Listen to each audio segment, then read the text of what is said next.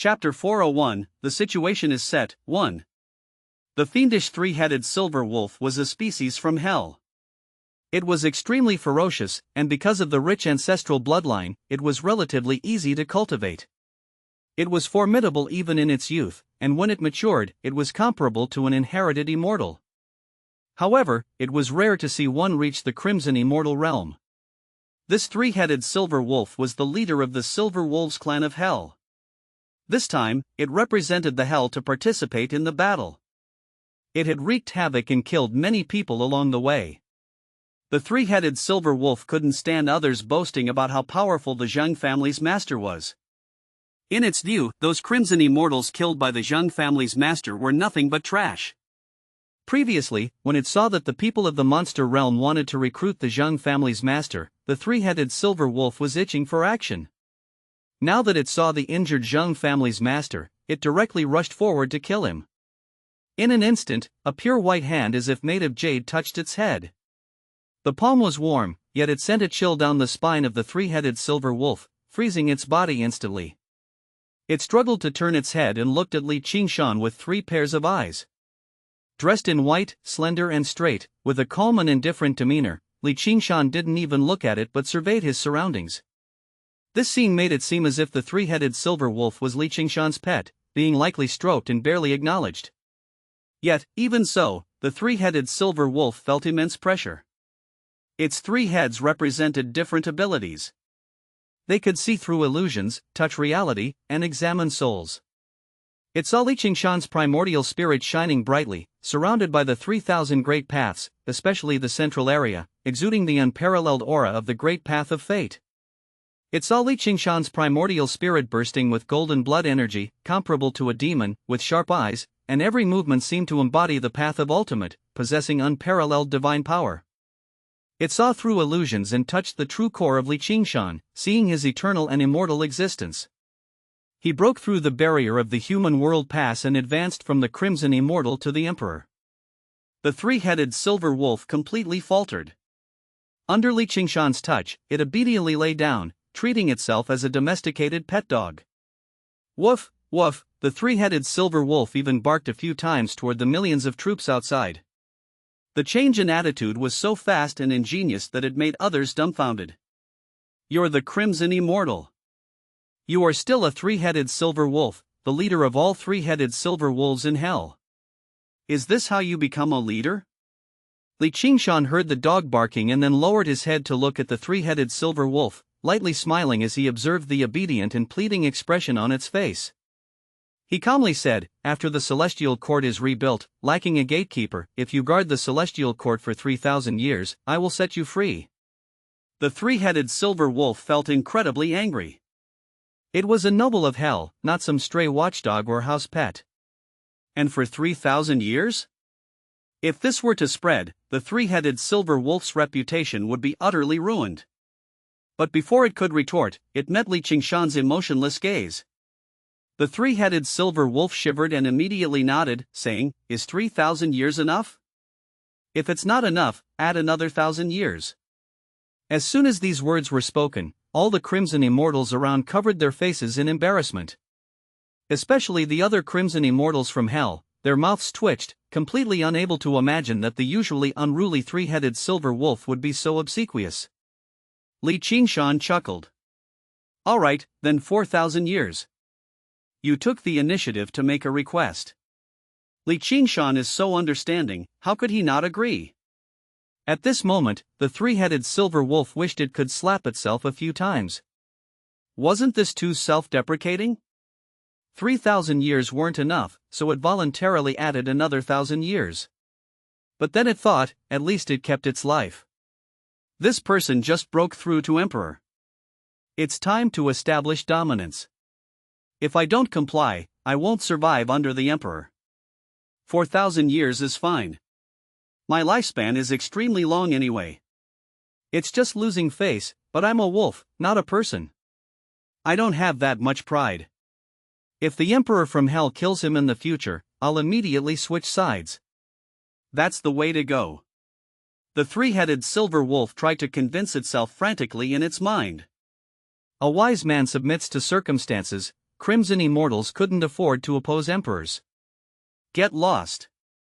Qingshan casually kicked the three-headed silver wolf's abdomen and immediately made it walk to the side obediently. He was glad that he had survived the emperor's attack. Qingshan looked at the head of the Zhang family. The head of the Zhang family was also looking at Qingshan. He smiled in relief and tried hard to stand up despite being covered in blood. With a solemn attitude and trembling, he stabilized himself and saluted Qingshan. I paid my respects to the new emperor. Qingshan nodded gently and said in a warm tone, after the great destruction comes great establishment. With you in the celestial court, it wouldn't be destroyed. Leave the rest to me. The Zhang family's master smiled happily and saluted Qingshan again. I will obey the orders of the emperor.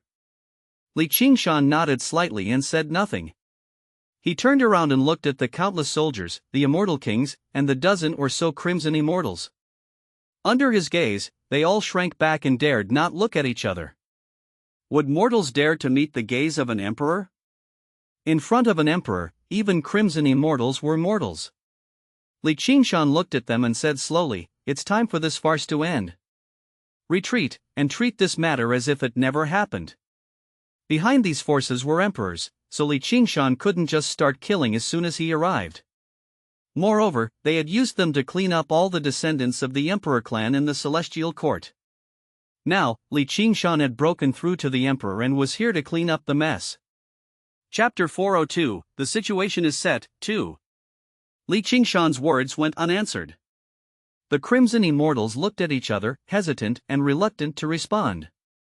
With the celestial court devastated to this extent, only a gateway remained. Remove the plaque hanging above it, and the celestial court will be completely destroyed. Letting them go now, everyone felt some reluctance. But facing Qingshan, who had broken through to emperor among the crimson immortals, they felt a sense of fear. The gap between emperors and crimson immortals was like heaven and earth, impossible to bridge. Even if everyone joined forces, they were no match for an emperor. They simply existed in different dimensions. Qingshan looked at them, observing their silence, hesitation, and stammering responses, understanding their thoughts. I shouldn't be talking to you, I should be talking to the emperors behind you, Qingshan said, looking past the millions of troops besieging the celestial court. Standing in the space above the 9 heavens, he looked in the direction of the monster realm, his gaze traversing half of the immortal plane, directly meeting the gazes of several emperors in the monster realm. Please withdraw your forces from the monster realm, Qingshan said politely. At that moment, millions of people stared at Qingshan in silence. Everyone knew that the newly appointed emperor of the celestial court was communicating with the emperors of the monster realm. The outcome of this communication would determine the outcome of the war. In the monster realm, several monster realm emperors were in discussion. Qingshan wants us to withdraw our forces. What do you all think? Asked an elder emperor solemnly. The emperor who has broken the ancient shackles must have his own abilities and deserves respect. But to think he can change the situation single-handedly with just a few words and suppress us emperors is simply wishful thinking. Indeed, the celestial court has been pressing down on us for so many years. Now that there's a chance to destroy it, he actually thinks he can reverse the situation with his own power. It's wishful thinking. This time's immortal extermination involves not just us. If we withdraw now, won't it be a joke to the other clans? We must not withdraw. After a brief discussion among the emperors, it was quickly decided that they would not withdraw their forces. The elder emperor was the monster emperor, and his eyes glinted fiercely as he locked gazes with Qingshan across endless space, saying firmly, the monster realm will not withdraw. As soon as this statement was made, the whole world heard it. Qingshan's words went unanswered. The crimson immortals looked at each other, hesitant and reluctant to respond. With the celestial court devastated to this extent, only a gateway remained. Remove the plaque hanging above it, and the celestial court will be completely destroyed. Letting them go now, everyone felt some reluctance. But facing Qingshan, who had broken through to emperor among the crimson immortals, they felt a sense of fear. The gap between emperors and crimson immortals was like heaven and earth, impossible to bridge. Even if everyone joined forces, they were no match for an emperor. they simply existed on different planes. Qingshan looked at them, observing their silence, hesitation, and stammering responses, understanding their thoughts. I shouldn't be talking to you, I should be talking to the emperors behind you, Qingshan said, looking past the millions of troops besieging the celestial court. Standing in the space above the 9 heavens, he looked in the direction of the monster realm, his gaze traversing half of the immortal plane, directly meeting the gazes of several emperors in the monster realm. Please withdraw your forces from the monster realm, Qingshan said politely. At that moment, millions of people stared at Qingshan in silence. Everyone knew that the newly appointed emperor of the celestial court was communicating with the emperors of the monster realm. The outcome of this communication would determine the outcome of the war. In the monster realm, several monster realm emperors were in discussion. Qingshan wants us to withdraw our forces. What do you all think? Asked an elder emperor solemnly. The emperor who has broken the ancient shackles must have his own abilities and deserves respect. But to think he can change the situation single-handedly with just a few words and suppress us emperors is simply wishful thinking. Indeed, the celestial court has been pressing down on us for so many years. Now that there's a chance to destroy it, he actually thinks he can reverse the situation with his own power. It's wishful thinking. This time's immortal extermination involves not just us. If we withdraw now, won't it be a joke to the other clans? We must not withdraw. After a brief discussion among the emperors, it was quickly decided that they would not withdraw their forces. The elder emperor was the monster emperor, and his eyes glinted fiercely as he locked gazes with Qingshan across endless space, saying firmly, "The monster realm will not withdraw." As soon as this statement was made, the whole world heard it. The spirits of the people in the monster realm were uplifted as they looked at Qingshan. Although you are an emperor, we also have emperors behind us. If the emperors don't agree to withdraw, then we have no choice. Upon hearing this, Qingshan remained calm, showing no anger. In the eyes of everyone, he spoke, "If the monster realm does not withdraw its forces, then self-seal for 100 years. As his words landed, Qingshan raised his hand. At that moment, countless lights illuminated the universe, bursting forth with endless laws and boundless divine power, like a sea of stars descending. The terrifying energy of this starry sea-like impact caused vast expanses of the sky to collapse, landing in the monster realm. The formidable energy shock formed a perfect formation, sealing the monster realm for 100 years. This momentum made the Crimson Immortals shiver with fear as they watched, their eyes filled with horror. Was it really possible to seal the monster realm for 100 years just because it refused to withdraw? Some in the monster realm scoffed at this. You, a newly advanced emperor, think you can seal the monster realm, which has several emperors? It's simply wishful thinking. The emperors in the monster realm thought the same. The current ruler of the monster realm was the monster emperor, who possessed the great path weapon, the monster emperor mirror. He snorted coldly, "Newly advanced emperor, ignorant and arrogant. Do you think you can suppress the immortal plane with your own power?" The monster emperor mirror rose into the air, emitting infinite light and eternal starlight, shining upon the energy released by Qingshan. Boom! The collision unleashed a vast amount of energy, causing chaos, the destruction of the heavens and the earth, and the collapse of the stars, as if creating a new universe where all tangible matter ceased to exist. The violent collision caused the emperor mirror to burst forth with endless light, directly shining on the immortal plane, allowing countless people to see the terrifying power of the great path weapon. But before they could be surprised, Qingshan's abundant energy suddenly manifested 3,000 paths, bursting forth and entwining around the monster realm, directly binding the monster emperor mirror. The great path of fate took the lead, entering the monster emperor mirror and consuming its controlling soul with an unstoppable force. The great path weapon, the monster emperor mirror, remained motionless in the void, unaffected even when the monster emperor tried to activate it. The current 3000 Great Tao was manifested by an emperor, and it was completely different from the one manifested by a crimson immortal. Bound by the 3000 paths, the monster realm, reinforced by the formation, blocked all its exits. Under the gaze of the world, Qingshan imprisoned the great path weapon and sealed the monster realm, shocking everyone. Outrageous! The monster emperor was furious. Qingshan had imprisoned his great path weapon, erased its primordial spirit power, and then sealed the monster realm. All these actions infuriated him. You, a later emperor, are too arrogant. The monster realm cannot be sealed at your whim. Today, you will pay the price for this, the monster emperor said coldly, roaring furiously. A surging aura burst out of the monster realm, breaking through the seal in the area where Qingshan had sealed it, and transforming into a torrent of energy, surging towards the immortal plane, intending to kill Qingshan. But Qingshan, who was in the ruins of the celestial court, remained expressionless. With a backhand slap, he directly suppressed it. Boom! Chapter 403, The Situation is Set, 3. This slap directly stirred the void, and rolling energy surged, inscribing a kind of rune between heaven and earth. With a booming sound, a huge spacetime appeared, shattering the heavens and the earth. A long river of time surged forth, descending mightily and pressing directly onto the monster realm. Near this energy, time was chaotic, the heavens and earth blurred, and everything seemed to no longer exist, submerged in the ocean of time, completely overturned. The river of spacetime was created by Qingshan, directly pressing onto the monster realm, crushing the energy surging forth from the monster emperor. This pressure caused the universe to collapse, the starry sky to turmoil, and space to collapse. It also made the monster emperor dizzy, pushing him back into the monster realm forcefully by Qingshan, filling the gap in the formation. This scene left everyone stunned. Sealing the monster realm was one thing, but even the monster emperor was forcibly pushed back, unable to come out. Was this a newly appointed emperor?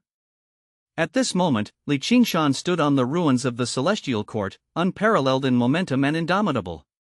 His stature was insignificant compared to the heavens and earth, but his imposing manner suppressed the immortal plane. This moment made countless people take notice. There were several emperors in the monster realm, and even terrifying figures like the monster emperor had existed for a long time.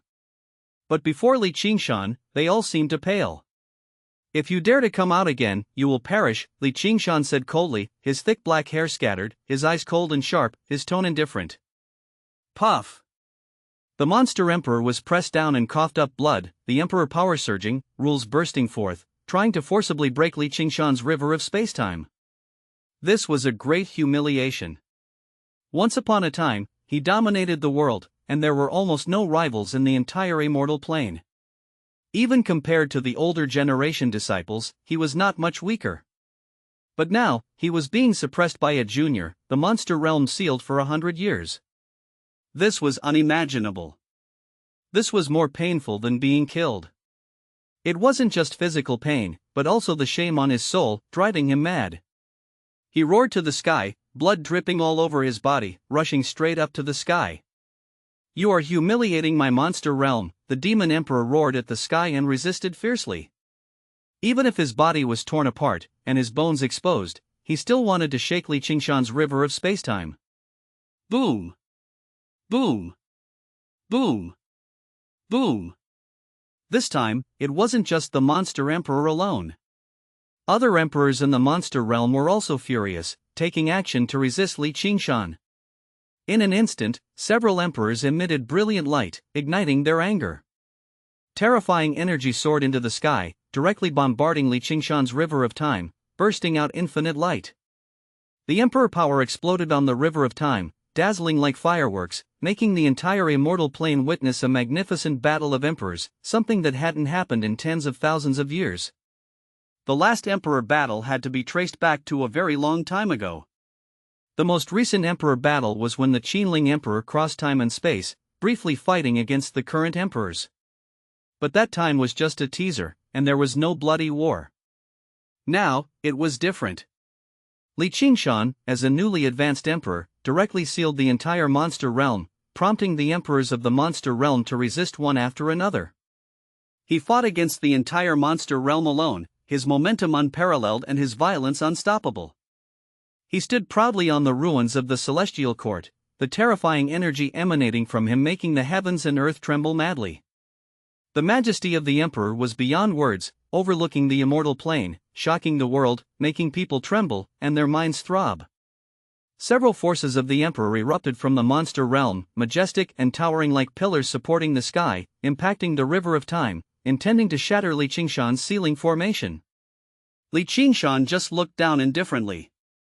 Within him, the 3,000 great paths and the time rule and space rule surged violently. With a palm strike, he instantly shattered all resistance from the monster realm, causing the monster realm to tremble violently. Several forces of the Emperor were suppressed by Qingshan, making them surge with blood, looking at him in horror. How can he be so powerful? A newly appointed Emperor, comprehending rules, but only chaotic rules, not forming a complete rule. How can he exhibit a complete great path of time with just one move? The emperors of the monster realm looked up at the vast river of time above with shock. He not only comprehended a time rule, but he can also control the river of time. How can he be so powerful? What should we do? Are we really letting him seal us for 100 years? We thought the emperors of the celestial court were already old and powerless, and finally, we could exert our strength, but unexpectedly, another monster appeared in this new generation. The emperors of the celestial court suppressed our era. We finally waited for them to grow old, and now this new generation of emperors wants to suppress us again? Monster Emperor, what should we do? Other emperors looked towards the monster emperor. The monster emperor's face was icy, his expression angry, and he said directly, "Let's attack together." A little kid who just broke through to emperor. How strong can he be? If he really seals the monster realm for 100 years, everyone's face will be lost. With these words, the other emperors agreed one after another. Although the emperors of the monster realm weren't as powerful as the emperors of the celestial court, they also had their pride. In an instant, a true dragon flew out from the monster realm, roaring angrily, full of resentment and unwillingness. Then, a vermilion bird, a white tiger, and a black serpent, various immortal beasts and auspicious birds appeared. Several emperors directly revealed their primordial spirits, raising a sky full of bloodlight. In the bloodlight, fierce beasts and fierce birds soared, as if entering a mythical world, where any of them would shock the immortal plane. Chapter 404, The Situation is Set, 4. All the primordial spirits surged out of the monster realm, crashing onto Qingshan's river of time, stirring up infinite ripples, bursting forth with terrifying energy, surging above the immortal plane, causing the world to stare in astonishment, horror, and disbelief. The new generation of emperors clashed with several veteran emperors. Emperors from other worlds also watched closely. Could Qingshan, who broke free from the shackles of eternity, stand up against the monster realm, as the celestial court teetered on the brink of extinction? At this moment, several emperors within the monster realm unleashed various secret techniques, every inch of their bodies releasing energy, every cell a treasure trove, emperor power surging. These energies combined could tear the universe apart and shatter galaxies. The river of time was being fiercely impacted, struggling to suppress the monster realm, but the terrifying power of the monster realm emperors also resisted angrily. Qingshan, standing on the ruins of the immortal plane, with millions of eyes watching, remained indifferent and snapped his fingers. A complete space rule burst forth, crossing the galaxies, traversing endless space, and directly landing in the river of time. Boom! At that moment, the river of time seemed to have consumed a powerful tonic, once again striving to suppress, shattering all the attacks of the monster realm's emperors, making the void tremble, freezing like a painting. The river of time, combined with the space rule, directly solidified the monster realm. Under the gaze of the world, Qingshan, from a distant place, became an emperor for the first time, shocking everyone with his first move. He sealed the monster realm. There were several emperors within the monster realm. Although their power was not as great as some ancient emperors of the celestial court, Qingshan had just entered the emperor realm. How could this be possible? At this moment, the world trembled, turmoil spread, and all were astonished. This was an unprecedented event that shook all realms, causing universal tremors. Every cultivator knew what this meant. The celestial court was thought to be on its last breath, its fate sealed. It was believed that in the end, only a gateway remained, with only one warrior left, and none of the celestial court's emperors had appeared. But who would have thought? Just after entering the immortal plane, Qingshan had already become so dominant, breaking free from the shackles of eternity and entering the Emperor realm, a feat rarely achieved in the world. What's more, as soon as he became an emperor, Qingshan sealed the monster realm. Under the gaze of everyone, he reached out across space and forcefully suppressed the monster realm. This made many people gasp in shock. The Celestial Court, the Great Zhou Dynasty. The Emperor of the Great Zhou, seeing this scene, also took a cold breath. Although both were emperors, he dared not offend the monster realm like this.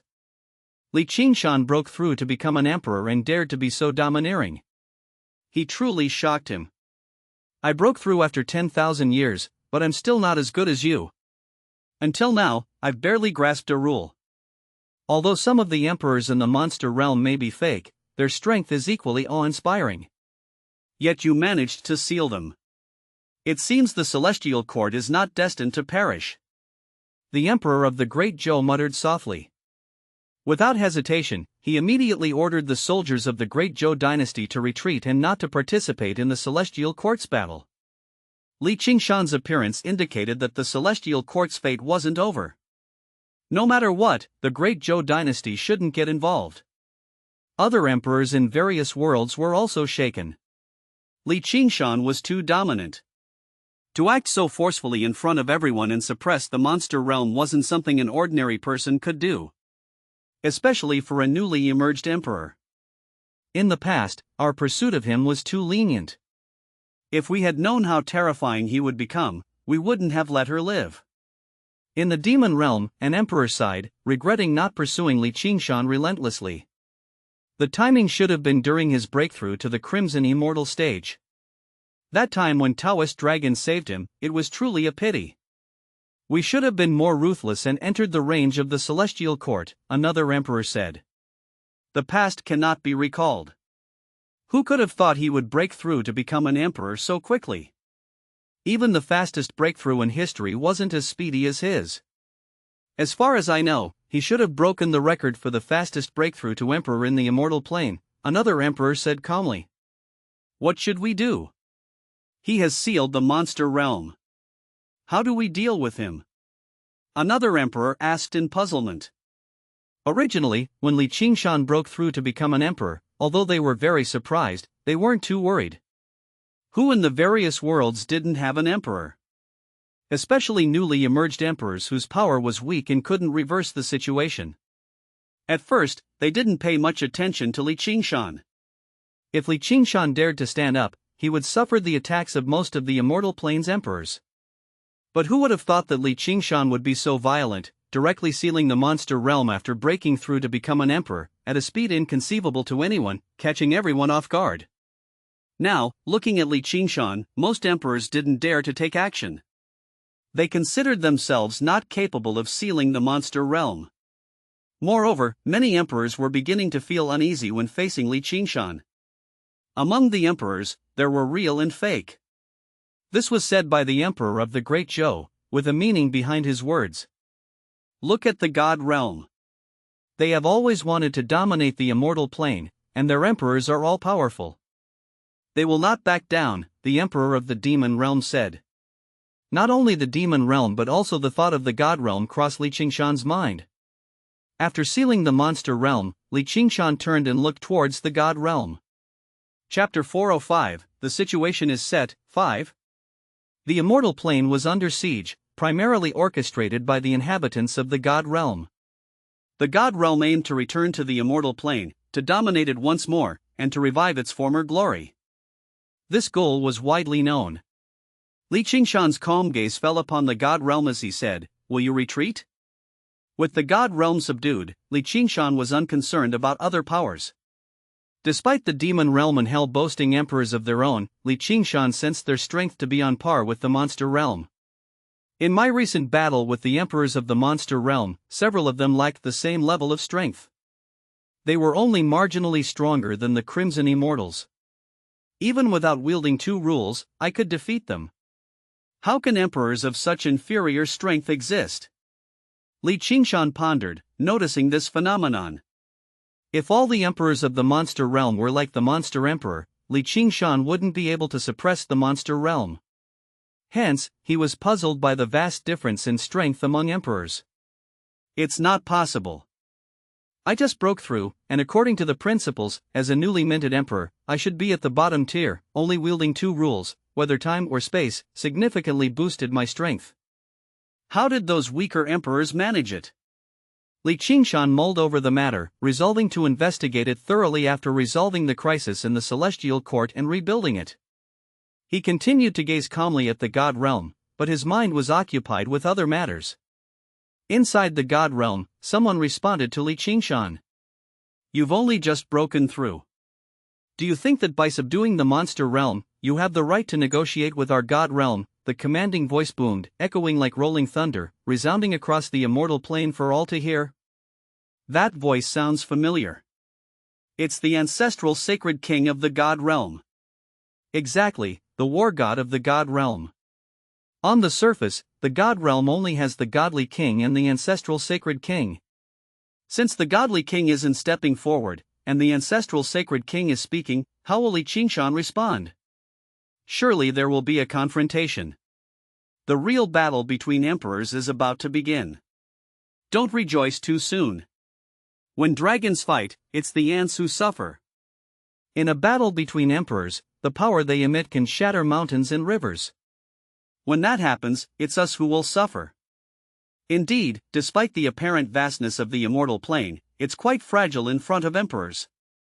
Qingshan's sealing of the monster realm and his formidable strength indicate that the celestial court's destiny isn't yet over. People discussed anxiously, some worried, some gloating, some indifferent, and some deeply concerned. Qingshan still stood on the ruins of the celestial court, his face calm amidst the gaze of millions. The words of the ancestral sacred king didn't anger him. I've heard that the ancestral sacred king of the god realm is very powerful. Qingshan seeks guidance, Qingshan said. This statement excited many. The true battle between emperors was about to begin.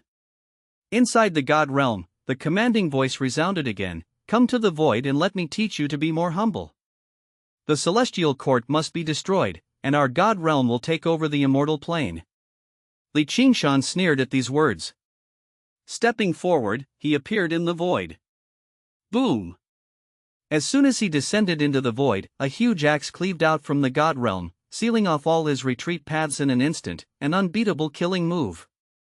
This was the ancestral sacred king's great path weapon, terrifyingly powerful, with the ultimate killing intent. The divine axe came crashing towards Qingshan's glabella, aiming to split him in half.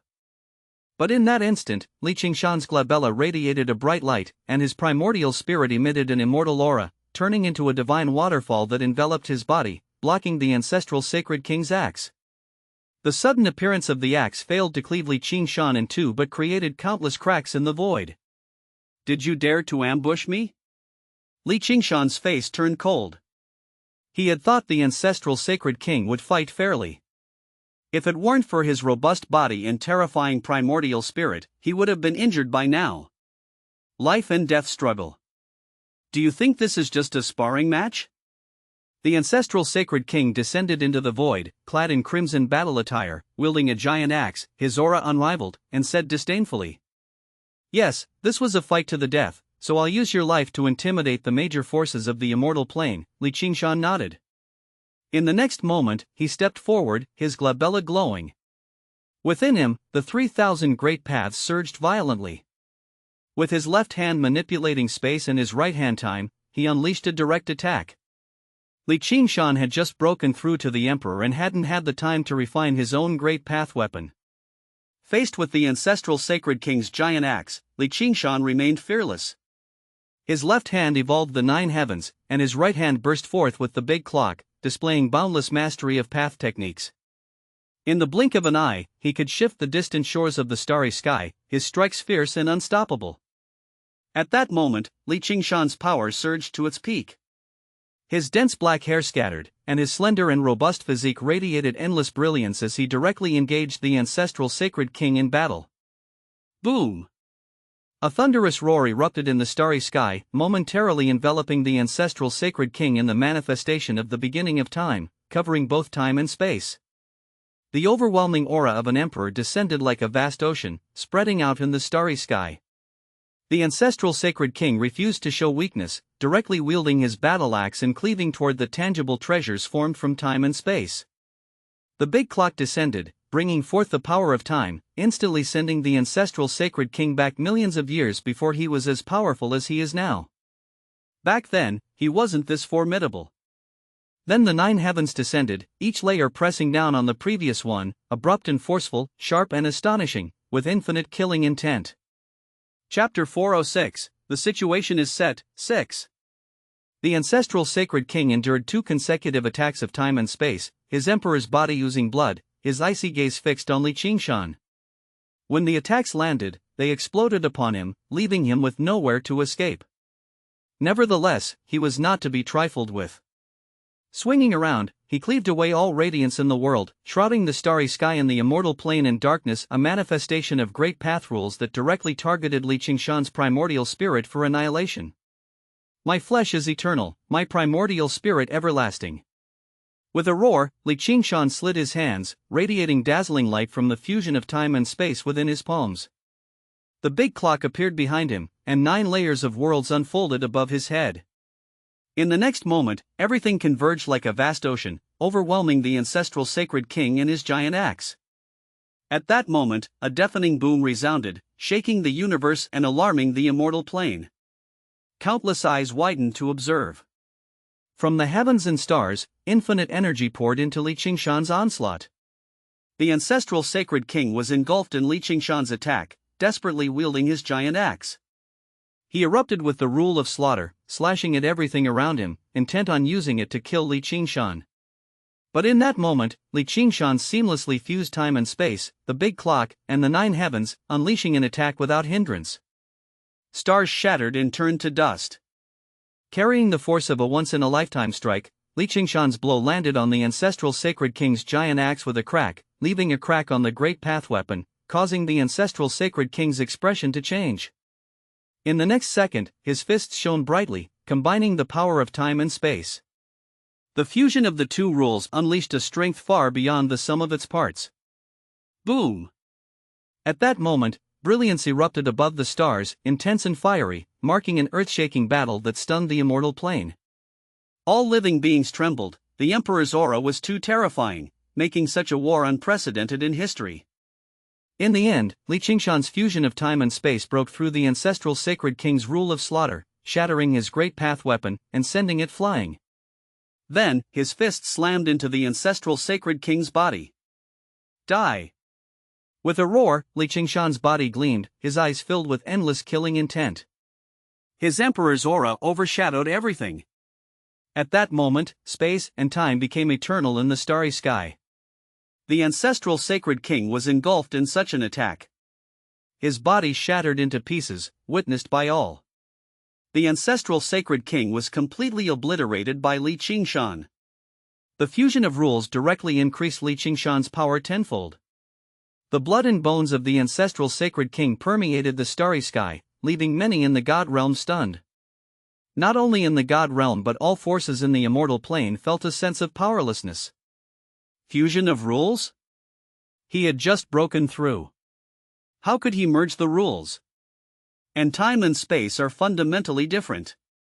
Since he can perfectly fuse them and unleash power beyond tenfold, even 100-fold, it's terrifying. It's over. The celestial court can't be destroyed. There's always a peerless genius in every era to save it. What a pity. People discussed one after another, feeling powerless inside. The celestial court had already been trampled into ruins, with only Patriarch Zheng struggling to maintain it, yet it couldn't be annihilated. Perhaps this was destiny.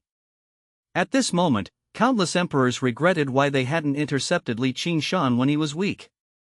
Now that the situation had been determined, it was impossible to stop it anymore. Chapter 407, After the Crisis, 1. The ancestral sacred king was thoroughly defeated. Qingshan stood tall in the starry sky, his gaze cold as he looked toward the immortal plane.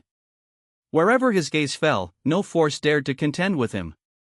The fall of the ancestral sacred king, who had dominated the immortal plane for tens of thousands of years, was shocking and terrifying. Qingshan, who had just become an emperor, displayed such terrifying strength.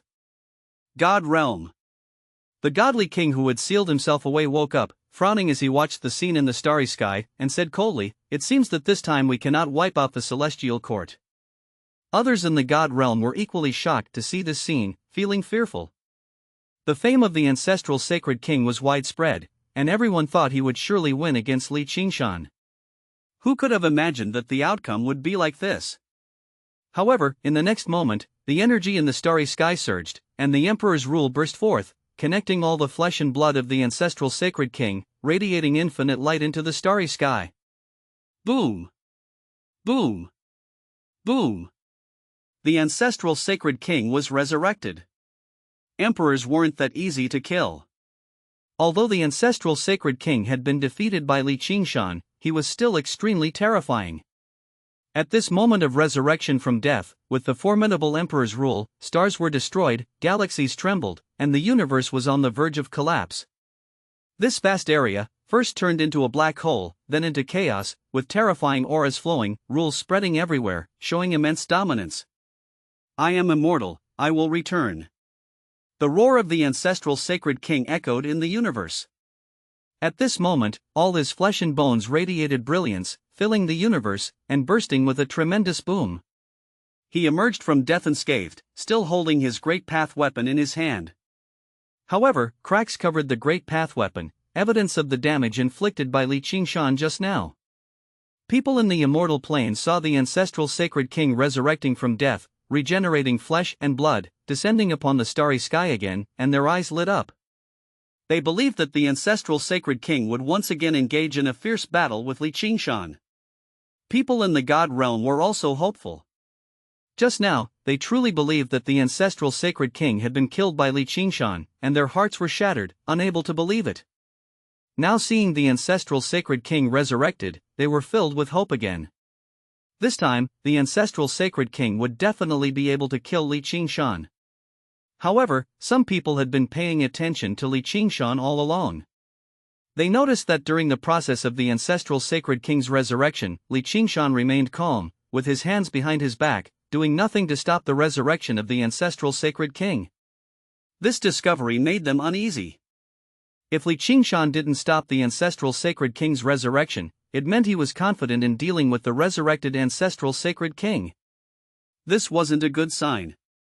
Seeing the ancestral sacred king resurrected, standing in the starry sky, looking at the giant axe covered in cracks, a complex expression flashed in his eyes. He eventually put away the giant axe and looked at Qingshan again, and his previous arrogance was gone. "Why didn't you stop my resurrection?" the ancestral sacred king asked in a deep voice. This question was also what the others wanted to know. He had finally defeated the ancestral holy king, but now he had to watch him revive. What was going on? If Qingshan had intervened to stop the ancestral sacred king's resurrection just now, it wouldn't have been so easy. Qingshan looked at the ancestral sacred king, his face calm, and said, "If I can kill you once, I can kill you 10 times. What's the point of you resurrecting?" Qingshan's words were calm but resolute.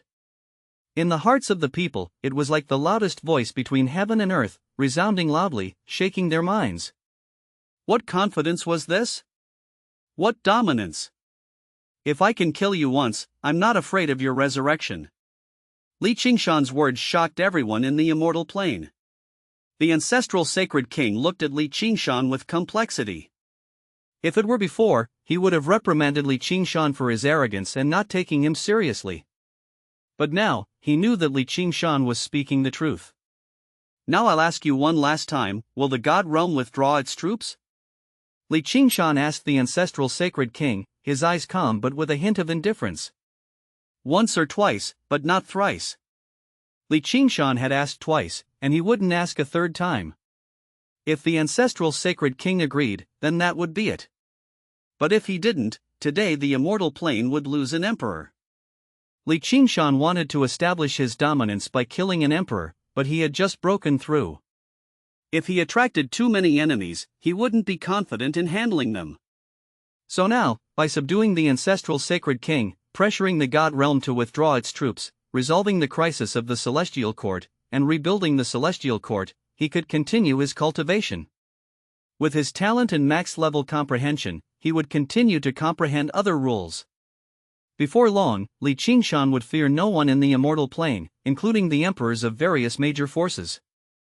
So this was Qingshan's last offer to the ancestral sacred king. He looked at the ancestral sacred king, his gaze devoid of emotion. As long as he dared to refuse, his attack would instantly fall. Faced with Qingshan's inquiry, the ancestral sacred king fell silent. His silence also made the world silent. The higher-ups of the God realm looked on. Their goal had always been to step out of the God realm, enter the immortal plane, overthrow the celestial court, and rebuild their glory.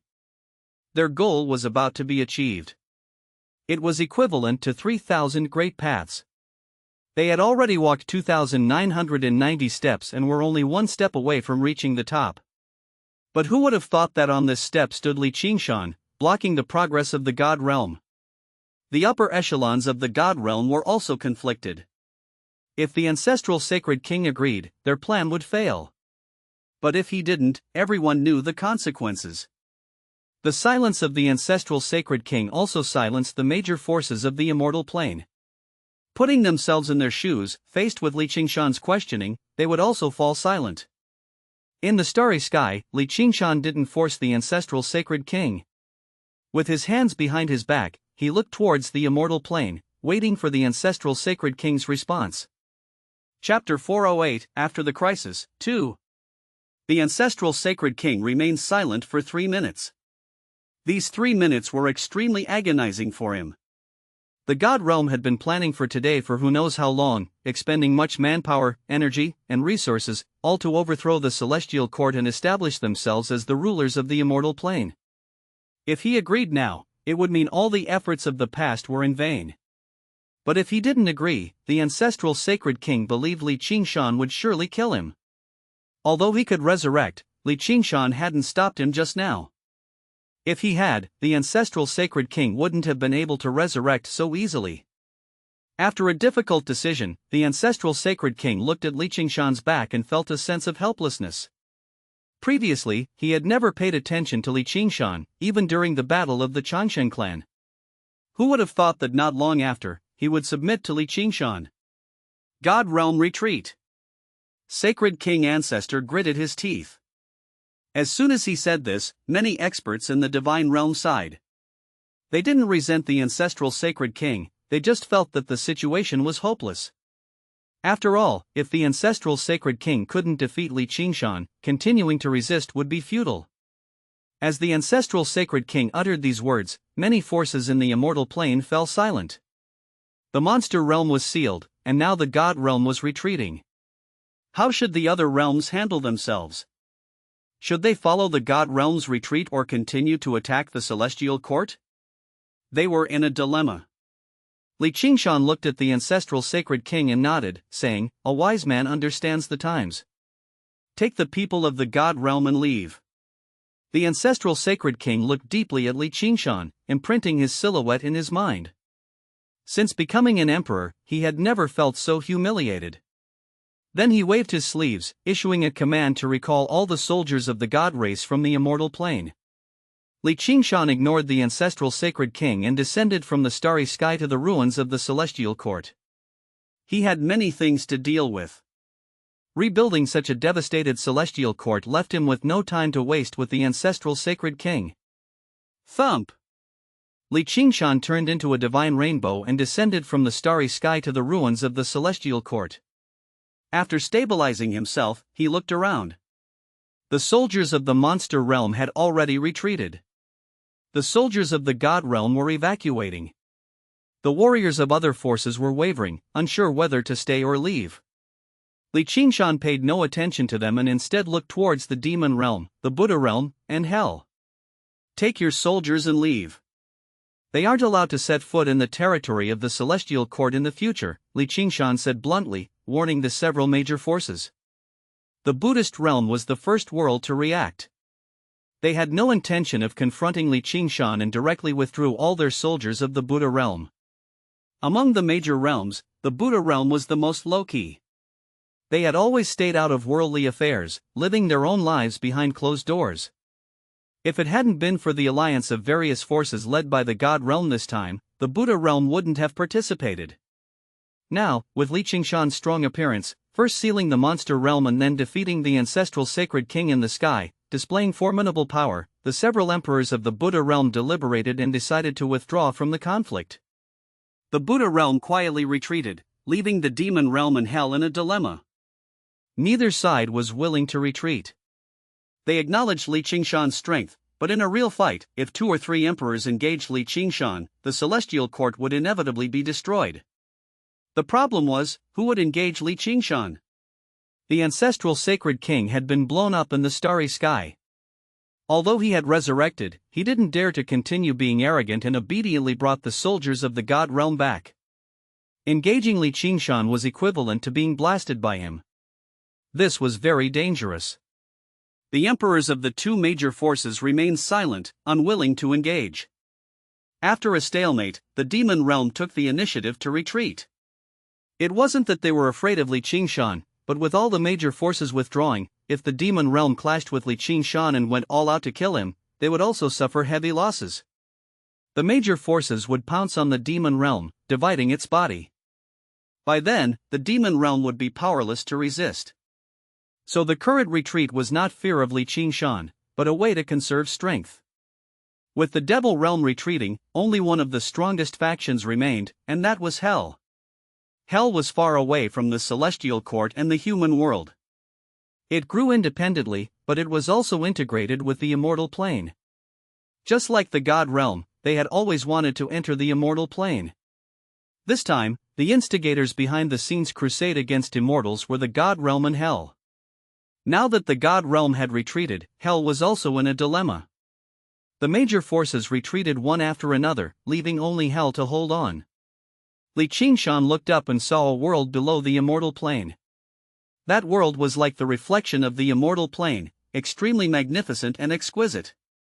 However, this beauty was tinged with a hint of evil. The appearance of Hell was no less impressive than the immortal planes, its essence was extremely dangerous, with harsh environments and all the beauty of the world concentrated in the immortal plane, while all the evil was concentrated in Hell. The demons of Hell were not born in an environment as congenial as the immortal plane, so they had been striving to enter the immortal plane. The only place where Hell and the immortal plane bordered each other was at the Emperor's Pass. So that was the place they had always wanted to break through. But since Li Qingshan defeated the million-strong army last time, Hell had been silent. No one knew that they had secretly joined forces with the god realm, inviting all parties to come and attack the immortals. This time, the greatest credit for the success of the worldwide immortal expedition was the god realm and Hell. The god realm and Hell had already agreed to split the celestial court in half. However, who knew that Li Qingshan would suddenly appear and break through the ancient shackles? He broke through from the Crimson Immortal and became an emperor. His sudden appearance shocked everyone. Chapter 409, After the Crisis, 3. He sealed the monster realm, he defeated the god realm, and he drove back the demon realm and the Buddha realm. He stood in the ruins of the celestial court and guarded its last glory. Hell faced a dilemma. In the end, under everyone's watchful eyes, Hell remained silent and just left. At this point, the crisis of the celestial court was completely resolved. Everyone's eyes widened in disbelief. The celestial court, thought to be destined for destruction by all, had actually survived? Even the head of the Zheng family couldn't help but feel this way. Looking at Li Qingshan's back, he was neither tall nor majestic. In fact, he was somewhat frail. This was the shoulder of a young man.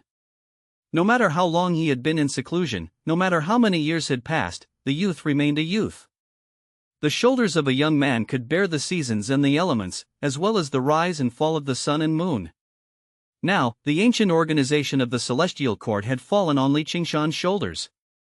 In front of all the forces of the immortal plane, the young man took on this responsibility. Li Qingshan heaved a sigh of relief as he watched the millions of soldiers slowly retreat. The emperors of the major forces weren't unified. If it weren't for that, I would have fallen today and the celestial court wouldn't have survived, Li Qingshan murmured in his heart. He wasn't proud or complacent. Keen observers could see that although Li Qingshan was powerful, defeating the ancestral sacred king of the god realm and sealing the monster realm, the major powers were clearly reluctant to join forces against him.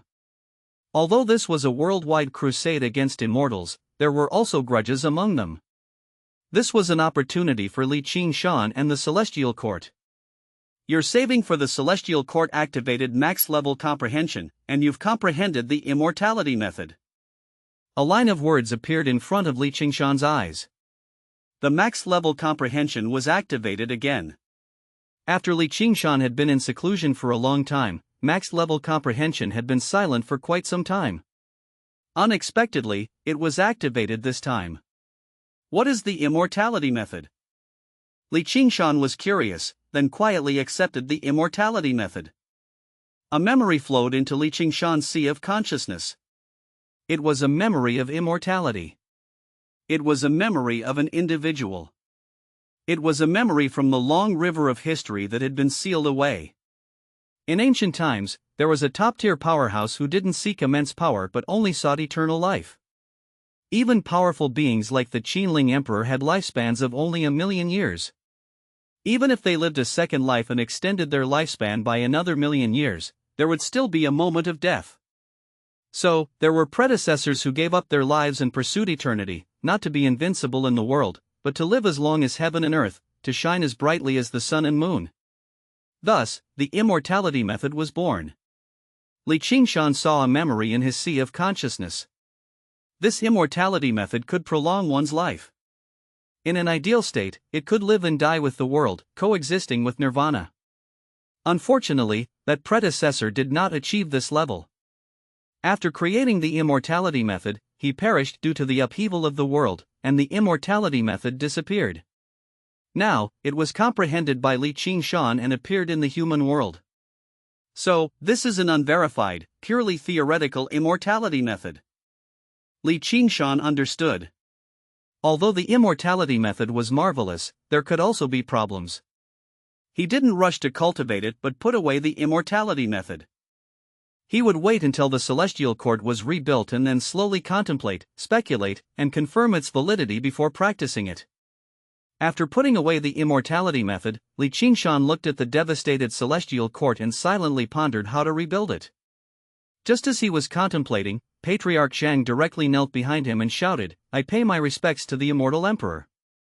Qingshan turned his head, looked at the Zhang family's master, and said, "With the crisis of the Celestial Court resolved, how many descendants of the Emperor clan are left?" The head of the Zhang family calmly replied, "Only I remain."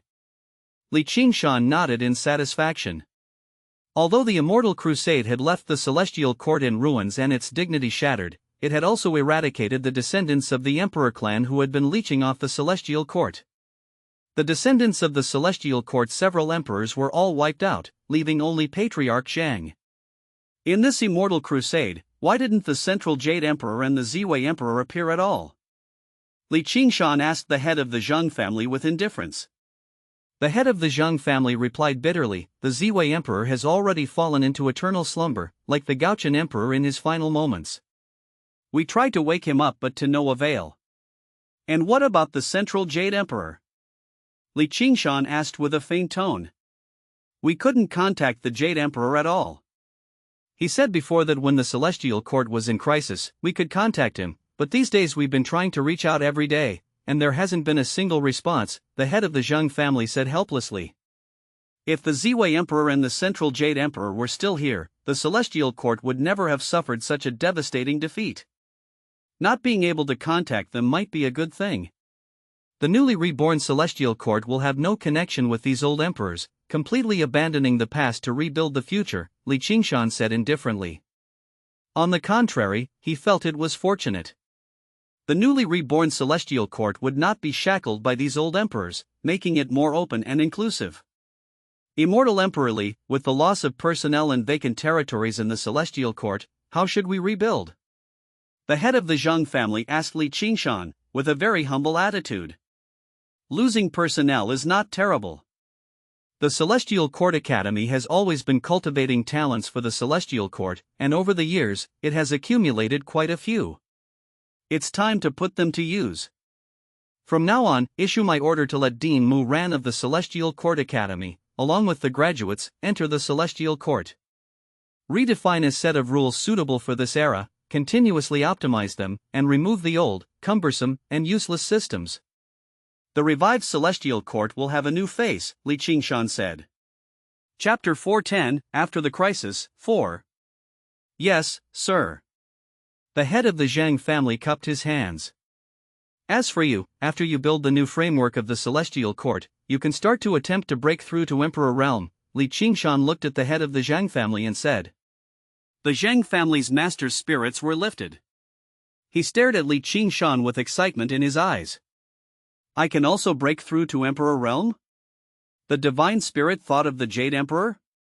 The head of the Zhang family said excitedly. I've shattered it. Qingshan said firmly.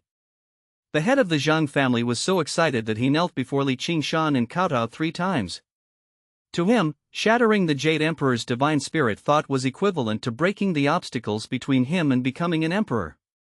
The Zhang family's master was hailed as the first person below the emperor by the outside world, relying not on flattery, but on his strength. He had attempted to break through long ago. If it weren't for the warning from the divine spirit thought of the Jade Emperor, he might have already succeeded in becoming an emperor. Now that Qingshan had asked him to break through, which was like a rebirth, how could the head of the Zhang family not be excited? Construct a new celestial court well, rectify all the unreasonable aspects of the past, and complete self-optimization under the new system. Doing these things well is the greatest gratitude to me. Qingshan patted the shoulder of the head of the Zhang family and said softly. I will do my best to complete the construction of the new framework of the new celestial court and then break through to the Emperor Realm. The head of the Zhang family nodded solemnly. He suppressed the excitement in his heart and swore to Qingshan. Qingshan looked at the devastated celestial court. Although the 9 realms had lost their souls, they could still accommodate billions of people. But now, the celestial court looked empty. What's left of the celestial court? Qingshan asked the head of the Zhang family. The head of the Zhang family stood up and followed Qingshan respectfully. They walked along the ruins of the celestial court and said, there are still many treasures and resources left in the celestial court. When they are stacked together, they are enough to cultivate hundreds of crimson immortals. The descendants of the Emperor clan wanted to use these resources in exchange for a way out with the monster realm, but I stopped them. Then, I sent all these vast resources to the Celestial Court Academy. I originally planned to assist Immortal Emperor Li, but it turned out to be unnecessary. Qingshan nodded at this and said, good. We will use this sum of resources to build a new celestial court and cultivate new talents. We will continue the ideals of the celestial court and make all the poor scholars in the world happy. We will also fulfill the dream that you and Taoist Dragon have always wanted to achieve. The head of the Zhang family nodded and felt emotional as he said, I never expected that the dream we fought for with Taoist Dragon for tens of thousands of years would be fulfilled under the hands of Immortal Emperor Li. Qingshan's expression remained calm. He stood still and looked at the forces who had retreated from the ancient cities far away. His gaze was profound and said, apart from those treasures, what else does the Celestial Court have? The Zhang family's master thought about it seriously and said, other than those treasures, it's probably the mysterious Emperor's space. Emperor's space? Qingshan raised his eyebrows. It sounded like a good place. In ancient times, there was the ancient Celestial Court. I have heard that during the peak period of the ancient Celestial Court, there were thousands of emperors, and there were even stronger beings beyond the emperors. So at that time, there was a space specifically for emperors. Until the ancient Celestial Court was destroyed and the new Celestial Court was established, this emperor space has always been passed down by word of mouth, but none of the emperors of the Celestial Court have acknowledged it, so this legend gradually faded from mention, the head of the Zhang family explained. Is this just a legend, or is it a real story? Qingshan asked the head of the Zhang family curiously. As far as I know, it's real, the head of the Zhang family said firmly after a moment of contemplation. Tell me your basis, Qingshan asked curiously. After the Gaotian emperor fell into a deep slumber, there was no trace of him in the Celestial Court until he appeared not long ago, and then there was the whale fall, which made people understand that he had reached the final moment. At the same time, the Gaotian emperor's whale fell, and the Ziwei emperor disappeared. The eyes of the head of the Zhang family were bright as he analyzed the situation for Qingshan. Qingshan stood with his hands behind his back, listening to the analysis of the Zhang family's master, deep in thought. "You're saying the Ziwei Emperor entered the Emperor's space?" Qingshan asked. "That's right. It's very likely that the Ziwei Emperor entered the Emperor's space and fell into a deep sleep." The head of the Zhang family nodded. "What about the Central Jade Emperor?" Qingshan asked. The head of the Zhang family hesitated for a moment and said, "He seems to be in the Emperor's space too." "So the two remaining emperors of the Celestial Court are hiding in the Emperor's space?" Qingshan frowned. "If he's not in the Emperor's space, we should be able to find him if we call him. Although the Central Jade Emperor is old-fashioned and conservative, he still has an obsession with the Celestial Court. He wouldn't just watch the Celestial Court be destroyed and his descendants perish. So I deduce he's probably in the Emperor's space." The head of the Zhang family explained. "Then where is this Emperor's space?" Qingshan asked. "I don't know. The Emperor's space is mysterious and not something that immortal King Realm beings can touch. Only emperors can enter, so immortal Emperor Li needs to find out himself." The head of the Zhang family shook his head. "Alright, I'll check the Emperor's space myself. You go to the Celestial Court Academy now and pass on my orders. Have Dean Mu Ran bring the core members of the Celestial Court Academy over. We'll rebuild the third Celestial Court." Qingshan nodded. The ancient Immortal Court, the new Celestial Court, and the Celestial Court that Qingshan was going to build. The Celestial Court had survived for 3 generations without being destroyed, which was a good story now. Chapter 411, After the Crisis, 5. The head of the Zhang family left the ruins of the Celestial Court and headed to the Celestial Court Academy, leaving Qingshan alone to slowly pace amidst the wreckage. He pondered his own matters. Breaking through to the Emperor realm, solving the crisis of the Celestial Court, and rebuilding the Celestial Court. If Taoist Dragon was still here, he would be pleased to see this scene. Qingshan was filled with regret. Qingshan was still reluctant about Taoist Dragon's sacrifice. The reason he worked so hard to break through to the Emperor realm was to find the legendary Spring of Life and resurrect Taoist Dragon. On the other hand, Qingshan also thought of Hua Yun. The woman he had made a pact with in the human world seemed to have disappeared after entering the immortal plane. Logically speaking, I've been in the limelight in the immortal plane one after another. The name Qingshan has spread throughout the immortal plane. Almost everyone knows, especially this time, after breaking through to the Emperor realm, my fame has spread throughout the immortal plane. Logically speaking, Hua Yun should know. Qingshan couldn't figure out where Hua Yun could have gone. Even though he found Hua Shangrong, there was still no clue about Hua Yun. Once I turn the great search technique into a search rule, it shouldn't be difficult to find Hua Yun, Qingshan muttered in his heart. After breaking through to the Emperor realm and saving the Celestial Court, the next step was to rebuild the Celestial Court, improve himself, find the Spring of Life, resurrect Taoist Dragon, find Hua Yun, and then solve Qingqing's problem. These were the few things that Qingshan needed to do at the moment. Once these things were completed, Qingshan would have no regrets and he could climb toward a higher cultivation realm. Hua Yun and Qingqing were the only 2 women in this world who had touched Qingshan's heart. Qingqing was more like a glimpse of first love.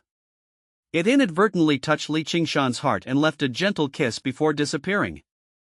Hua Yun was the woman Qingshan had chosen himself. He had set a 20-year promise. For these 20 years, Qingshan had worked hard in his cultivation and reached the immortal king realm. In the end, he still couldn't find Hua Yun. Both of these women left traces in Qingshan's heart, unforgettable for a long time. In comparison, Taoist Dragon was Qingshan's best friend after he entered the immortal plane. He sacrificed himself to save Qingshan, sublimating to the extreme and disappeared into the depths of the universe after the battle with the Emperor. The head of the Zhang family told Qingshan that if he found the Spring of Life, he could resurrect Taoist Dragon. Although the chances were slim, Qingshan was still willing to try. He would search every corner looking for the Spring of Life. Standing on the ruins of the Celestial Court, Qingshan silently contemplated. Not long after, the head of the Zheng family returned with Dean Mu Ran of the Celestial Court Academy. Lord Li Qingshan. Mu Ran cupped his fists and shouted while looking at Li Qingshan with excitement. He never expected the crisis of the Celestial Court could be resolved so easily by Li Qingshan. What he didn't expect was that Li Qingshan had broken through to Emperor Realm in such a short time after leaving the Celestial Court Academy. Li Qingshan nodded with a smile at Mu Ran and said, "You came just in time. The Celestial Court is in ruins now. You and the head of the Zhang family will work together to formulate a new set of rules, with appropriate rewards and punishments, and clear distinctions between good and evil. You should also review yourselves, correct any inappropriate errors, and then arrange for the outstanding students who have graduated from the Celestial Court Academy to join the Celestial Court. You will perfectly implement the ideal of the Celestial Court and build it up as soon as possible." "I obey Lord Li Qingshan's orders." Mu Ran cupped his fists and bowed in agreement. Learn from the mistakes made by the Celestial Court in the past. Keep in mind the wishes of your master, and create a soil that can shelter the lower-level cultivators of the immortal plane, Li Qingshan instructed. Dean Mu Ran nodded seriously. As a disciple, he naturally knew the ideals of his master Taoist dragon. In the past, the Celestial Court was dominated by the descendants of the Emperor clan, so they couldn't achieve this dream. It could only be implemented in the Celestial Court Academy. Now that he had the chance to implement this idea in all the forces under the Celestial Court, Dean Mu Ran was very happy. "Patriarch Zhang, you've been assisting Dean Mu Ran throughout the entire process. I hope both of you remember your original intentions when you reach the other side of your dreams," Li Qingshan said calmly. "Lord Li Qingshan, what will you do next?" Dean Mu Ran suddenly asked. "I will stay in the 9 heavens of the Celestial Court and will be your strongest support. Don't fear any forces, especially those who have defected from the Celestial Court. After you reform the system of the Celestial Court and present it to me for review, ensure its accuracy, and we will strictly enforce it," Li Qingshan said. As an emperor now, he couldn't return to the Celestial Court Academy. That place wasn't suitable for the current Li Qingshan. "Immortal Emperor Li, the 9 heavens is now completely empty. I'll summon some maidservants for you," the head of the Zhang family said. "No need. Your top priority is to rebuild the Celestial Court. As for me, I don't need anyone to take care of me," Li Qingshan refused immediately. If he needed someone to take care of him, he could summon the 5 ghosts to serve him. But after these years of being alone, Li Qingshan, accustomed to solitude, didn't like others taking care of him. The immortal plane is dangerous. Although we managed to save the Celestial Court this time, the forces of the God Realm, the Demon Realm, the Monster Realm, Hell, they will definitely not accept defeat. The next attack will be incomparably fierce. Our top priority is to stabilize ourselves. You guys focus on your own tasks, and I'll focus on mine. We'll work together to rebuild the Celestial Court," Li Qingshan said to Dean Mu Ran and the head of the Zhang family. Upon hearing Li Qingshan's words, Patriarch Zhang and Dean Mu Ran nodded heavily. Although they managed to make the major forces withdraw for now, fundamentally, they only refrained from acting against Li Qingshan due to differing interests. Whether they could secretly reach a consensus and send forces to eliminate Li Qingshan was still unknown. "You two go and discuss among yourselves. I'll find a quiet place in the 9 heavens to silently cultivate. While my fame is still high, we should quickly reclaim lost territories," Li Qingshan instructed them. Then, he stepped out and disappeared amidst the ruins of the Celestial Court, entering the 9 heavens. Previously, Li Qingshan had broken through to Emperor on the first level of Immortal King, and now, immediately after breaking through, he resided in the 9 heavens. In the long years to come, Li Qingshan would spend a considerable amount of time here. Compared to the first realm, the scenery in the 9 realms was more beautiful, and the immortal energy was more abundant. It used to be the private territory of the descendants of the Emperor clan, where outsiders weren't allowed to enter. But now, it had become Li Qingshan's territory, albeit temporarily only his. "It's good to be quiet. I can continue to comprehend the 3,000 rules here." Li Qingshan looked at the empty 9 realms with satisfaction and settled down. "Next, I will comprehend the search rule and the divination rule. With these, finding people or treasures will become much easier.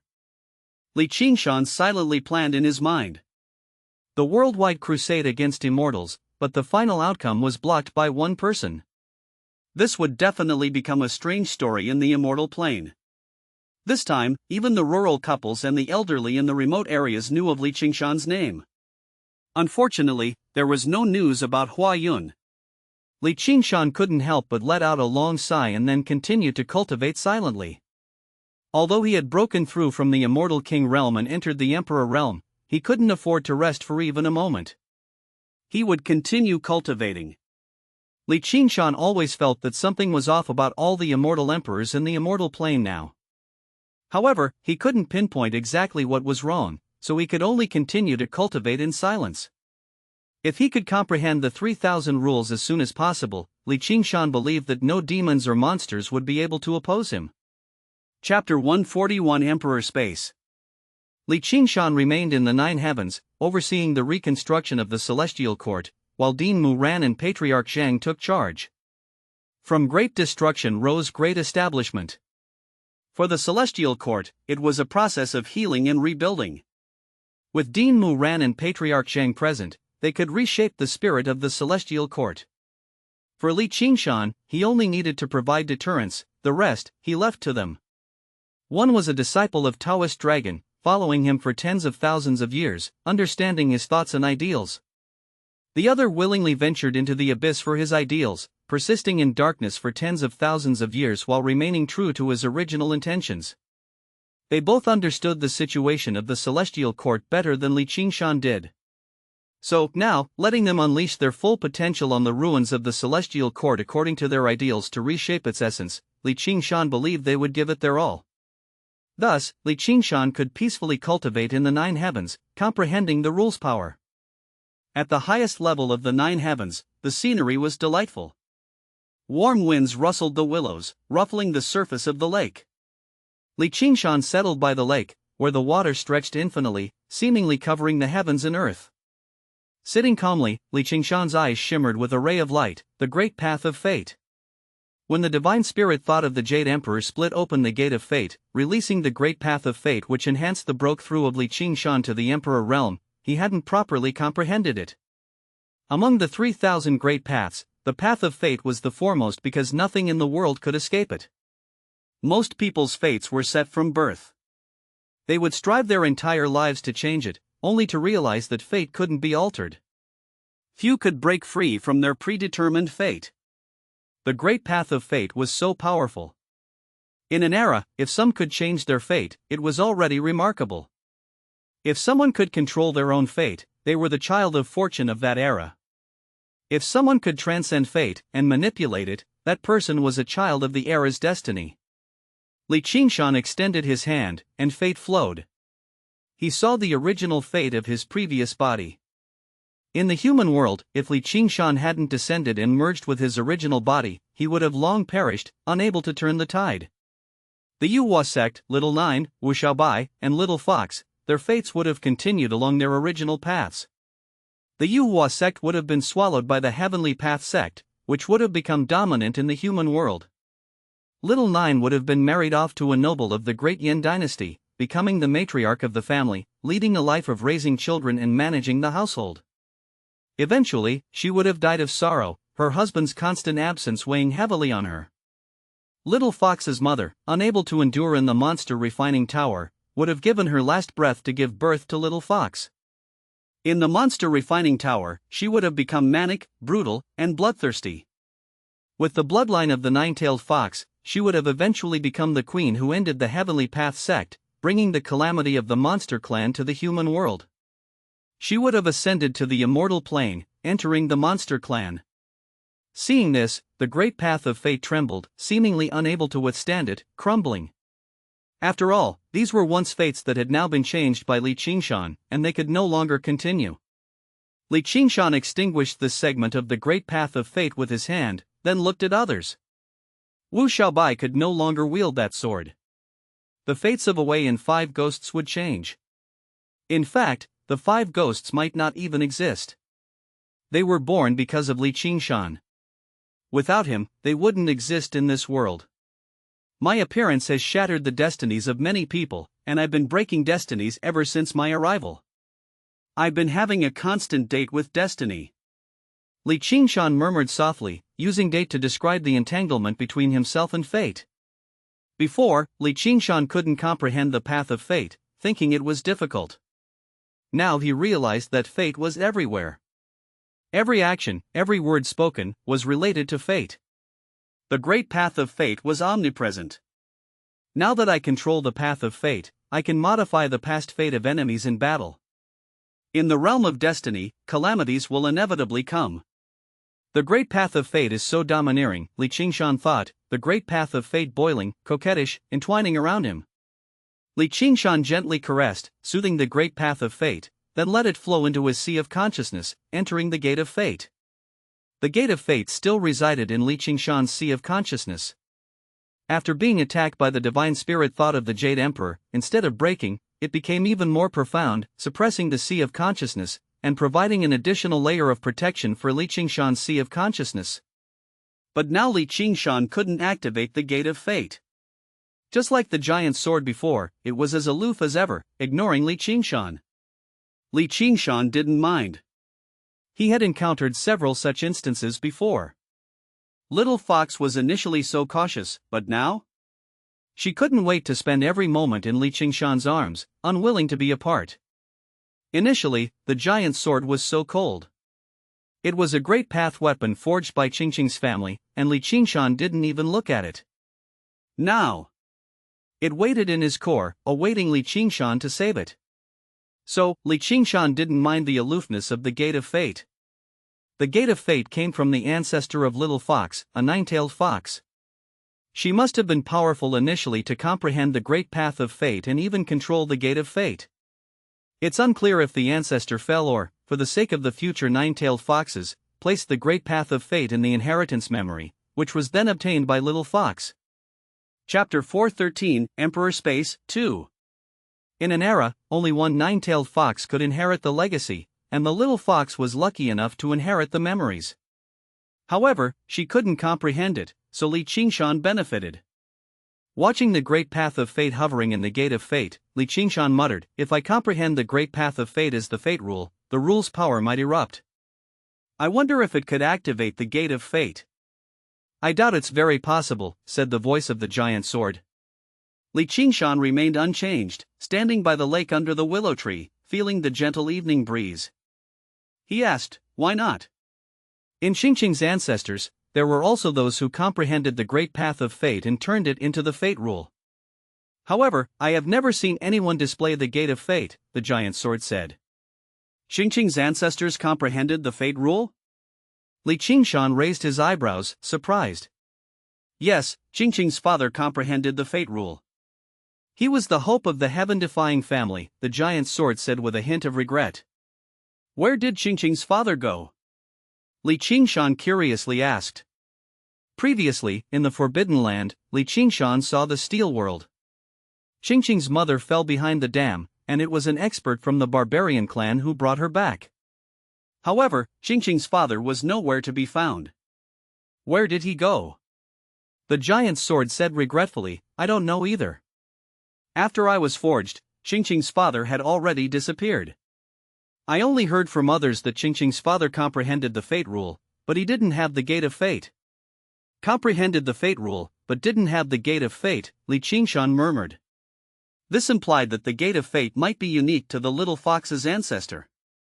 "It seems I need to visit the monster realm to examine the history of the fox race, see how many nine-tailed foxes have emerged, and investigate the issue of the little fox's bloodline." Qingshan's mind turned, setting a goal. "Since you don't know, let's not discuss this matter. How much of your injuries have been restored by the origin energy?" Qingshan asked. "Very little.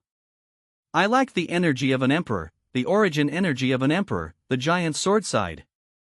"I'll give it to you," Qingshan said. "You've just broken through.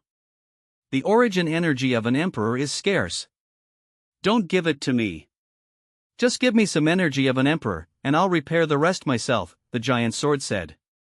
Qingshan smiled lightly, saying, "I don't have anything else but the origin energy of an emperor." I'm afraid even some veteran emperors can't compare to me. Qingshan had experienced the crossing of the 7 emperors, accumulating profound knowledge. After comprehending 2 rules, he ascended to the emperor realm, and the origin energy of an emperor reached an unprecedented level. Boom! Qingshan's emperor origin energy boiled, like a dam bursting, directly pouring into the body of the giant sword, leaving it speechless with shock. After a while, the giant sword finally said, "You really are constantly pushing the boundaries of others' understanding. Rest well. I'm going to comprehend other techniques," Qingshan said calmly. After inputting the origin energy, he focused his attention on the immortality method. This newly comprehended immortality method was specifically for emperors. Ordinary people couldn't cultivate it, only prolong the lifespan of emperors. For Qingshan, it was just right. However, this immortality method hadn't been verified yet, and it was merely a theoretical set. The creators of the immortality method all passed away before they could cultivate it. Therefore, before Qingshan began cultivation, he needed to carefully verify it. He sat down calmly by the lake, in front of the thatched cottage, lying on the green grass. The river breeze blew, lifting Qingshan's black hair, and revealing his jade-like skin. Qingshan closed his eyes and examined the immortality method in his mind. The complete version of the immortality method had already appeared in Qingshan's mind, and he read it carefully. Boom! His consciousness suddenly entered a chaotic space, where energy surged from all directions, surrounding Qingshan's primordial spirit. Then, he saw an old man practicing katas in this chaotic space. Surrounded by chaotic energy, Qingshan watched the old man practicing katas without blinking. The old man practiced katas while puzzled. In ancient times, sages could live as long as heaven and earth, shining as brightly as the sun and moon, eternally immortal. In ancient times, the stars of the heavens each had their own lifespans. The world is vast, not just one immortal plane. Why is there only one immortal plane now? This question illuminated Qingshan's mind, as he also wanted to know. Sometimes he was puzzled. The immortal plane was indeed vast, but in such a vast world, there was only one immortal plane, and other worlds were attached to it, not independent entities. This was abnormal. In the human world, there were countless worlds, each capable of producing its own geniuses. They would ascend together, enter the dimensional battlefield, and then come to the immortal plane. It seemed like they were ascending to higher worlds, but in essence, it was a channel gradually being cut off. Where did one go beyond the immortal plane? What realms were there beyond emperors? Qingshan looked seriously at the elderly man practicing katas, blinking without blinking, eager to know what was going on. The elderly man concealed himself in the chaos, his appearance vague. Qingshan couldn't see him clearly, and despite the distance, he couldn't hear what the elderly man was saying. In this world, everything is born from chaos. The end of the world is chaos. However, the immortal plane is not.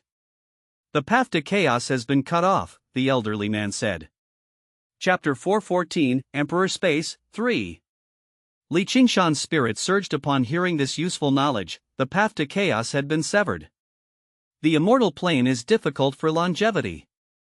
The path of emperors is cut off. I must continue the path to longevity. I must tread the path of emperors again. I want to emulate the ancients, cultivate the immortality method, and pave my own way. In the chaotic world, the old man practiced katas frantically, sometimes insane, sometimes foolish, sometimes lost, sometimes feigning death for a period of time. An emperor tortured himself severely to ultimately obtain the complete immortality method. The old man laughed heartily, satisfied, believing he could surely follow the path of the ancients. Qingshan watched this scene with sighs. The old man surely didn't know that while he comprehended the ancient immortality method, the outside world had descended into chaos. Even if he left here, he wouldn't have time to cultivate it before being engulfed and ultimately perishing. Thus, the newly comprehended immortality method hadn't been passed down and was buried in the river of history. Boom! Qingshan's consciousness was enveloped by chaos and left the center of the immortality method, returning to the real world. Thump! Qingshan woke up abruptly, opened his eyes suddenly, and sat up, gazing at the sunset-drenched sky, murmuring, "The immortal plane is difficult for longevity, and the path of emperors is cut off." An emperor could live for 1,000,000 years, which Qingshan thought was plenty. But now, it seemed far from enough. Compared to ancient times, the current emperors seem to have been castrated. If I can make my lifespan the same as the emperors of ancient times by practicing this immortality method, I wonder what will happen. Qingshan muttered. At that time, it might be even easier for me to comprehend my 3,000 rules with enough lifespan support. Also, the path of emperors is cut off. Does this mean that after breaking through the emperor realm, the path ahead is severed, and one cannot break through anymore? Qingshan frowned, realizing this matter was crucial for his future path and needed to be treated seriously. It seems to make sense, because, in the immortal plane, the emperors of various major forces have survived for hundreds of thousands of years, but still couldn't match my 2 rules. There's a problem in itself. Qingshan recalled the recent major battle. The ancestral sacred king of the god realm was a war god, wielding a giant axe and comprehending the slaughter rule. Yet, he still lost to Qingshan. Although Qingshan possessed 2 rules, fundamentally, he had just broken through. The ancestral sacred king of the god realm had lived for tens of thousands of years as an emperor. According to reason, he shouldn't have lost so quickly. Previously, Qingshan didn't doubt it because he thought highly of himself. But now, the 2 sentences spoken by the unfamiliar elderly unraveled Qingshan's doubts. He realized that things weren't as they seemed. The emperors of the immortal plane, as a whole, weren't powerful. This also explained why the major forces were afraid to provoke Qingshan after he killed the ancestral sacred king. They were all worried that Qingshan would give up everything and take them down with him. So that's it. Qingshan suddenly realized, understanding why this immortal plane itself had problems. At the end of the world was chaos, but the immortal plane wasn't. The path from the immortal plane to chaos had been severed, and the path after becoming an emperor in the celestial court had been cut off too. But I can't just believe one person's words. I still need to continue investigating and gather more evidence, Qingshan contemplated. Although he was willing to believe the old man's words, there were still many questions that needed more information to prove. Patriarch Zhang mentioned emperor space, which should provide some answers, Qingshan remembered. Patriarch Zhang said that emperor space in the celestial court was a mysterious thing that only emperors could enter. So the outside world didn't know about it, and the head of the Zhang family relied on his investigation and speculation, combined with various evidence, to prove the existence of emperor space. But where exactly was this emperor space? Qingshan didn't know. The head of the Zhang family was only in the Crimson Immortal Realm, even if he was rated as the number 1 below the emperor. He couldn't find emperor space. But Qingshan was different. Qingshan was an emperor. An emperor with 2 rules. He closed his eyes, and his soul power spread out. His emperor primordial spirit unfolded the range of the celestial court. No one knew. Qingshan saw the head of the Zhang family and Dean Mu ran in heated discussions, planning the new rules of the celestial court. Qingshan saw the students of the Celestial Court Academy enthusiastically beginning to manage the celestial court. Qingshan saw Little Nine and the Little Fox moving from the Celestial Court Academy to the 9 heavens of the celestial court. Qingshan saw the rising sun. Qingshan saw the tender grass breaking through the soil, sprouting tender shoots, brimming with vitality. Qingshan saw the great paths cheering. The world his emperor primordial spirit saw was completely different from what the naked eye saw. Seeing through the falseness of things, seeing through the essence of the world. Qingshan swept past these scenes without paying attention. He scanned the celestial court everywhere, wanting to see where emperor space was exactly located. From the ancient celestial court to the present, emperor space must have its own special abilities. Qingshan's emperor primordial spirit searched back and forth in the celestial court. Finally, above the 9 heavens of the celestial court, under the top of the starry sky, and beneath a crescent moon, Qingshan discovered the shadow of a world. Chapter 415, Emperor Space, 4. Emperor space is hidden in the shadow of the moon, no wonder it hasn't been discovered, Qingshan said in astonishment. Most people only see the moon's bright and clean moonlight, like a round of white jade, without paying attention to the shadow beneath the moon. Having found Emperor Space, Qingshan decisively got up and took a step, crossing the boundaries of space and time, and arrived beneath the moon. The entrance to this world was right in front of Qingshan's eyes. As long as he reached out and pushed, he could enter. Qingshan decisively reached out and pushed open the gate of Emperor Space. Boom! Boom! Boom! The gate was heavy and made a thunderous sound as it was pushed open, echoing in the shadow. This gate requires Emperor-level strength to push open. No wonder others couldn't find it. Even if they did, they couldn't enter, Qingshan murmured inwardly. Without hesitation, he entered Emperor Space. This space was filled with chaotic energy, rolling and churning inside, stirring up immortal energy, pervading the interior. Emperor Space wasn't large, just a landmass suspended between heaven and earth, surrounded by chaos, constantly surging as if it wanted to devour this landmass. These chaotic energies surged and squeezed out immortal energy, pouring into this landmass, making the concentration of immortal energy here higher than any other place in the immortal plane. Standing behind the world, Qingshan looked at this scene and felt quite surprised.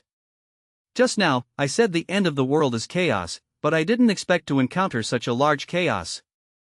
About 2/3 of the entire Emperor Space was occupied by chaotic energy. Moreover, these chaotic energies were still surging, seemingly having the possibility of continuing to engulf this landmass. Qingshan noticed several tombs on this landmass. Pushing aside the chaos, Qingshan descended onto this landmass and looked closely, only to see a large tomb. The tomb of the Demon Emperor of the Nine Heavens.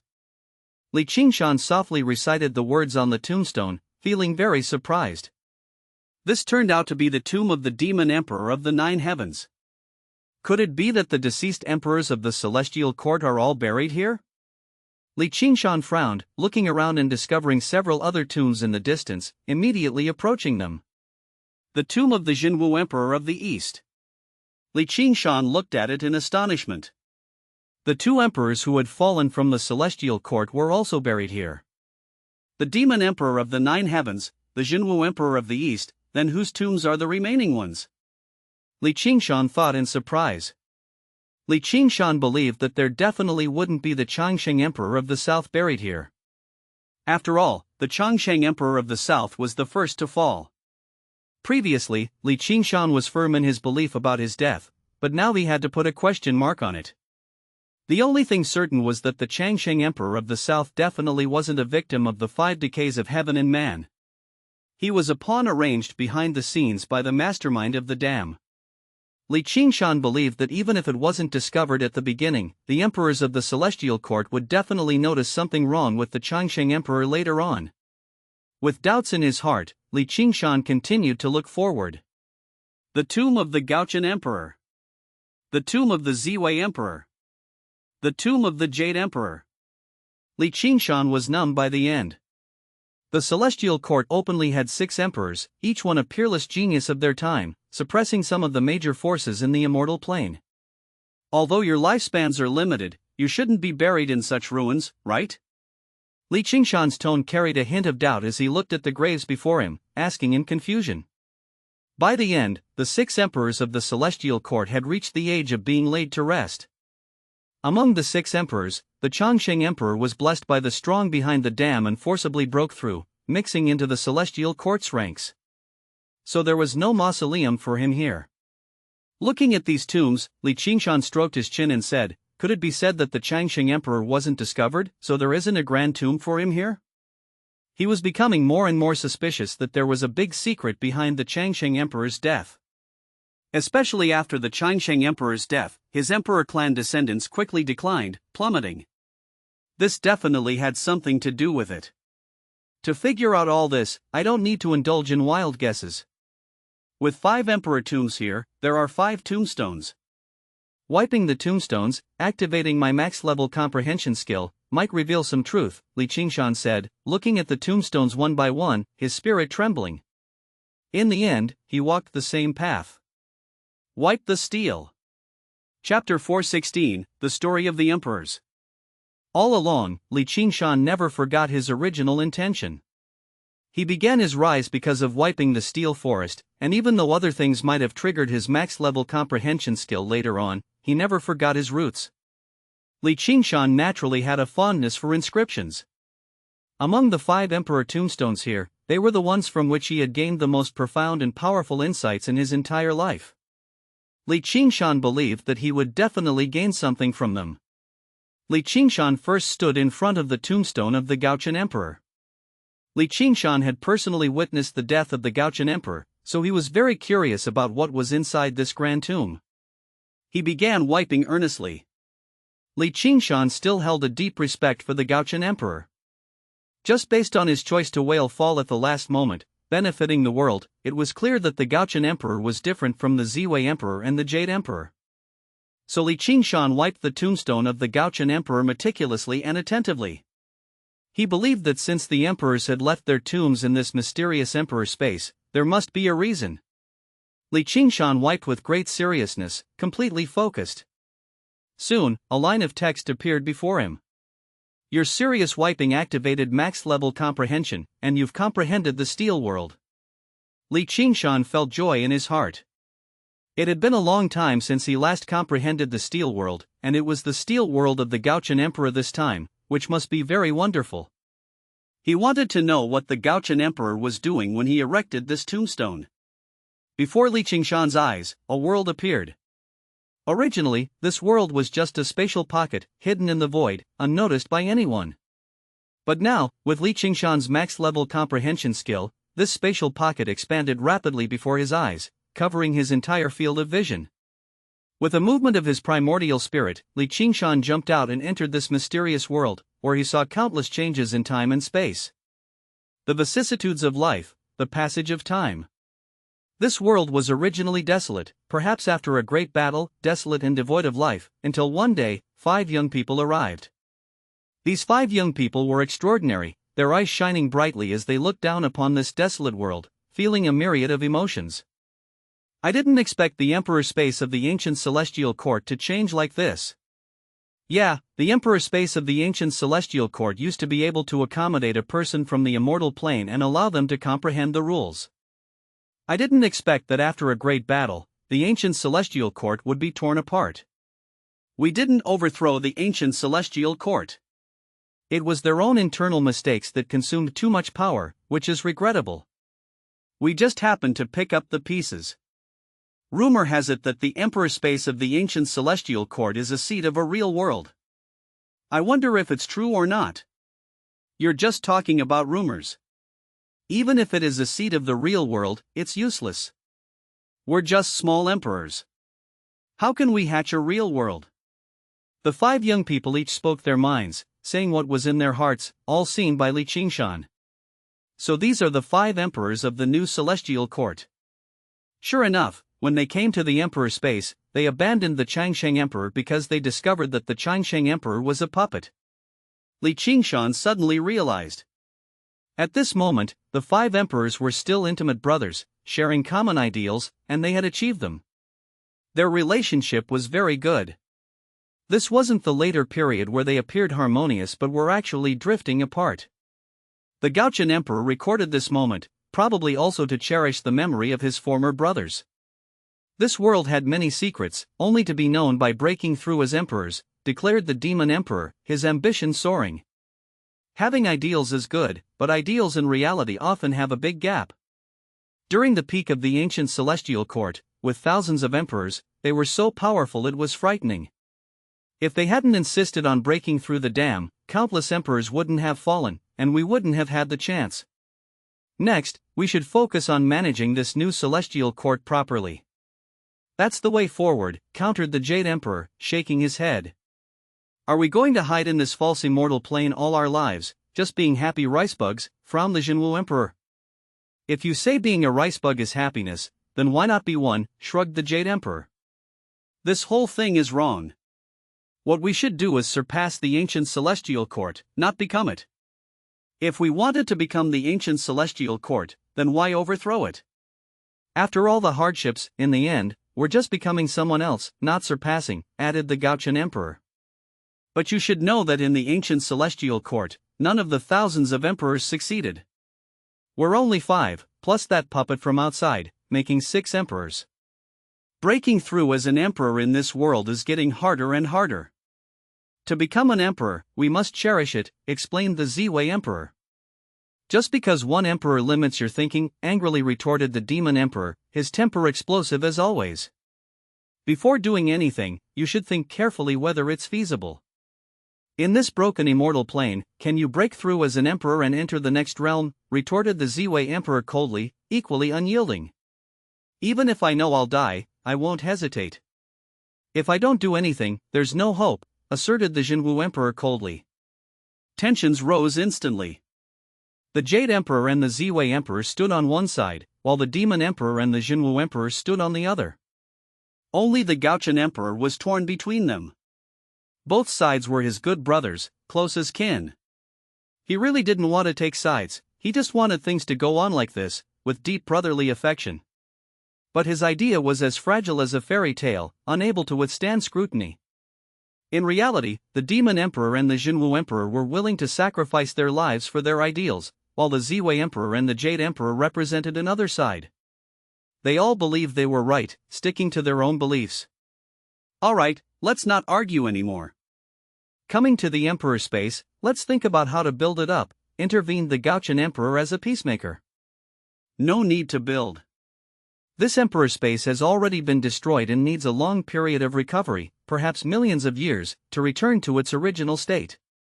So we can't follow the ancient celestial court's example and use this Emperor space as a place to cultivate immortal emperors, stated the Jade Emperor, pointing out the reality. The other 4 emperors fell silent, looking at the ravaged Emperor space, knowing that what the Jade Emperor said was true. I wonder if in our lifetime, we'll see the Emperor space restored to its original state, sighed the Demon Emperor.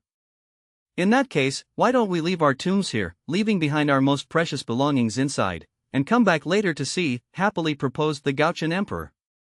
The other 4 emperors remained silent, looking at the Gaochen Emperor, then suddenly smiled and agreed in unison, alright, it's little brother's proposal. Let's leave our tombs here.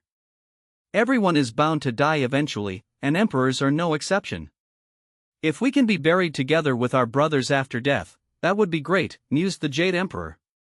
Yeah, brothers in life, brothers in death, laughed the Demon Emperor, looking at the Jade Emperor, letting go of the previous conflict.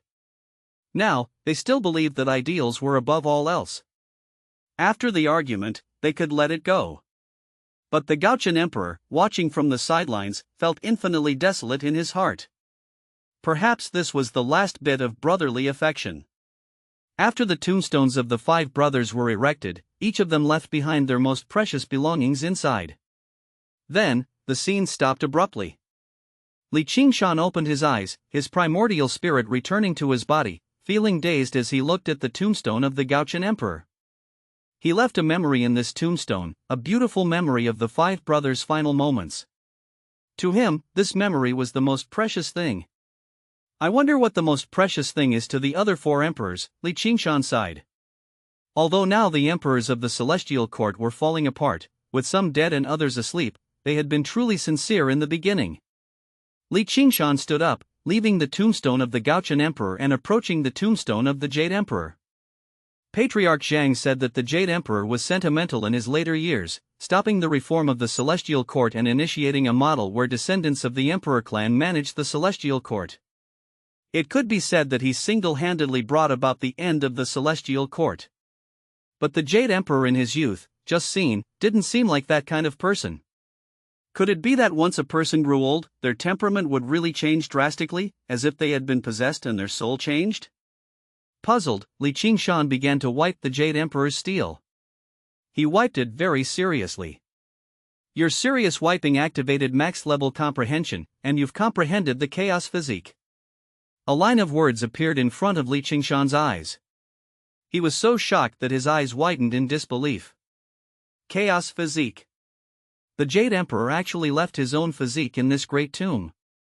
This is very damaging to his vitality, Qingshan said in surprise. Qingshan had guessed before that the Jade Emperor's physique was the chaos physique. The greatest effect of the chaos physique is to absorb others' energy, primordial spirit, and great paths. Chaos can contain all energy, which is why the Jade Emperor rose so quickly. but leaving behind a chaos physique would cause immense damage to the Jade Emperor. Yet, because of a word from the Qingshan Emperor, he left behind the most precious thing without hesitation. This left Qingshan sighing endlessly. As the youngest of the brothers, the Qingshan Emperor was deeply loved by his older brothers, and their final tenderness was abundant. Unfortunately, the Qingshan Emperor probably didn't know that the Jade Emperor had left such a valuable chaos physique in the tomb. Now, it was benefiting Qingshan instead. Qingshan silently took the Jade Emperor's chaos physique, but didn't absorb it immediately. Instead, he stored it in his sea of consciousness. He looked at the other three tombs. The Demon Emperor, the Jinwu Emperor, the Ziwei Emperor. What would they leave behind as the most precious thing because of the Qingshan Emperor's words? Qingshan was very curious. Chapter 417, The Current Situation of the Jade Emperor. 1. Chapter 143, The Current Situation of the Jade Emperor. Because of what the Qingshan Emperor had said, the Jade Emperor had left behind his most important chaos physique. What did the other three emperors leave behind? Qingshan wanted to know. He looked at the tomb of the Demon Emperor of the Nine Heavens. The Demon Emperor and the Jade Emperor were at odds with each other, constantly arguing, as could be seen from the segment of the Steel World just now. Qingshan wiped the tombstone seriously without any distracting thoughts. He wiped the tombstone clean without any dust. Your serious wiping activated max level comprehension, and you've comprehended the 3 slaughter rules. Qingshan's eyes lit up. This Demon Emperor of the Nine Heavens had actually comprehended 3 slaughter rules. It was unbelievable. Previously, the ancestral sacred king of the God realm, who fought with Qingshan, also comprehended the slaughter rules, but he had only comprehended 1. He was already considered a war god in the God realm, but compared to the Demon Emperor of the Nine Heavens, the gap was significant. No wonder it was said that it was becoming increasingly difficult to become an emperor in the immortal plane, and one couldn't comprehend many rules. Qingshan didn't have much understanding of rules, but he knew that there was not just one rule, but several. For example, the path of space. The eternity of space he comprehended didn't represent all the rules. It was just a rule under the path of space. The same goes for the path of time. The origin of time was a single rule, which didn't represent all the time rule. To truly master a series of rules, one must comprehend several other time rules. What Qingshan didn't expect was that when the Celestial Court was first established, the Demon Emperor of the Nine Heavens had already comprehended 3 slaughter rules.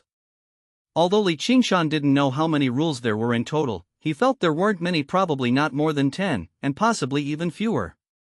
This was the Emperor's intuition, and it was also Qingshan's intuition after comprehending the 3,000 great paths. That was why back then the Demon Emperor who comprehended 3 slaughter rules had the confidence to find the glorious ancient times even though their ideologies clashed. Even if they have conflicting ideals, the Demon Emperor of the Nine Heavens and the Central Jade Emperor have left behind their most precious things, which is lamentable. Qingshan put away the 3 slaughter rules and left them for later comprehension. He got up and went to the tomb of the Jinwu Emperor. In front of the Jinwu Emperor's tomb, Qingshan wiped it seriously. What was the most precious thing for the Jinwu Emperor? Qingshan was still very curious. Your serious wiping activated max-level comprehension, and you've obtained the 10,000 Demons Atlas. Qingshan looked at the line of words in surprise. What was the 10,000 Demons Atlas? He knew that the Jinwu Emperor was born in the Monster Clan and was once the most powerful emperor of the Monster Clan. Because of the Jinwu Emperor, the Monster Clan used to be subordinate to the Celestial Court. However, after the Jinwu Emperor fell, the Monster Clan broke away from the Celestial Court, establishing their own realm, and several emperors emerged later. The 10,000 Demons Atlas contains the souls of 10,000 emperors in the monster realm. Once activated, its power is boundless. A line of words appeared in front of Qingshan's eyes. In his hand, there was a scroll, on which were depicted all sorts of bizarre monsters, all of which were emperors. However, they were all currently sealed. Qingshan infused Emperor energy and activated the first Emperor Demon on the 10,000 Demons Atlas. Roar! The Emperor Demon roared and woke up. He ran back and forth on the 10,000 Demons Atlas excitedly. After a million years, someone has finally activated the 10,000 Demons Atlas. A little emperor brat, you'd better kneel to your dog-head grandpa. Your dog-head grandpa will definitely reward you with many things to assist you on your cultivation path, worry-free. This was a dog-headed demon with a human body. It was extremely excited and its tone was filled with arrogance. When he saw Qingshan and the 10,000 Demons Atlas, he immediately spoke rudely. Qingshan's face darkened. Without hesitation, he drew out his emperor power. Don't, the dog-headed demon shouted hurriedly. He had just woken up, and Qingshan was already draining his energy. Wouldn't he fall into an eternal slumber again? Call me granddaddy. Qingshan said coldly.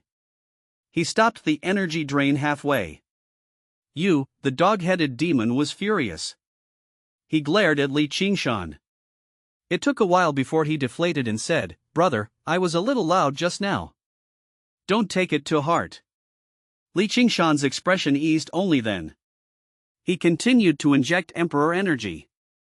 He looked at the dog-headed demon and asked, "What's your name? Where are you from? Also, what's the effect of the 10,000 Demons Atlas?" "I'm called Living Buddha Oasis. I come from the monster realm, but I'm proficient in the mysteries of the monster realm and Buddhist sections. As for the 10,000 Demons Atlas, it's a peerless treasure that the monster realm has been jointly refining all along. It has surpassed the so-called Great Path weapons in terms of quality and has formed a world of its own. The only flaw is that this world does not have an independent source of energy," Living Buddha Oasis said. "How much energy does it take to activate the 10,000 Demons Atlas?" Qingshan asked. Living Buddha Oasis glanced at Qingshan and said disdainfully, "Don't even think about it. Judging from your appearance, you have just broken through to the Emperor realm. Activating the 10,000 Demons Atlas requires at least 100,000 of you. You can only activate me now." Qingshan's expression was calm, not provoked. He didn't tell the Living Buddha Oasis that he had only injected 1% of his emperor energy. By the way, this 10,000 Demons Atlas used to be in the hands of someone named Jinwu. He disappeared later. Is he dead? Living Buddha Oasis asked. Qingshan nodded. The Jinwu Emperor has fallen. Living Buddha Oasis sighed, "It's a pity. He's actually a good seedling. It's just that he was born in the wrong era. This era no longer holds any hope." Chapter 418, The Current Situation of the Jade Emperor, 2, What do you know? Qingshan asked curiously. You want to know? Living Buddha Oasis squinted at Qingshan and said, "Come on, input all your energy, and I'll tell you reluctantly." "I'm afraid that I'll crush your remnant soul to bits," Qingshan said expressionlessly, feeling an itch in his hand at Living Buddha Oasis's expression, wanting to give him a beating. Come, let me see how much energy a puny emperor like you can have," the Living Buddha Oasis said disdainfully and looked down on Qingshan. Qingshan didn't refute and directly input all of his emperor energy into it. Rumble. The energy surged like the waves of the ocean, rolling up layers of waves and slapping over. The momentum was immense, like a tsunami. It rumbled within the world of the 10,000 Demon Atlas, causing chaos and sweeping up the Living Buddha Oasis, who was tossed around inside. How is this impossible? How can your energy be so powerful? This isn't normal. You're just a little kid who has just entered the Emperor realm. Living Buddha Oasis's screams echoed within the 10,000 Demons Atlas. He never expected Qingshan's energy to be so terrifying and powerful. Boom! Boom! Boom! The terrifying energy slammed into the 10,000 Demons Atlas. Wherever it passed, many Emperor Demon remnants woke up. They roared at the sky and were extremely excited. After a million years, they were finally able to wake up again. They couldn't control themselves. However, after they roared at the sky and saw the Living Buddha Oasis being swept up and thrown around, repeatedly crashing into the ground, they all burst into laughter. What the F***ck are you guys laughing at? If it weren't for me provoking that kid, you guys wouldn't have woken up, Living Buddha Oasis said angrily. With this statement, the other demons laughed even harder, some even bent over. At this moment, Qingshan had finished inputting his emperor energy. Living Buddha Oasis lay on the ground, panting heavily. He looked at the 99 demons around him and gritted his teeth, saying, "It's fine if you don't save me. But mocking me is simply inhumane." "We are demons, not humans," a tyrannical bull said in a muffled voice. Living Buddha Oasis was furious. He stood up and wanted to hit someone. "Alright, stop making a fuss. Who is the one who revived us this time?" At this moment, a peacock spoke up and stopped this farce. As soon as the peacock spoke, everyone stopped. Even the Living Buddha Oasis obediently listened to the peacock. Qingshan could tell that this peacock should be very prestigious. Among these emperor demons, its strength should be quite formidable. "Human, I am Peacock King. How should I address you?" Peacock King asked politely as he transformed into a middle-aged man. Qingshan." Qingshan said. He looked at the 10,000 Demons Atlas from the outside world, and the people in the Atlas were looking at him. "How did you obtain the 10,000 Demons Atlas? This should be the supreme treasure of the monster realm." "You are a human, so you shouldn't have obtained it," Peacock King asked. "I obtained it from the tomb of the Jinwu Emperor," Qingshan truthfully replied. "Jinwu is dead?" The Peacock King was shocked. 1,000,000 years have passed. If Jinwu was still alive, he would have activated the 10,000 Demons Atlas, Qingshan said. 1,000,000 years, the world has changed. Peacock King sighed. The other emperor demons all looked melancholic. It was obvious that they had unanimously approved of the Jinwu Emperor back then and felt that they could place their hopes on him. Jinwu was born in the wrong era. Peacock King shook his head and sighed, feeling depressed. "Qingshan, what do you want to do now that you have obtained the 10,000 Demons Atlas?" However, Peacock King quickly regained his composure and asked the key question. "I don't know," Qingshan answered truthfully. "You don't know?" Peacock King was stunned. The other emperor demons were also stunned. They thought, how could he not know? After obtaining such a peerless treasure, ordinary emperors would probably have thought about how to use it right away. "I really don't know. You guys don't have to worry about me using you to do anything unreasonable." Qingshan consoled them. After all, it was a supreme treasure of the monster realm that had been refined continuously. Now that it had fallen into the hands of a human, they would naturally be worried and uneasy. Qingshan's words silenced the group of emperor demons and they looked at each other. "Now let's put away the 10,000 Demons Atlas.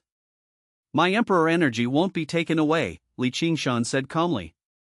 Then, he put away the 10,000 Demons Atlas and let them discuss among themselves.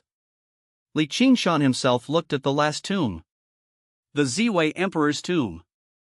The emperor who had been taking care of the stars of the past generations since his youth, had a conservative personality like the Jade Emperor.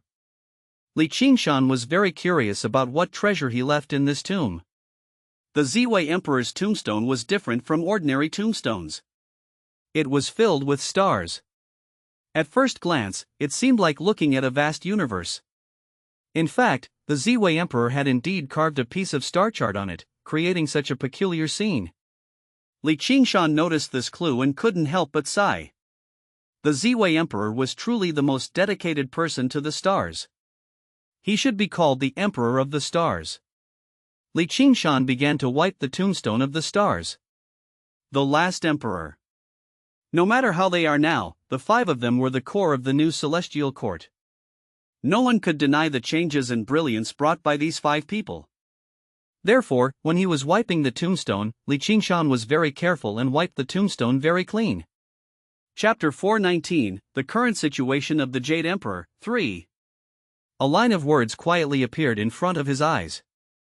Your serious wiping activated max-level comprehension, and you've comprehended the stellar domain.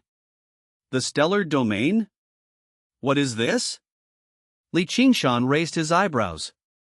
He remembered that when he was in the human world, he had a Grandmaster realm. Of course, the so-called domain was actually a cultivator's control over the aura within a few kilometers of their own body, which couldn't be considered much. In Qingshan's eyes, it seemed extremely childish. However, to the Grandmaster experts of that time, it was very powerful. Now that Qingshan had encountered another domain, he remembered the things that happened a long time ago. However, he shook his head slightly. The Stellar Domain and the Grandmaster Domain were completely different things. The Stellar Domain is an extremely rare physical anomaly that can capture the imprints left by people in the stars throughout the ages. When Qingshan saw this explanation, realization dawned on him. He finally understood why the Ziwei Emperor kept saying that he had been taking care of the generations of stars since his youth. With the Stellar Domain, he could capture the traces left behind by people in the stars throughout the ages.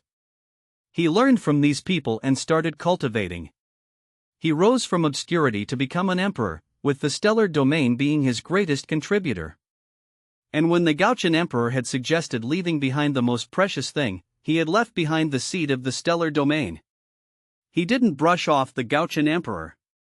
After Qingshan finished reading it, he put away the Stellar Domain and sighed, "We used to be good brothers. Later on, we became the most familiar strangers." It was like a pair of siblings who were clearly a family when they were young, but after they grew up, they became two separate families. Time urged people to grow up and change too much. Even emperors couldn't escape this change. This time, Qingshan had gained a lot, but he didn't feel much joy because the greater the gain, the deeper the relationship between the emperors when they were young. Unfortunately, 3 of the 5 emperors have already passed away. The remaining 2 are sleeping in the emperor's space. Qingshan sighed and looked into the distance. He saw 2 emperors. The Zai Emperor and the Jade Emperor. They were sleeping here. Qingshan also realized that because they were in deep sleep, their auras couldn't be hidden and were easy to discover. To Qingshan, they were like fireflies in the dark, unable to hide. Qingshan bid farewell to the 5 tombs. In the eyes of others, perhaps there was nothing buried in the 5 tombs, but in Qingshan's eyes, the 5 tombs buried the friendship of the young emperors. They would never find this kind of friendship again.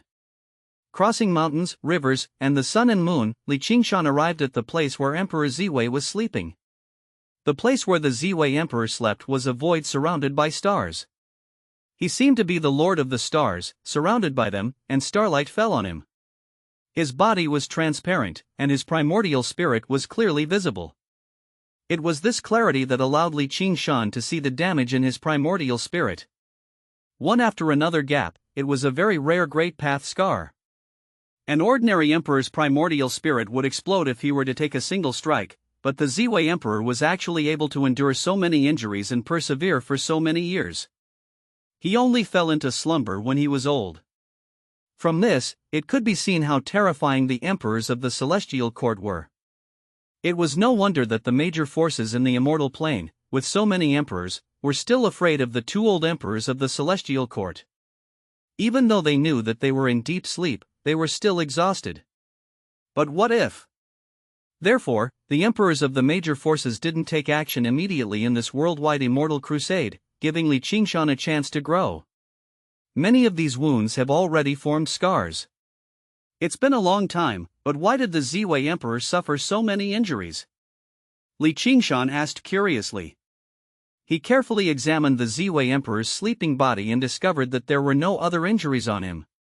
He was as good as new, except for the injuries on his primordial spirit. It was extremely terrifying. Upon closer inspection, Qingshan discovered that the injuries on the Ziwei Emperor's primordial spirit were left behind by the battle between the Ziwei Emperor's primordial spirit and another person's. Even mortal enemies among emperors wouldn't directly engage in primordial spirit battles. This is very dangerous. One slight mistake could lead to primordial spirit annihilation, both dying. Qingshan was surprised. Unless, Qingshan immediately remembered that he had just comprehended the stellar domain with his max-level comprehension. Since his youth, the Ziwei Emperor had been taking care of the generations of stars alone. Everything he had came from the stars. Those top-notch experts who once left their names under the stars had all fought with the Ziwei Emperor before. Some were defeated by him, and some he didn't defeat, leaving behind injuries to his primordial spirit. Thinking about it this way, it made sense. After all, occasionally engaging in primordial spirit battles could be understood, but if it happened every time, it wouldn't make sense. There are words nearby. Suddenly, Qingshan caught sight of a piece of paper floating near the Ziwei Emperor's slumber. Qingshan took the paper and saw a few lines of words on it. Under the stars throughout the ages, countless experts have fallen. Is it really necessary for Demon and Jinwu to insist on becoming the next one?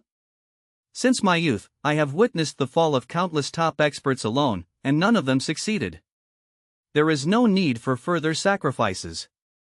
Unfortunately, they didn't listen to me. There were 3 lines of words in total. The Ziwei Emperor expressed regret. After reading it, Qingshan finally understood why the Ziwei Emperor opposed the Demon Emperor and Jinwu Emperor. The Ziwei Emperor, who possessed the stellar domain, had witnessed the fall of many top experts from a young age. Countless people with ideals had fallen in defeat. The Ziwei Emperor had seen too many of them, and the seeds of fear had been planted in his heart. He dared not think about such things anymore and only wanted to live a peaceful emperor life in the immortal plane. Chapter 420, The Current Situation of the Jade Emperor, 4. Unfortunately, their ideals don't match. Qingshan sighed. He watched as the Ziwei Emperor fell into a deep slumber, but he didn't disturb him and quietly retreated. This emperor didn't have much time left, so let him stay here quietly until the end. The most ideal outcome would be to be like the Qingshan Emperor, waking up at the last moment and perishing with a whale falling perfectly. Qingshan turned around and went to the place where the Jade Emperor was sleeping. Logically speaking, the Jade Emperor shouldn't have fallen asleep. He didn't show such obvious signs of decline. Moreover, his primordial spirit wasn't as severely injured as the Ziwei Emperor. Why would he fall asleep? Qingshan was puzzled. He wanted to see for himself what had caused this old-fashioned and conservative emperor to fall into slumber. The place where the Jade Emperor slept was different from the Ziwei Emperor's. It was also very far away. He wasn't in the void but in a place where the dragon veins of the earth gathered, converging countless dragon veins to protect the emperor's body, using the emperor's body to suppress the dragon veins. These dragon veins were not ordinary ones. They were the dragon veins within the emperor's space, having recuperated for millions of years. The source energy of the emperor's space had recovered 7 or 8%, making them extremely powerful. To have thousands of dragon veins guarding oneself, the Jade Emperor truly knew how to enjoy. Not right. After Qingshan got closer, he realized that he had seen wrongly. From a distance, the 10,000 dragon veins looked like they were protecting the Jade Emperor's emperor body. However, upon closer inspection, it was obvious that the 10,000 dragon veins were suppressing the Jade Emperor's emperor body. What's going on? Qingshan muttered to himself in surprise. He had never expected that things would turn out like this. The 10,000 dragon veins weren't protecting, but suppressing. Then, who was the one who bound all the dragon veins here? Who had forcibly suppressed the Jade Emperor here? These thoughts immediately came to Qingshan's mind. If the Jade Emperor doesn't want to be suppressed, there shouldn't be anyone in the immortal plane who can suppress him, right? Qingshan looked at the calm face of the Jade Emperor and said slowly. The current immortal plane was weakening, and the rules were becoming harder to comprehend. The strength of an emperor was completely incomparable to the emperor from 1,000,000 years ago. So the deterrence of the old emperors was immense, and the Jade Emperor was one of the best among them. How could he be easily suppressed? It wasn't anyone else, it was the Jade Emperor himself.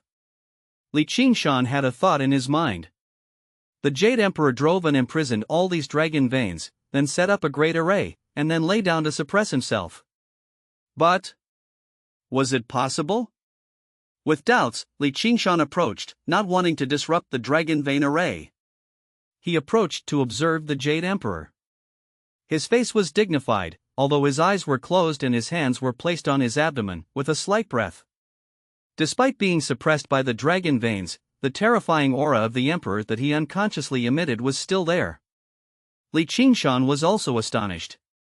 If he were to release the Jade Emperor now, he really wouldn't be able to defeat him. At least, not now. However, after careful observation, Qingshan did find some clues. In the aura of the Jade Emperor's primordial spirit, there were multiple thoughts, extremely chaotic and unstable, desperately trying to break free from the constraints of the dragon veins. Qingshan was surprised, immediately holding his breath and calming his mind to carefully examine. Listening attentively, there were noisy voices in the primordial spirit. Jade Emperor, did you think you could suppress us forever? When you devoured us back then, you were so pleased, thinking you could control us. Now that we're counterattacking, you start to suppress us. Stop dreaming. If you care about brotherhood, we will destroy your brotherhood. If you care about the celestial court, we will destroy your celestial court, especially in the hands of the descendants of emperors like you. Jade Emperor, we have all controlled your body for a period of time.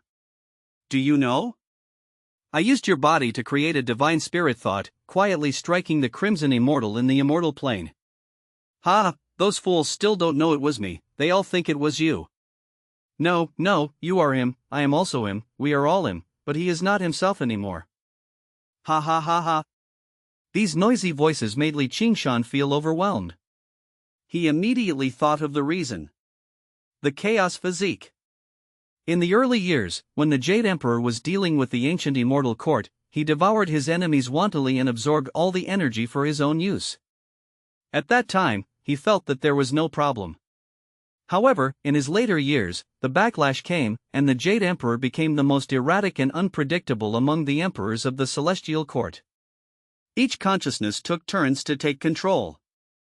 Perhaps the Jade Emperor's consciousness didn't awaken often. No wonder he sealed himself. Qingshan sighed. The emperors of the celestial court all had their own stories. Chapter 421, Going to the Fox Race, 1. Chapter 144, Going to the Fox Race. Having sensed the seriousness of the Jade Emperor, Qingshan suddenly understood why some of the Jade Emperor's behaviors seemed abnormal to him. For example, his conservative in wanting to maintain the celestial court, yet turning a blind eye to the deterioration of the celestial court by his descendants. There was also divine spirit thought. In this era, cultivation in the immortal plane was already difficult, with very few breaking through to the emperor realm, let alone those who could comprehend rules after breaking through. In such an environment, he actually created a divine spirit thought that prevented anyone from breaking through in the immortal plane for 10,000 years was simply insane. Previously, Qingshan had harbored resentment toward the Jade Emperor for this, feeling that he was as intolerable as the White Dragon King. Now he realized that the Jade Emperor was also in a difficult situation. Perhaps for a long time, the Jade Emperor was controlled by other consciousnesses, unable to break free from his ego, trapped all alone. Later, seizing an opportunity, he turned the tables, suppressing other wills, and then laid down these 10,000 dragon veins, suppressing himself, no longer causing trouble to the celestial court. Qingshan muttered to himself. In a sense, the Jade Emperor had brought it upon himself. In his youth, relying on his talent, strong physique, and powerful will, he believed he could absorb and dominate all energies and wills without restraint.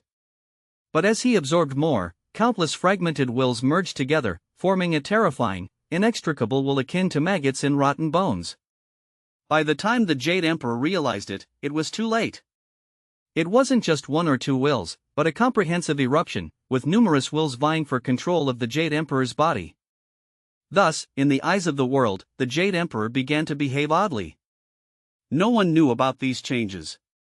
Qingshan sighed, unsure of what to say or do. He couldn't help the Ziwei Emperor or the Jade Emperor. The two emperors could only pray for their own blessings. Qingshan didn't destroy their environment. Their quiet slumber was, in a way, beneficial to the celestial court. At least they hadn't fallen. From an external perspective, it could be said that the rebuilt celestial court now had 3 emperors. Even if the other 2 emperors didn't show themselves, it was still a deterrent to others. Having learned about the current situation of the Ziwei Emperor and the Jade Emperor and confirmed that they were in a state of slumber with little possibility of waking up, Qingshan felt relieved. Although he now realized that the Ziwei Emperor and the Jade Emperor had no malicious intentions, they were just a bit conservative, wanting to calm down and avoid risks. But what would happen if they were to wake up? Qingshan dared not speculate. So, the current situation was as good as it could get for Qingshan. The rules in this emperor space are indeed easier to comprehend than those outside. It seems I should settle down here, Qingshan observed his surroundings and exclaimed. Originally, he planned to reside in the Nine Heavens, but now it seemed more suitable for him to live in the emperor space. In this emperor space, we can cultivate many emperors for the celestial court, thus strengthening it. However, before moving in, I have many things to deal with. The first thing is to bring Little Fox to the monster realm and see where her transformation problem lies. Qingshan felt that this matter couldn't be delayed any longer. When he first met the Little Fox, Qingshan had just embarked on the path of cultivation. Now, he had reached the Emperor realm. Yet, Little Fox remained the same. She was supposed to be the combination of the human race and the monster clan, but now she seemed purer than pure-blooded monsters. And then, there was news about Huayun, which truly puzzled Qingshan. The immortal plane was indeed vast. But for an emperor, it wasn't that large. Especially now that Qingshan held a high position and had become the new ruler of the celestial court, his name spread far and wide. It could be said that no one didn't know of him. After all, in the battle between emperors with the ancestral sacred king, even if someone secluded themselves, they would still sense it and surely come to understand the situation after being awakened. Could it be that from beginning to end, Huayun has never seen me, so even though she knows I'm the new ruler of the celestial court, she regards it as a coincidence? Qingshan speculated in his mind. That was possible. After all, the 20-year agreement had just been fulfilled, and Qingshan had gone from being a top expert in the human world to a top expert in the immortal plane in a single leap, something ordinary people wouldn't believe. Should I make a statement? Qingshan frowned, carefully considering. He worried that once the statement was made, Huayun would become a target. Those who harbored resentment towards Qingshan would definitely target her. Huayun wasn't powerful, and with the celestial court's intelligence system completely dysfunctional now, Qingshan couldn't accept any accidents happening to her. Forget it, let's wait until I'm out. Having discovered this emperor space, I'll first solve Little Fox's problem. If worst comes to worst, I'll fully comprehend the search rule and the calculation rule to find Huayun. Qingshan shook his head, then turned and left the emperor space, returning to the Nine Heavens. As soon as he returned to the Nine Heavens, Qingshan encountered Little Nine, Little Fox, and Hua Shangrong. In the place where Qingshan had been cultivating, Little Nine and Hua Shangrong strolled hand in hand, while Little Fox jumped around, playing and laughing. Upon Qingshan's arrival, Little Nine immediately screamed and rushed into his arms, wrapping her arms around his neck and almost climbing onto him. Brother, you're so amazing, my emperor brother, ha ha ha ha. Little Nine burst into laughter like a big goose, extremely arrogant and bubbly. Chapter 422, Going to the Fox Race, 2. Qingshan indulgently held Little Nine, gently saying, "What's the matter, Emperor's sister?" Ha ha ha, Emperor's sister, I like this title. Little Nine laughed again, her laughter sounding like a big goose, full of joy and vigor. But she was too excited to care about anything else. Her brother had become an emperor, which was just too unbelievable. Qingshan patted Little Nine's delicate shoulder and softly said, "Keep laughing, the big goose won't approve." Blushing, Little Nine playfully tapped Qingshan's shoulder. "Nini." However, she restrained herself a bit, dismounting from Qingshan's embrace but still radiating happiness. As Little Nine stepped down, the little fox immediately jumped up, affectionately encircling Qingshan's neck, using her large tail as a scarf and pressing her cheek against his. "Brother-in-law, you're amazing. You've broken through to Emperor so quickly. You've probably set a record in the immortal plane," exclaimed Hua Shangrong, her gaze fixed on Qingshan, brimming with excitement. At that moment, Hua Shangrong really wanted to smack her sister's head. She thought inwardly, where on earth were you hiding? Your husband is so outstanding, yet you didn't cherish him properly. Instead, you've been playing hide-and-seek, disappearing without a trace. If other vixens take advantage of this, it'll be unlucky for you. And who might these vixens be? Whoever was present, she would say. Hua Shangrong kept her thoughts clear. Little Fox's performance was just short of swallowing Qingshan. "I know you're all excited, but you can't keep clinging to me," Qingshan said, pulling the little fox down. She looked at him with reluctance and resentment. Li Qingshan put down the little fox and looked at Hua Xiangrong. After some thought, he asked, "If I were to promote you as a representative of the celestial court, would you be willing?" "What does that mean, brother-in-law?" Hua Xiangrong asked puzzledly. "Why would he want to promote her as the representative?" "I'm thinking, if your sister is somewhere in the immortal plane, maybe she knows that I'm the current ruler of the celestial court, but she only knows my name, not my appearance. So she might not believe it's the same person and thus hasn't shown up. I need you to come forward. When your sister sees that the celestial court not only has Li Qingshan but also her sister Hua Xiangrong, she'll definitely come out," Li Qingshan explained his idea. Originally reluctant, Hua Xiangrong immediately changed her mind upon hearing it was for finding her sister. She firmly said, "I agree. Push me out and spread the word. My sister and I grew up together, and she knows me inside out. Once she sees me, she'll come find me." Li Qingshan nodded. "That's what I thought. Your agreement is the best." "Of course, I agree. It's all for finding my sister," Hua Xiangrong smiled happily. The little fox, on the other hand, pursed her lips anxiously. She wanted a direct confrontation, but the problem was she didn't even have the qualifications for one now. You can't expect the white snake to remain a python forever, or else there wouldn't be the legend of the white snake. As little fox wallowed in self-pity, she heard Li Qingshan say, "Since you're here too, I'll take you to the monster realm. We'll find the fox race and figure out how to solve your problem." "Me? The monster realm? Solve?" Little Fox's mind was filled with thoughts of transforming into a human, becoming an unparalleled beauty, marrying Li Qingshan, having their children, and arranging marriages for them. She blushed and nodded shyly before bursting into silly giggles. The other three looked at her curiously, thinking what was there to laugh about? Realizing her reaction, Little Fox quickly stifled her laughter and looked at Li Qingshan with eager anticipation. "All right, I'll take Little Fox to the monster realm.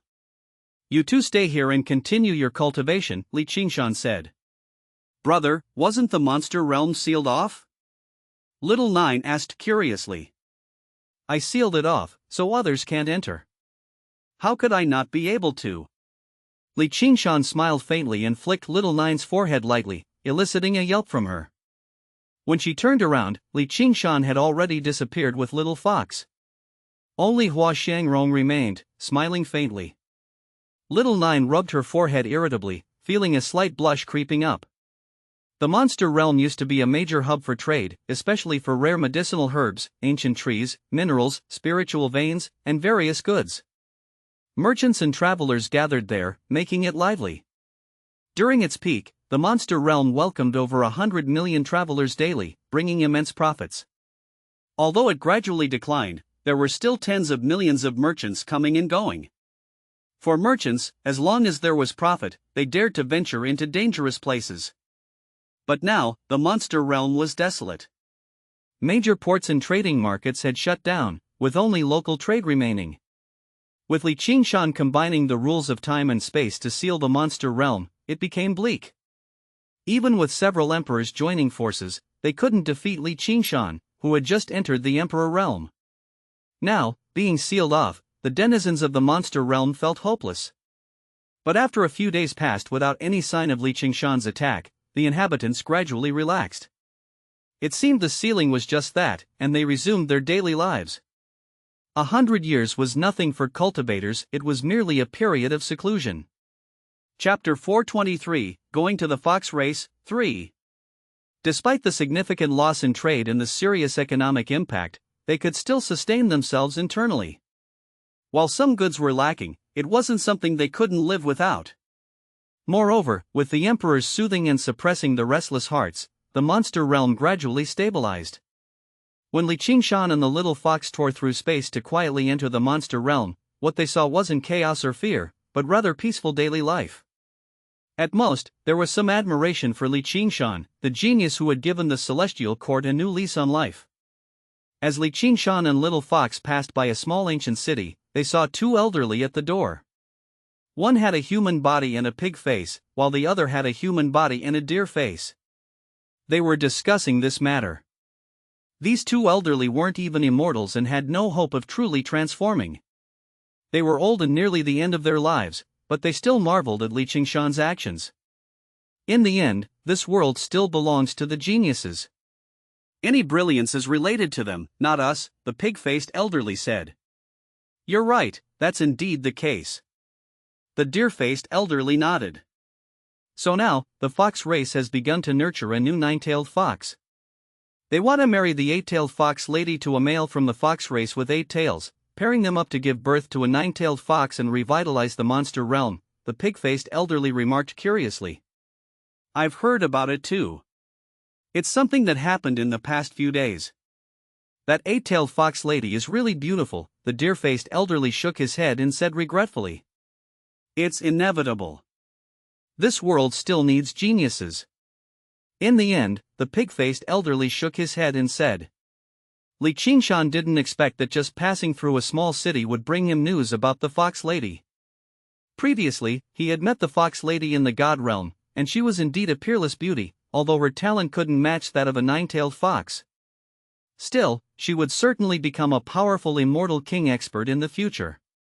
Perhaps even peeking into the emperor realm if the immortal plane improved further. Such a woman actually couldn't control her own fate, being designated to marry someone. It could only be said that the monster realm truly needed geniuses. Can the union of two 8-tails really give birth to a 9-tailed fox? Little Fox asked curiously. I don't know. Li Qingshan shook his head.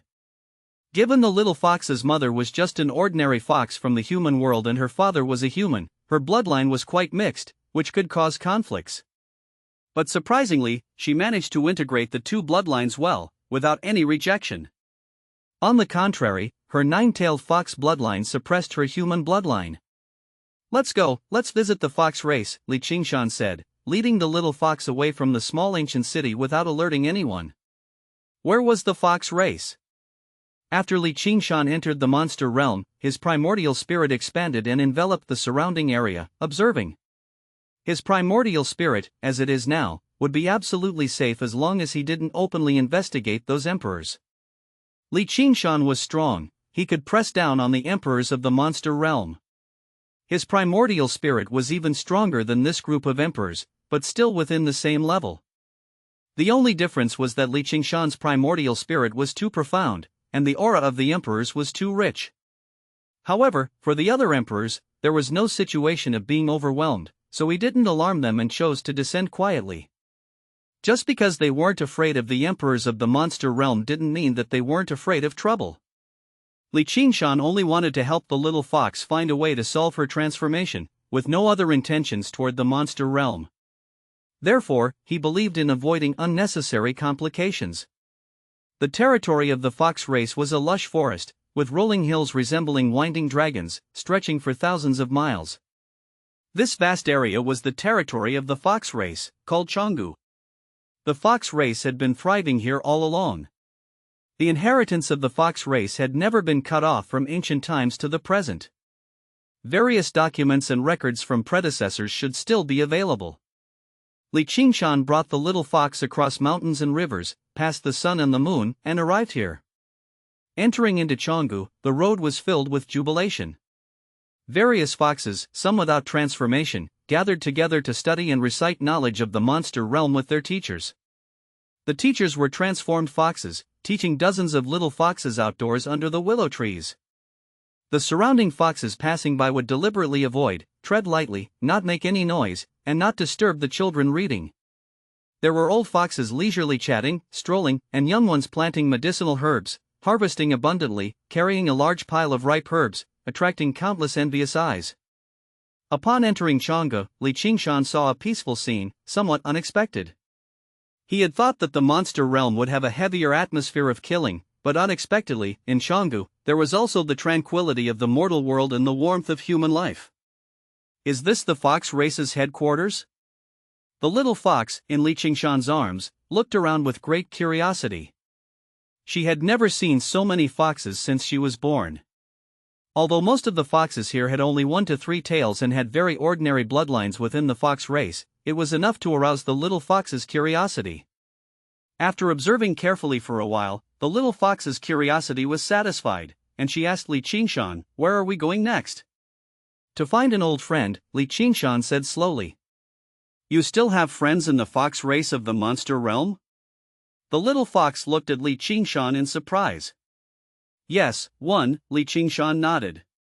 He considered the fox lady a friend, and she should consider him a friend too. Chapter 424, Going to the Fox Race, 4. "Then where is your friend?" the little fox asked. "It should be in the central area of the Chongo Mountain." Qingshan looked into the distance and looked at the core of the Chongo Mountain, the Chongo Sanctuary. That was the central region of the Chongo Mountain, accessible only to those with 6 tails or more. Without further ado, Qingshan took the little fox and traversed thousands of miles of hills to arrive at this central area. Here, there was a lively atmosphere. Here, there were decorations and festivities. There was laughter and joy. Stepping into this area, even if deep within the crowd, others couldn't see Qingshan. The gap between Emperor Realm and others was too big. Although standing in the same area, the dimensions in which they existed were completely different. Qingshan walked boldly, not worrying at all about being discovered. Passing through this Chongo sanctuary, one could feel the atmosphere of a wedding. People kept discussing the union of 2 8-tailed foxes, placing high hopes on them, hoping for the birth of a 9-tailed fox in this era. This was the most important thing for the fox race at the moment. It could be said that people of all ages were looking forward to it. In their eyes, the two were perfectly matched, both 8-tailed foxes, with no significant difference in status. Although there might be some differences in appearance, who would care about a man's looks in the world? "What a festive atmosphere," the little fox said, looking at the lively surroundings. She couldn't help but imagine herself and Qingshan as the protagonists of this grand wedding. But before she could indulge in her fantasy for long, she was forcibly taken away by Qingshan. In the center of the Chongo Sanctuary, Qingshan found the fox lady. The Chongo Sanctuary of the fox race had no emperors. The highest were crimson immortals, only 2 of them, very old, and the decision-makers of the fox race. So, Qingshan's emperor primordial spirit scanned the entire Chongo Sanctuary without being detected. The gap was too huge, and the difference in strength too vast. Qingshan didn't beat around the bush. He found the fox lady's location and went straight there. Where the foxes were, the guard was tight. Several immortal kings sat guard, vigilant around, fearing someone would bewitch the fox lady at this moment and take her away. Under layers of guards was where the fox lady resided. In the splendid palace, beautiful maids served the fox lady, grooming her. The fox looked at herself in the mirror with an indifferent expression. Even with such an expression, she was still stunning. Beauty comes in many forms. At this moment, the fox lady was aloof, overlooking the human world like a queen. She wasn't particularly happy about the impending marriage. It wasn't the wedding she had hoped for, and the groom wasn't the one she had expected. But there was no other way. This marriage was personally arranged by her master, and no matter how dissatisfied she was, the fox lady wouldn't easily disobey her master's orders. She knew that, as an 8-tailed monster fox, she couldn't control her fate. Being able to marry another 8-tailed monster fox of the same clan might already be the best fate for her. In the future, her only task would be to give birth to a 9-tailed fox. In the fox lady's eyes, this was just cooperation between 2 parties, cultivating a 9-tailed fox, disguised under a layer of marriage. "What a pity," the fox sighed, a hint of melancholy appearing on her face. "Miss, what are you regretting?" asked a maid cautiously. "Nothing," the fox said coldly, scaring the maid behind her into silence. She just regretted meeting him, who was brilliant and dazzling, but not being able to hold on to him. After returning to the monster realm, she couldn't forget him. But when she heard about him again, he had already become an emperor towering above the others, directly suppressing the other emperors of the monster realm, and sealing the monster realm with his military exploits. He had outstanding military achievements. This left the fox lady stunned and disheartened. Missing each other in the god realm might mean missing each other for a lifetime. Meeting again, the difference in status between the two was too great. The fox lady knew that there was no hope for this life anymore. So, when Master proposed that two eight-tailed monster foxes should unite, there was a high probability of giving birth to a nine-tailed fox. Despite the fox lady's inner reluctance, she could only nod in agreement when she looked at her elderly master. I probably won't see you again in this lifetime, the fox lady sighed sadly in her heart. She knew that her unrequited love would end here. In the days to come, she would have to accept the arrangements of fate. But just as the fox lady resigned herself to her fate, a figure walked into the heavily guarded palace, against the sunlight, with a slight smile, and said, "Long time no see." The fox's jade hand trembled, and the hairpin in her hand fell to the ground, breaking into two pieces. She didn't care and instead looked at the figure in disbelief, wondering if her eyes were playing tricks on her due to excessive longing. "Miss, the hairpin is broken." "I'll get another one." The maid immediately picked up the broken hairpin and hurried out like a gust of wind, passing through Qingshan's body. The fox lady stared blankly at Qingshan in disbelief. "After our separation in the god realm, it seems that Lady Fox has forgotten about me," Qingshan said, looking at the fox for a long time without speaking, unable to help but sigh. "I haven't forgotten," the fox lady said eagerly, not caring whether the Qingshan in front of her was real or fake. The maids who were helping the fox lady with her makeup looked at each other suspiciously. There was no one around. "Miss, are you talking to us?" one of the maids asked softly. "Let them all leave," Qingshan said to the fox lady. The fox's eyes lit up, and in her watery eyes, there was an infinite radiance bursting out, full of joy, excitement, and jubilation. The Qingshan she saw was real. The fox lady suppressed the excitement in her heart and said lightly, "You all may leave. I don't feel like dressing up now." The maidservants exchanged glances and eventually retreated slowly. There was only Qingshan, the fox girl, and a little fox with a serious expression in the hall. She knew it. Qingshan's friend must be a great beauty. As expected. She was really a great beauty. The little fox was furious. She had to successfully transform this time. She didn't want to be a fox anymore. Fortunately, the only psychological advantage the little fox had was that the fox lady was an eight-tailed monster fox and couldn't compare to her. Qingshan and the fox lady paid no attention to the little fox's intense thoughts. After the servant girl was dismissed, the fox girl immediately stood up excitedly.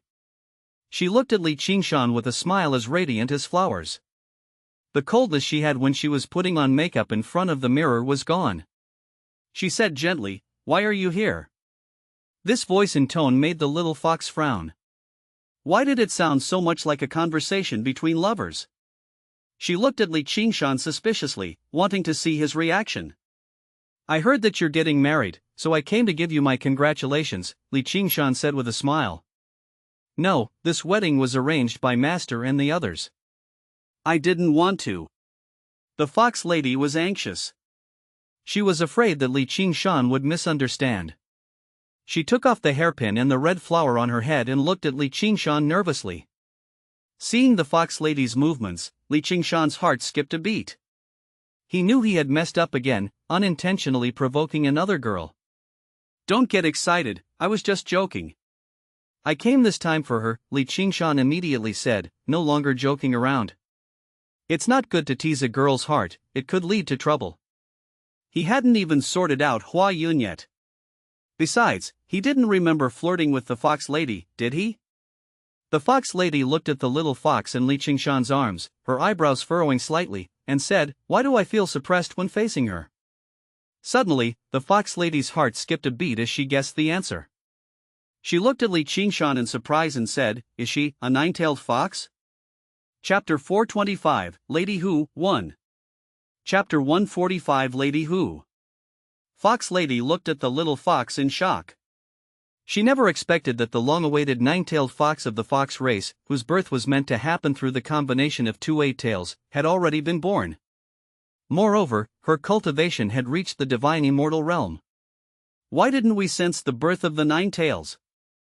After the fox lady recovered from her shock, she immediately looked at Qingshan and said in disbelief, "Will you sense the birth of the nine-tailed fox?" Qingshan asked curiously. Of course, each of the previous nine tails had a deep connection with our fox race. Some were born within our clan, while a few awakened outside and were discovered and brought back by us for careful nurturing. Therefore, every generation of Ninetales would have their bloodline added to the sacred land of the fox race. Over time, the bloodline became rich, and we could always sense the birth of each nine-tailed fox, Fox Lady explained carefully, looking at the little fox with great curiosity. The little fox remained aloof, silent in Qingshan's arms, refusing to speak with the wicked woman. She is like me, from the human world. She was born there, so you probably couldn't sense her, Qingshan said. The human world. That explains it. We sense the immortal plane because none of the previous nine-tailed foxes were born in the human world. She's breaking the precedent, Fox Lady said in astonishment, looking at the little fox. What's her name? Fox Lady asked. Qingshan was stunned. That was a good question. Since the little fox was born until now, he hadn't given her a name because her parents didn't tell him her name at the last moment. I'm called Wu Bai Bai, the little fox said crisply, then shot Qingshan a glance. He had never asked, so she hadn't said. Is that the name given by Senior Xiaobai? Qingshan asked. Yes. The little fox nodded. Bye bye, why don't you transform? Fox Lady asked, puzzled, as the little fox had remained in fox form, clinging to Qingshan's arms. The little fox's expression turned awkward and she sighed gloomily. She didn't want to talk. Qingshan said, it's not that she doesn't want to transform. It's just that she can't. Unable to transform? Fox Lady was confused. Her worldview was shaken. A nine-tailed fox in the divine immortal realm was unable to transform? Throughout history, any monster in the realm of divine immortal should have been able to transform, right? This is also the reason why I came to the monster realm. Qingshan said helplessly and told the Fox Lady about the little fox. After listening, Fox Lady covered her mouth in surprise, incredulously looking at the little fox. This generation's nine-tailed fox was actually a human-monster hybrid. Because of the intense monster bloodline, it had constantly suppressed the human bloodline, preventing her from transforming. This was unprecedented, unheard of. Since ancient times, there has never been a nine-tailed fox born from the union of humans and foxes. You are the first to break the tradition. Fox Lady looked at the little fox as if she were looking at a priceless treasure, overflowing with love and admiration. The little fox felt a bit uncomfortable with that look. This gaze was so familiar. She had seen it when Fox Lady looked at Qingshan before, filled with intense affection and warmth. Could this eight-tailed fox have other intentions towards her? Thinking of this, the little fox couldn't help but snuggle closer to Qingshan. The Fox Lady asked amiably, Wu Bai Bai, since you're a nine-tailed fox, have you awakened your inherited memories? The little fox nodded gently. Fox Lady was delighted and said, as expected, every first nine-tailed fox of each era will awaken their inheritance memories. Later ones who awaken may have the bloodline but lack the inheritance memories. I don't know how to solve your problem, but I can go ask my master. Wait here, okay? I'll call my master over. All right. Qingshan nodded in agreement. The Fox Lady immediately left the main hall at lightning speed. It was clear that this matter had shocked her as well, causing her to feel incredulous. She had to inform her master, who had broad knowledge and should know a lot. Only Qingshan and the little fox were left in the hall. Wu Bai Bai, Qingshan looked at the little fox and smiled. He put her down and whispered, why didn't you say your name was Wu Bai Bai earlier? The little fox rolled her eyes at Qingshan shyly. You didn't ask me either. This is the name my father gave me. I never used it because I couldn't transform, and I was in despair, so I didn't want to mention it. Qingshan was sweating profusely. This was indeed his fault. He had known the little fox for so long, but he had never asked about this. Alright, one of the two crimson immortals of the fox race will be here soon. He will definitely be able to solve your problem. Qingshan comforted. Yeah. The little fox nodded with great anticipation. After a short while, Qingshan saw Fox Lady return with an elderly silver-haired woman. the elderly woman moved swiftly, her aura strong. Her face was still beautiful, but it couldn't hide her old age. This was the fox girl's master, one of the 2 crimson immortals of the fox race. Big brotherly, this is my master, Lady Hu. Master, this is the new emperor of the celestial court, Qingshan. Fox lady introduced happily. Greetings, Lord Emperor. Lady Hu bowed respectfully. She was very cautious towards the emperor, especially since this emperor was no ordinary person. He had just broken through and sealed the monster realm, defeated the ancestral sacred king, and defeated the world's crusade against immortals. He had turned the tide of the immortal war. She had no choice but to be cautious. If anything went wrong, it would be a disaster for the fox race. Chapter 426, Lady Hu, 2. When an emperor was enraged, a wisp of emperor's might was enough to crush the fox race. So, upon hearing that Qingshan had arrived, Lady Hu became anxious immediately. Even though Fox Lady vouched for him, saying they knew each other and that Qingshan was a good person, Lady Hu didn't dare to be careless or presumptuous. No need for formalities. I'm here today to seek help, Qingshan said calmly, motioning for Fox Lady to assist Lady Hu. Only then did Lady Hu relax slightly, seeing that the young emperor who had sealed the monster realm for 100 years had a reasonable attitude. She first sized up Qingshan. He was indeed young and talented. No one in the entire immortal plane could compare to him. But the next moment, her gaze was drawn to the little fox, as if she had discovered a peerless treasure. Her turbid eyes suddenly burst with brilliant light. The 9-tailed fox she had been searching for was right in front of her. Lady Hu's body trembled slightly, feeling incredulous. This? How could our fox race not know about the birth of this 9-tailed fox? Lady Hu said with a trembling voice. Fox Lady immediately explained to Lady Hu what Qingshan had just said. Born in the human world, a union of humans and monsters, a 9-tailed fox unable to transform, Lady Hu became increasingly astonished as she listened. Towards the end, she couldn't even care about Qingshan standing aside. She approached the little fox and kept touching her, sometimes probing the little fox's primordial spirit and sea of consciousness. Although the little fox was reluctant, she endured it and muttered in her heart, "Everything is for the sake of transformation, everything is for the sake of transformation."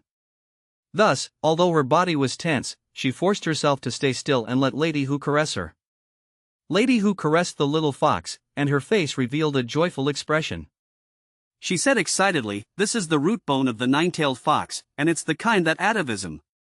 It's not the continuation of the bloodline, but the atavism of the bloodline. It can't happen once in a million years, but it actually happened just like that. It's unbelievable." At this moment, Lady Hu looked at the little fox with a burning gaze, making the little fox feel uneasy. This gaze seemed to be melting her. "Little girl, have you awakened your inherited memories?" Lady Hu asked. The little fox nodded involuntarily. She was a little afraid of this Lady Hu. She thought, she doesn't eat foxes, right? You're a peerless genius. With your atavism bloodline and awakened inheritance memories, your inheritance memories are even more terrifying than those of other 9-tailed foxes, Lady Hu exclaimed excitedly. Why is her inheritance memories more terrifying than other 9-tailed fox? Qingshan asked in confusion. They were both 9-tailed foxes, but was there such a huge difference in their atavism? The little fox and the fox lady also looked on curiously, not understanding. Lady Hu smiled like a blooming peach blossom.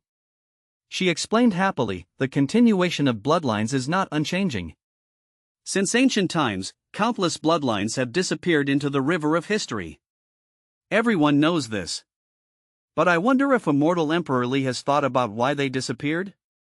Qingshan pondered for a moment and said, is it because each generation's bloodline inheritance is diluted?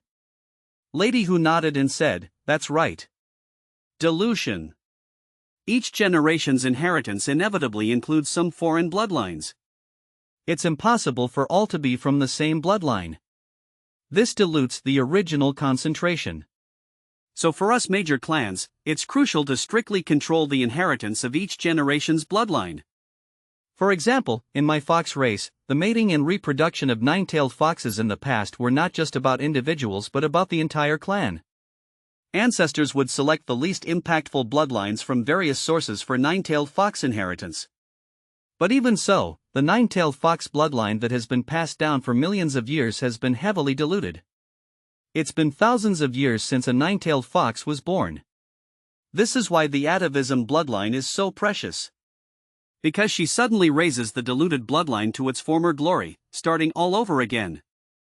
This is the greatest meaning of the atavism bloodline, Lady Hu said excitedly. The more she looked at the little fox, the more she liked it. She wanted to touch it. Unfortunately, the little fox hid behind Qingshan and hugged Qingshan's calf, looking at her vigilantly. Wouldn't the inheritance memories of other nine-tailed foxes also be diminished? Qingshan asked. Of course, although they are all nine-tailed foxes, hers has the atavistic bloodline and has tremendous potential. The inherited memories she obtained are genuine, ranging from the first generation of nine-tailed foxes to the previous generation. But if a nine-tailed fox were born in our fox race now and awakened her inheritance memories, her bloodline concentration and inheritance memories wouldn't match up to this girl's.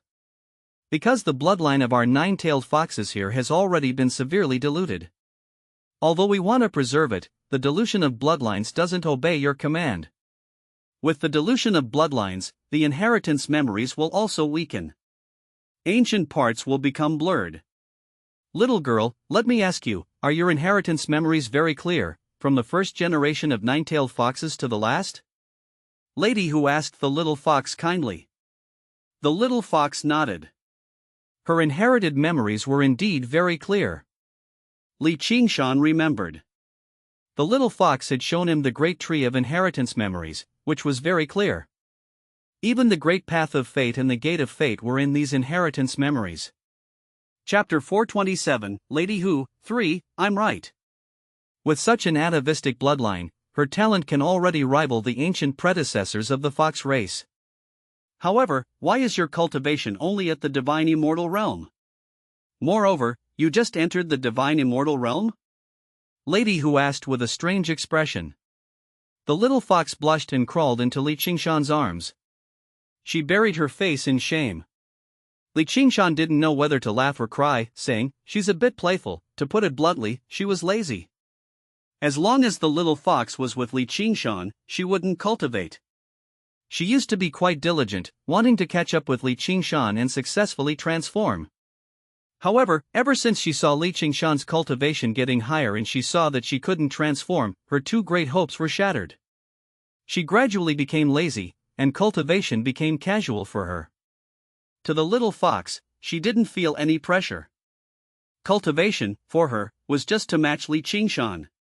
What she wanted the most was to transform. But now that Lady Hu pointed it out, the little fox was still very embarrassed and immediately wanted to hide and disappear. Lady Hu looked at the little fox's behavior and understood something. She smiled and said, it's perfectly normal for the little girl to be playful. There's no need to be shy. The little fox still refused to leave Qingshan's arms. She urged Qingshan to ask about how to transform. Qingshan held the little fox and asked, Lady Hu, I want to know how she can transform. I've seen her from birth, and seen her grow up, but no matter what, she can't transform. It's been like this all along. Coming to the fox race this time, I thought that since this is the fox race's headquarters, there should be a solution. There is a way. Lady Hu nodded her head. The little fox stopped burying her head in Qingshan's arms and looked at Lady Hu with excitement. Qingshan also looked on in surprise. This problem that had been troubling him for a long time had finally been solved.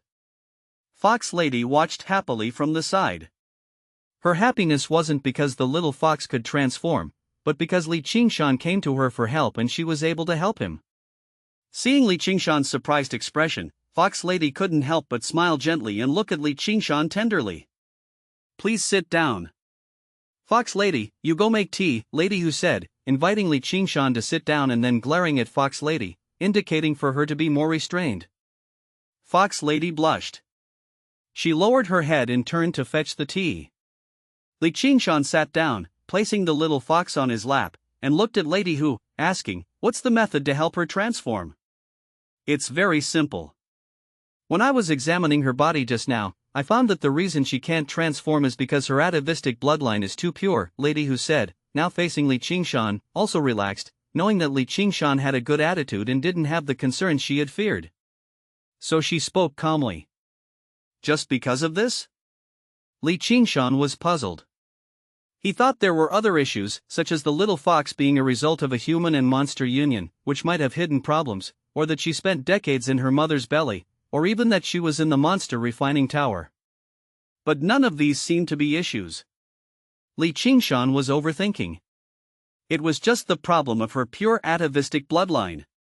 Even if she's already at the divine immortal realm, can't the issue of her pure bloodline be resolved? Li Qingshan asked strangely. She has an atavistic bloodline, so she went directly to the ancient era. People from that era and the current immortal plane are not comparable. According to our fox race records, even ordinary people from the ancient era, without cultivation, could live up to 800 years. You can imagine how powerful cultivators were. Lady Hu sighed.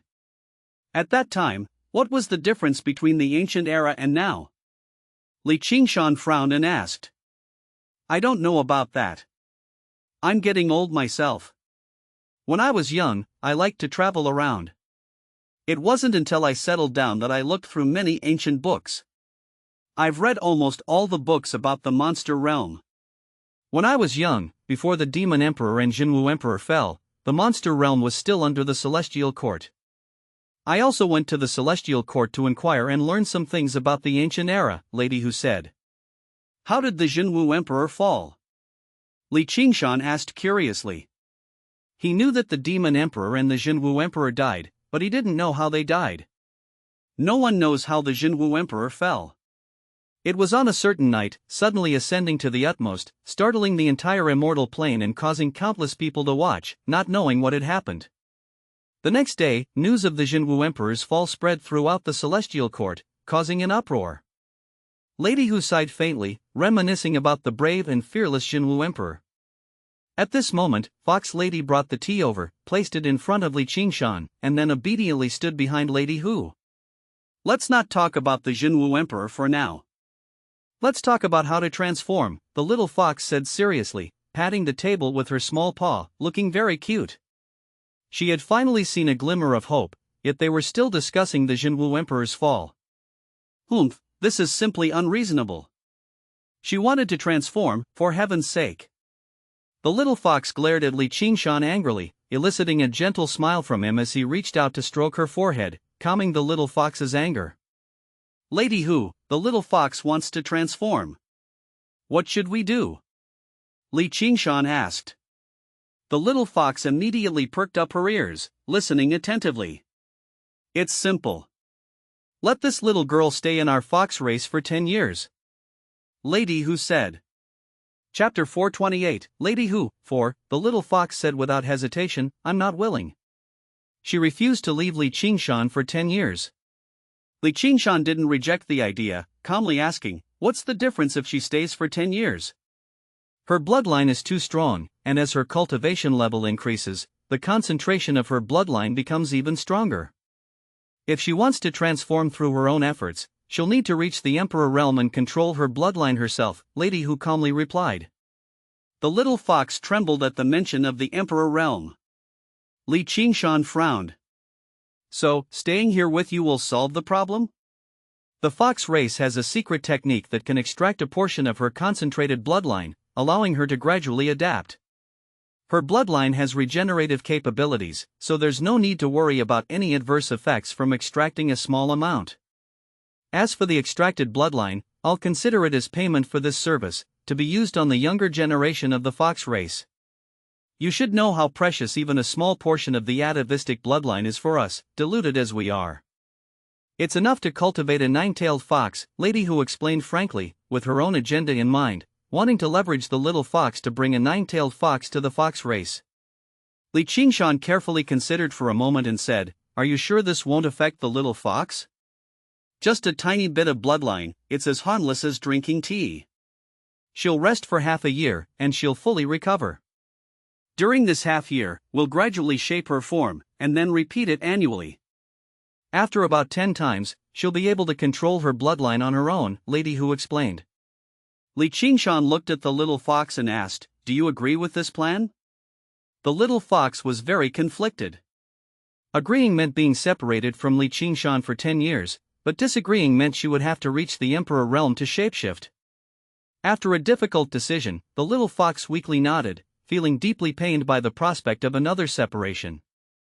"You must remember to visit me often," the little fox pitifully said to Qingshan.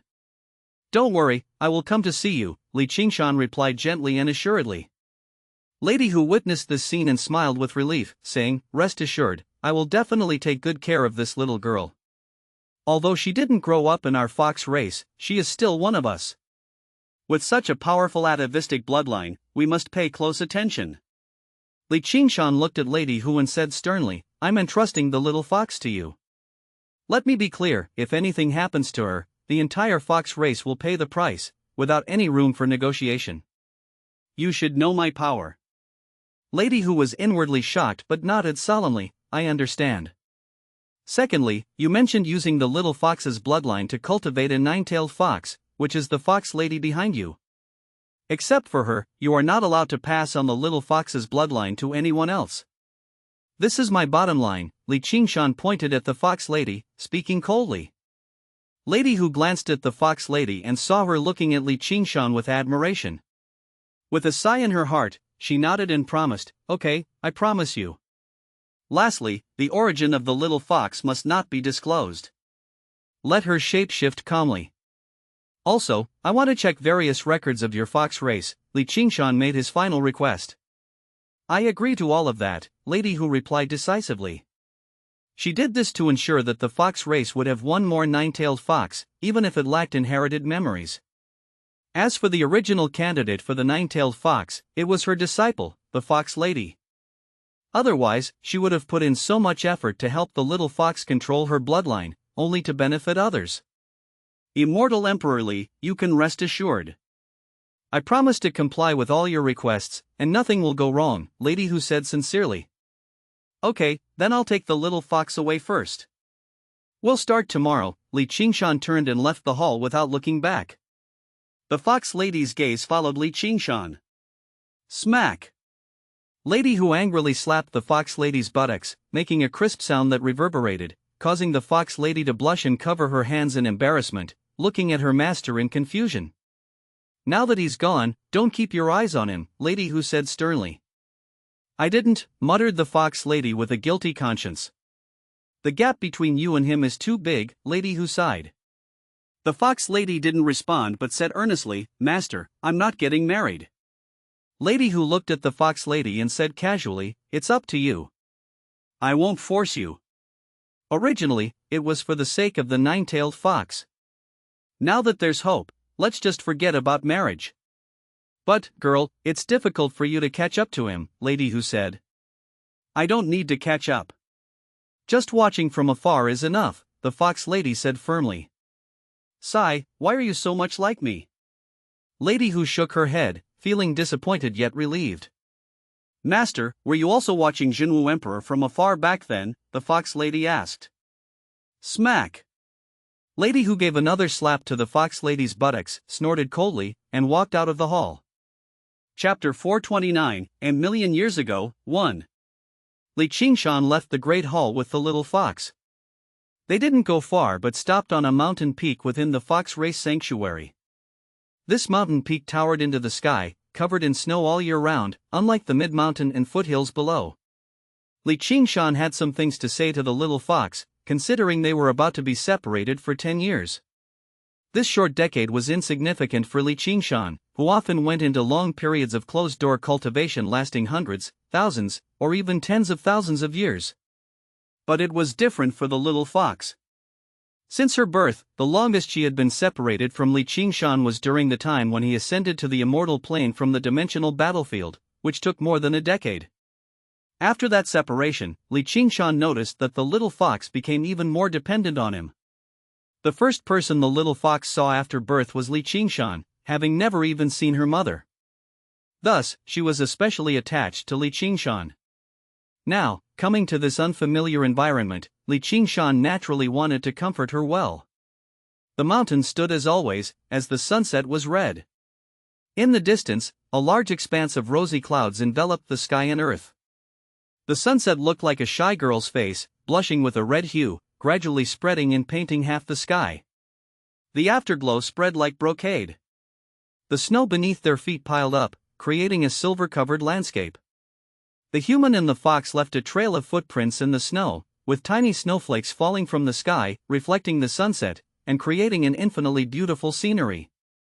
Suddenly, the little fox tightly hugged Qingshan's neck without saying a word, showing her deep reliance on him. Qingshan accompanied the little fox, appreciating the beautiful sunset.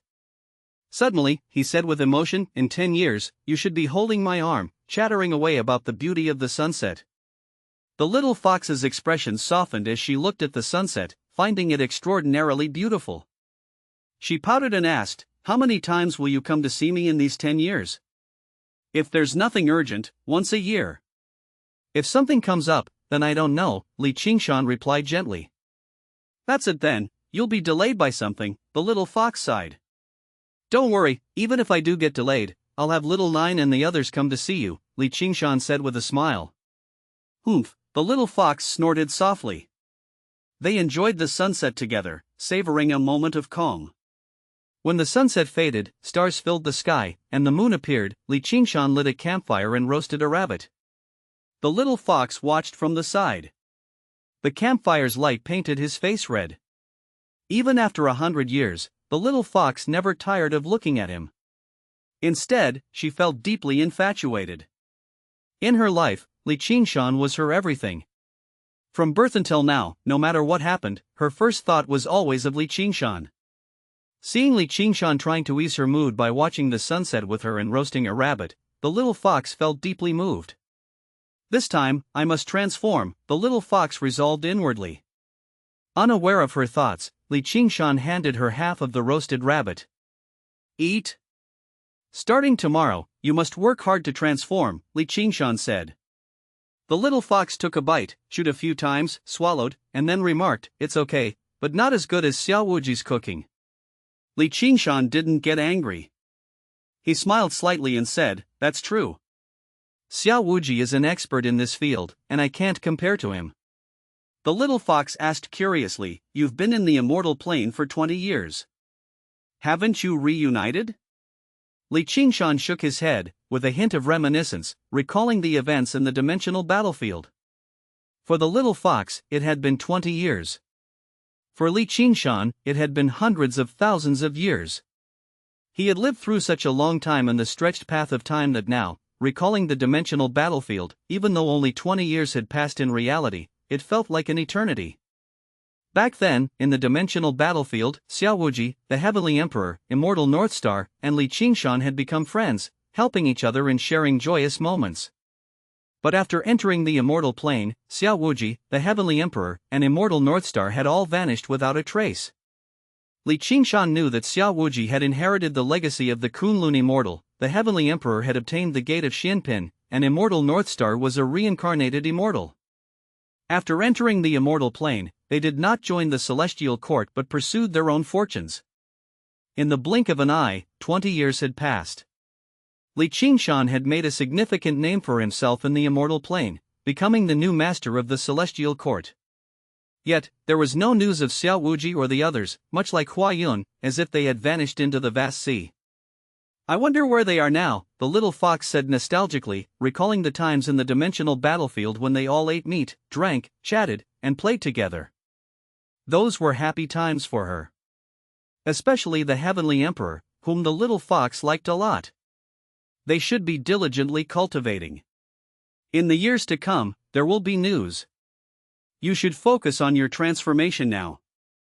When we meet again, surprise them, Qingshan said, patting the little fox's forehead. "Okay." The little fox nodded firmly. That night, the breeze was gentle, the moonlight enchanting, and the stars bright, casting Qingshan's shadow long. Occasionally, a silver fox could be seen hopping around Qingshan's shadow, carefree and joyful. The snowy white little fox turned silver under the moonlight. At that moment, the full moon, snowy ground, silver fox, and young man formed a magnificent landscape painting. Chapter 430, A Million Years Ago, 2. The next day, Qingshan brought the little fox to Lady Hu, instructing her to be obedient and learn the method of shapeshifting diligently. The little fox nodded obediently. After the romantic night, she was satisfied, as it was the first time Qingshan had done something romantic with her, making her more willing to listen and be well behaved. Immortal Emperor Li, rest assured, I'll take good care of the little girl, Lady Hu promised. Okay, I'll stay here for a few days to look at your fox race's treasures. By the way, do you know about a nine-tailed fox from your race who comprehended the great path of fate? Qingshan asked curiously. In the little fox's inherited memories, there was a big tree with many fruits, each containing the inherited memories of a nine-tailed fox. Qingshan saw one of them, which had comprehended the great path of fate and the gate of fate. Therefore, he wanted to ask, who was this nine-tailed fox who had comprehended the great Tao of fate and controlled the gate of fate? Lady Hu thought carefully, then shook her head and said, in my memory, there's no such record. The fox race's oldest records date back 1,000,000 years. Anything beyond that is incomplete. Isn't it said that the fox race's inheritance has never been broken? Qingshan asked curiously. Lady Hu smiled wryly and said, will any major forces ever say their inheritance had been broken when promoting themselves? Our fox race can be traced back 1,000,000 years, which is already impressive. 1,000,000 years ago, a great turmoil caused us to lose many inheritances, burning many records. Only some remnants are left, stored in our secret technique space. Immortal Emperor Li, if you're interested, you can take a look, but the remnants are so fragmented that it's hard to decipher anything useful, said Lady Hu.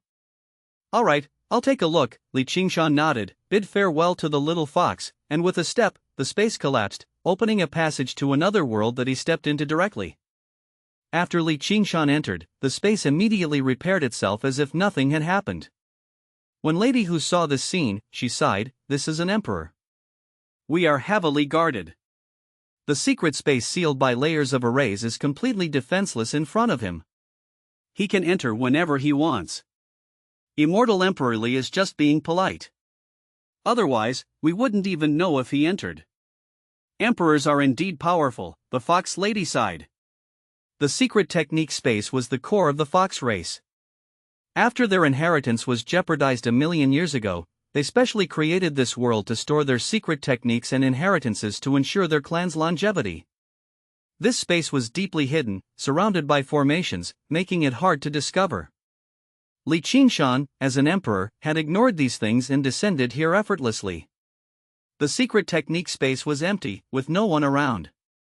Qingshan walked alone, seeing countless secret techniques placed everywhere, clearly categorized by different clans, monsters, and ancestors. Qingshan wasn't interested in other clans, he wanted to find the nine-tailed fox who comprehended the great path of fate. To comprehend the great path of fate and evolve the gate of fate, her power must be extraordinary. She must have left behind some remarkable stories. If her story is still here, it would help me understand the fate rule, Qingshan thought to himself. He arrived at the section for the fox race's secret techniques. The fox race's secret techniques were stored in a grand mountain, with numerous palaces, corridors, pavilions, and painted beams, all built along the mountain, creating a beautiful oriental architecture. In these buildings, Qingshan discovered a group of adorable creatures. A group of elves. These elves were tiny, just the size of Qingshan's palm, with transparent bodies. Some had wings, while others were little plants with legs, running around cutely. These elves were responsible for cleaning the area. They were part of the monster realm but had low intelligence, comparable to 3 or 4-year-old children. They loved peace and disliked cultivation, living happily and peacefully every day. After the secret technique space was established, the elves were moved here, living carefree lives, with their only task being to keep the secret techniques clean. Seeing Qingshan, the elves weren't afraid. They circled him curiously, like innocent children, not understanding why he was here. Qingshan didn't harm them. Instead, he squatted down and asked gently, "Do you know where the books recording the nine-tailed fox from 1,000,000 years ago are?"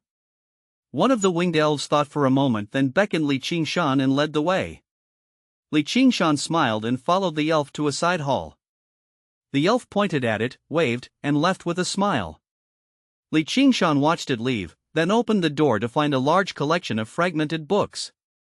Some books were torn with only a few pages left, some were burned almost entirely, and some were pieced together but missing many words, making them hard to read coherently.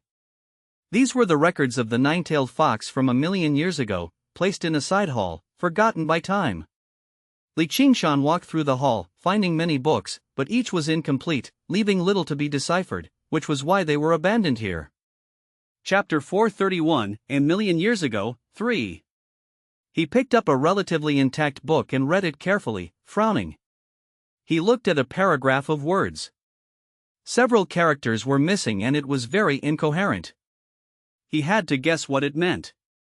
Not to mention that it was missing after reading one page and turning to the next. The next page was also gone. When he reached the next page, it was still gone. How could he read a story that was so disjointed? Qingshan put the book down helplessly and shook his head. At this rate, he wouldn't be able to investigate the nine-tailed fox who controlled the great path of fate.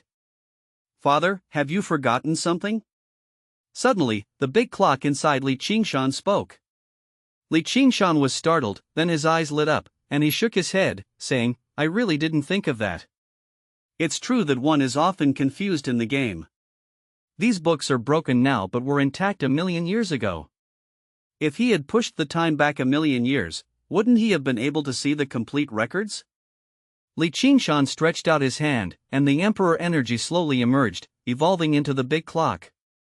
This time, the big clock wasn't particularly large. It was very small and slowly floated in front of Qingshan's palm. Father, let's go to 1,000,000 years ago. The big clock was very excited and, together with Qingshan, propelled time backward. Okay. Qingshan nodded and his palm began to move the big clock, rotating it counterclockwise. Boom! Energy surged throughout the room, spreading everywhere, and then attaching to each book. Time began to flow backward. 10 years, 100 years, 10,000 years. Qingshan and the big clock remained motionless, allowing time to flow through their bodies. Time flew like an arrow, shuttling back and forth, taking everything away. When time had flown back 1,000,000 years, those damaged books were instantly restored, each one as good as new, without any signs of damage. Qingshan smiled and fixed the time, presenting the years from 1,000,000 years ago before his eyes. Father, the era 1,000,000 years ago seems to have a special feeling, the big clock pondered. Does time have a feeling? Qingshan raised an eyebrow, not believing this. Time didn't have feelings. It's not a matter of time. It's a matter of this era, the big clock said. What's wrong with this era? Qingshan asked. Could just arriving at a side hall's time 1,000,000 years ago reveal issues with the era? He hadn't noticed anything. The big clock is right. There's indeed an issue with this era, the lazy space girl said. Qingshan's expression became serious. If his son said there was a problem, it might not be certain, but if his daughter said there was a problem, then there definitely was a problem. What did you guys find? Why didn't I realize anything? Qingshan asked. He was also observing the time in the side hall but hadn't found anything.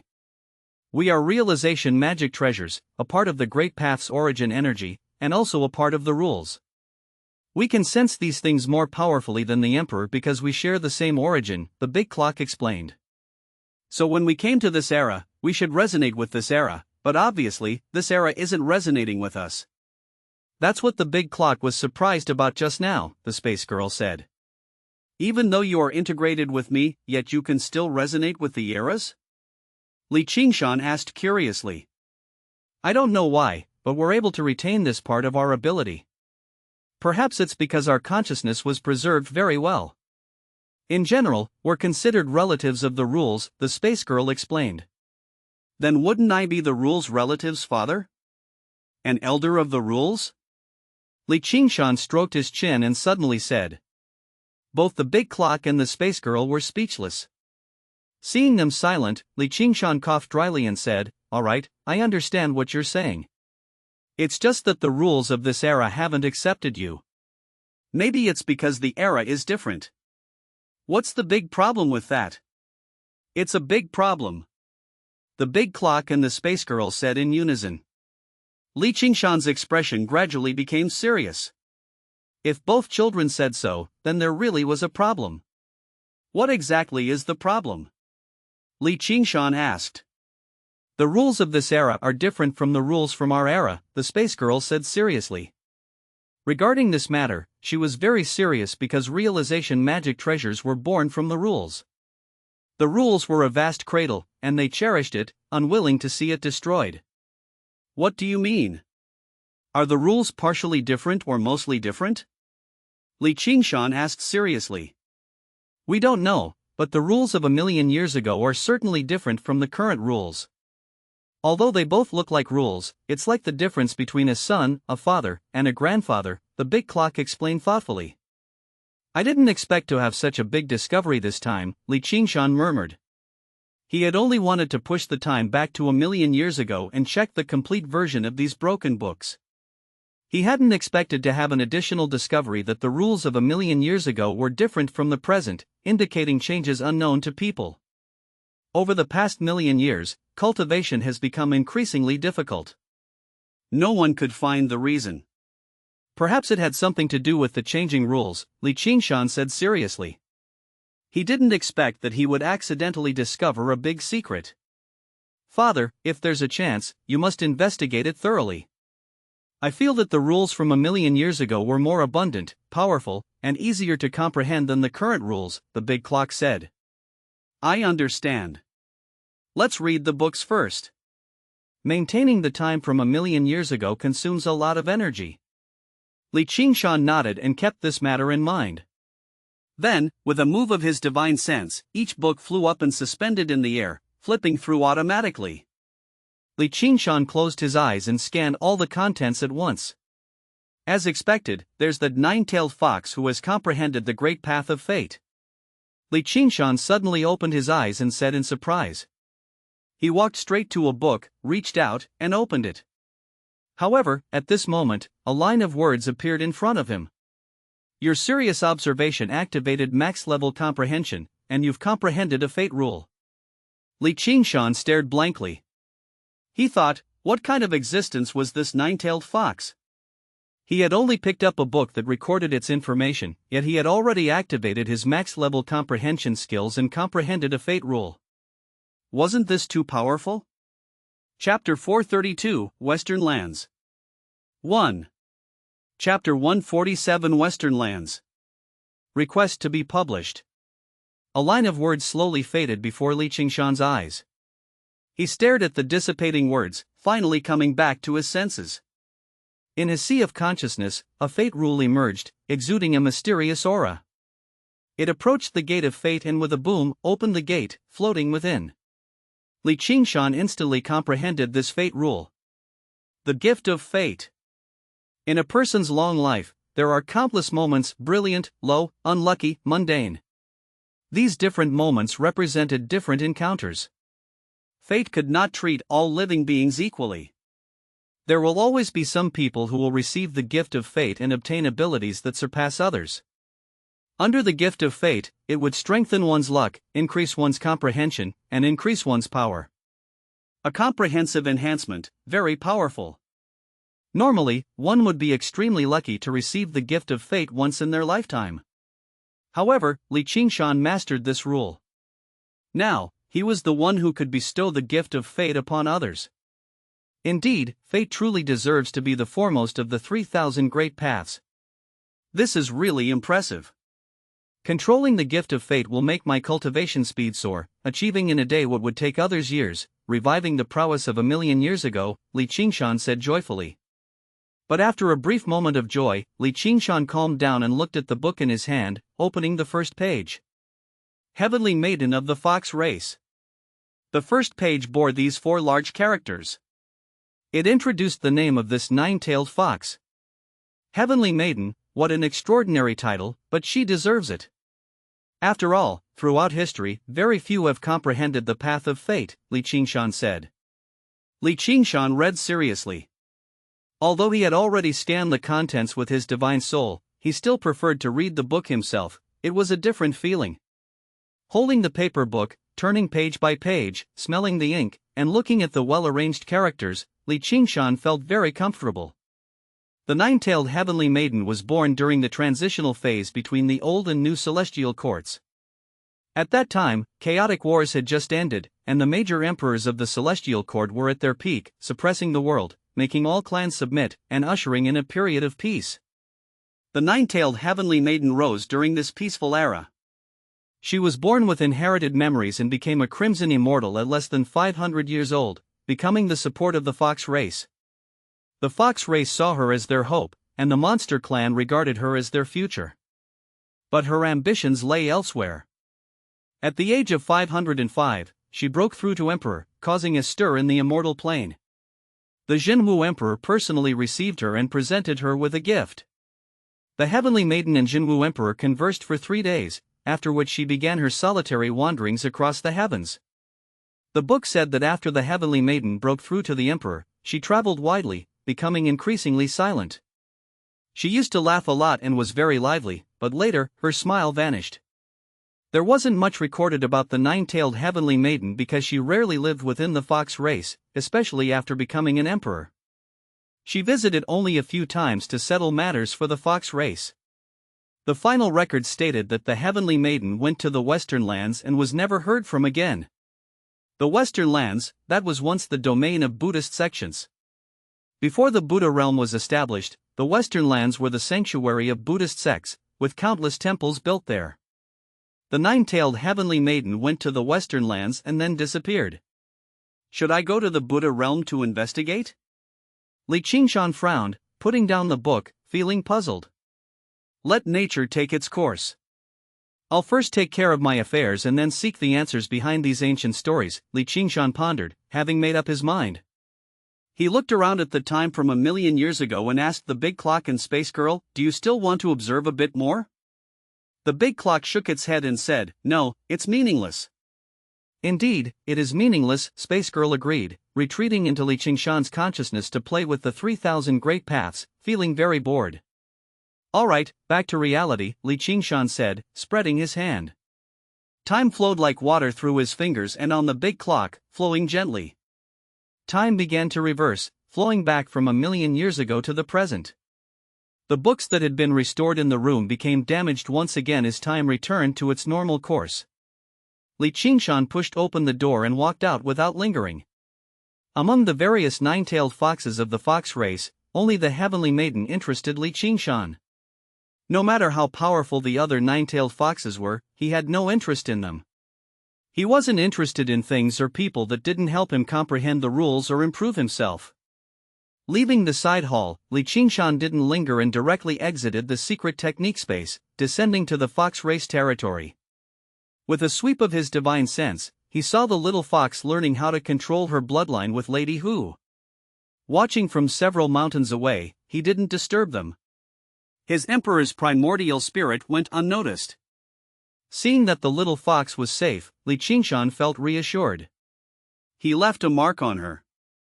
If she faced a life-and-death crisis, he would know and could tear through space to arrive in an instant. Little fox, study well. I'm leaving now, Li Qingshan transmitted to the little fox, then stepped out of the monster realm. The little fox, who was studying, suddenly felt downcast. Lady Hu asked concernedly, "What's wrong, little girl?" He laughed. The little fox sighed in boredom. Immortal Emperor Li is a busy person. Let's focus on our transformation, becoming a peerless beauty, and give him a surprise in the future, Lady Hu said with a smile. Chapter 433, Western Lands. 2. Little Fox nodded firmly and said, "Alright." She had to work hard to surpass other women and become the most beautiful flower by Li Qingshan's side. After leaving the monster realm, Li Qingshan returned to the celestial court. The current celestial court was being rebuilt like a raging fire. Dean Muran and Patriarch Zhang were the two main figures in charge of the celestial court. Li Qingshan had completely delegated authority to them, allowing them to rebuild the new celestial court according to their own visions. With the celestial court revived and a new immortal emperor emerging to dominate all others, those who had previously fled now wanted to return, eager to reclaim high positions and their former statuses. These individuals were ruthlessly rejected by Patriarch Shang, who simply stated, "The celestial court rebuilt from ruins does not need its former parasites." Patriarch Shang, well versed in the affairs of the celestial court, knew who had the ability and ideals necessary for its revival. He kept these individuals and started anew, expelling everyone else. This caused an uproar, with some trying to storm the 9 heavens of the celestial court. Patriarch Shang suppressed them decisively, killing the leaders of several major families on the spot in front of tens of thousands of people, coldly declaring that the new celestial court did not need such vampires. This left the old powers of the celestial court dumbfounded and helpless, forcing them to plead to regain their positions of power. But Patriarch Shang, now unburdened by personal ties, acted decisively and mercilessly, rejecting them all. In his earlier years, he had walked a perilous path for his ideals, treading on thin ice, with his family tragically killed.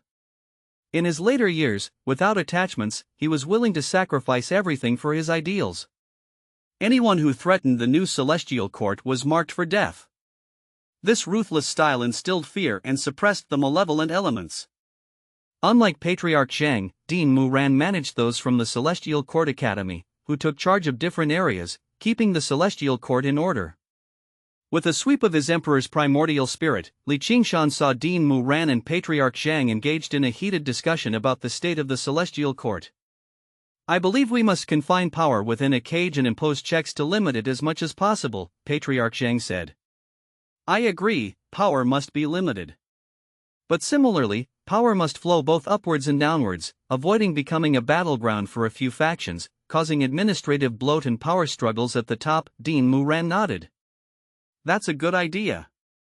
We need to find a way to induce self-reflection within the celestial court and constantly cleanse itself. A simple division of powers seems unstable. We need a method for internal introspection and purification," Patriarch Shang suggested. "Any political entity, despite claims of rule by law, ultimately practices rule by man. As long as it is ruled by man, various problems will arise. This is a universal phenomenon throughout history, without exception, due to inherent human flaws," Dean Muran explained. "You mean we need to separate rule by man from rule by law?" Patriarch Zhang frowned. "We need to introduce something beyond human rule," Dean Muran said.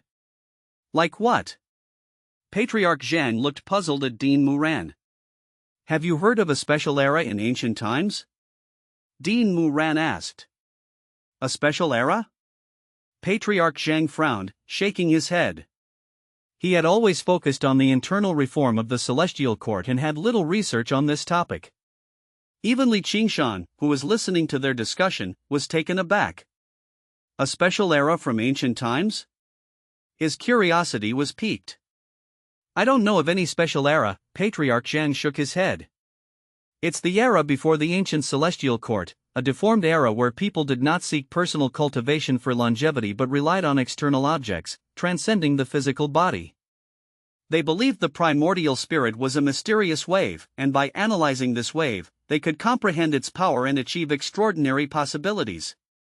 They believed in machines, something called technology, assembling countless iron objects together, calling it a central intelligence," Dean Muran explained. "Such an era existed?" Patriarch Zhang exclaimed, completely unaware. "Yes, in addition to teaching students, the Celestial Court Academy also conducts research, uncovering ancient relics and exploring the characteristics of their times. Thus, we discovered this hidden era," Dean Muran said. "Why was it hidden?" Qingshan descended, directly asking with curiosity. He hadn't intended to appear, just to listen to their discussion on managing the Celestial Court. But upon hearing about machines, technology, and such terms, he was greatly surprised. He hadn't expected to hear these terms in a world full of cultivators. At first, he thought he had misheard. But as Dean Muran continued, sounding increasingly credible, Qingshan came out to ask for details. "Greetings, Immortal Emperor Li," Patriarch Zhang and Dean Muran quickly greeted, surprised by Qingshan's appearance. Qingshan waved them off, indicating they should continue, and asked, "Why is it that no one knows about this era?" Because that era was drastically different from the others.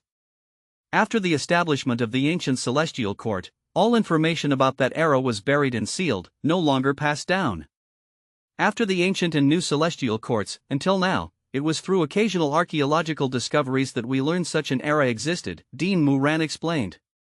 Chapter 434, Western Lands. 3. What did you guys find in the archaeological excavation? Qingshan asked. Central Intelligence System, Dean Moran said seriously. What is a Central Intelligence System? Patriarch Zhang asked in a daze. This knowledge was beyond his understanding, and he had never heard of such things before.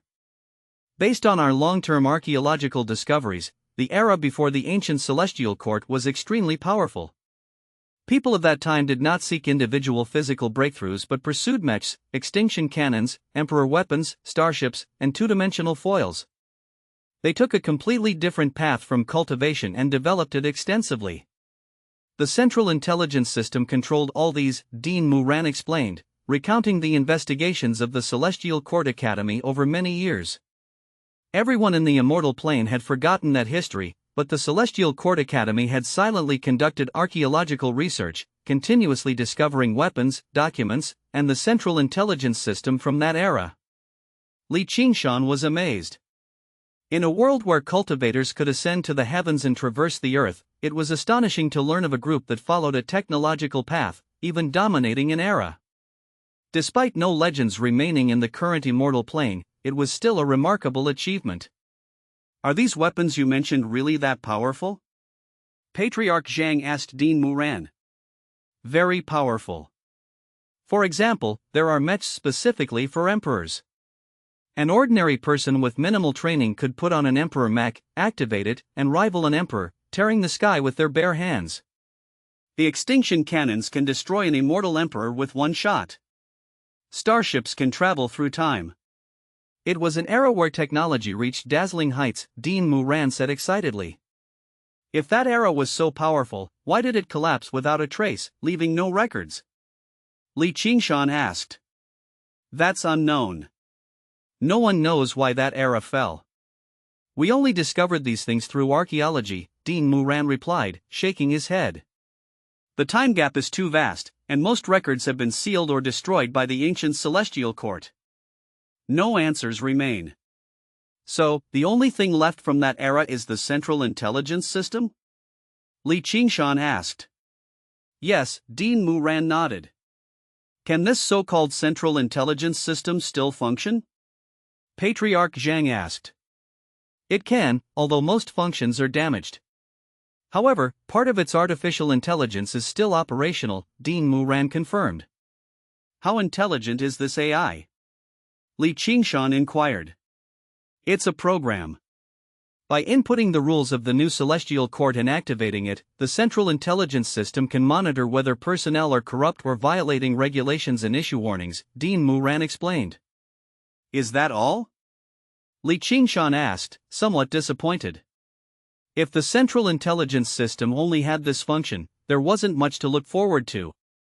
Given the era's distance from us and the fact that most things have been damaged and lost to history, it's incredible that the Central Intelligence System has survived and retained some functionality. We can't expect too much, Dean Moran said with a wry smile. You can bring the Central Intelligence System over for experimentation to see if it benefits the Celestial Court. If it proves helpful, we can integrate it into the Celestial Court's management, Patriarch Zhang suggested after some hesitation. Though he had never heard of such things as the Central Intelligence System, mechs, or extinction cannons, Patriarch Zhang was willing to embrace new ideas since both Dean Moran and Qingshan valued them highly. Qingshan patted Dean Moran's shoulder encouragingly. Continue to explore information from that era.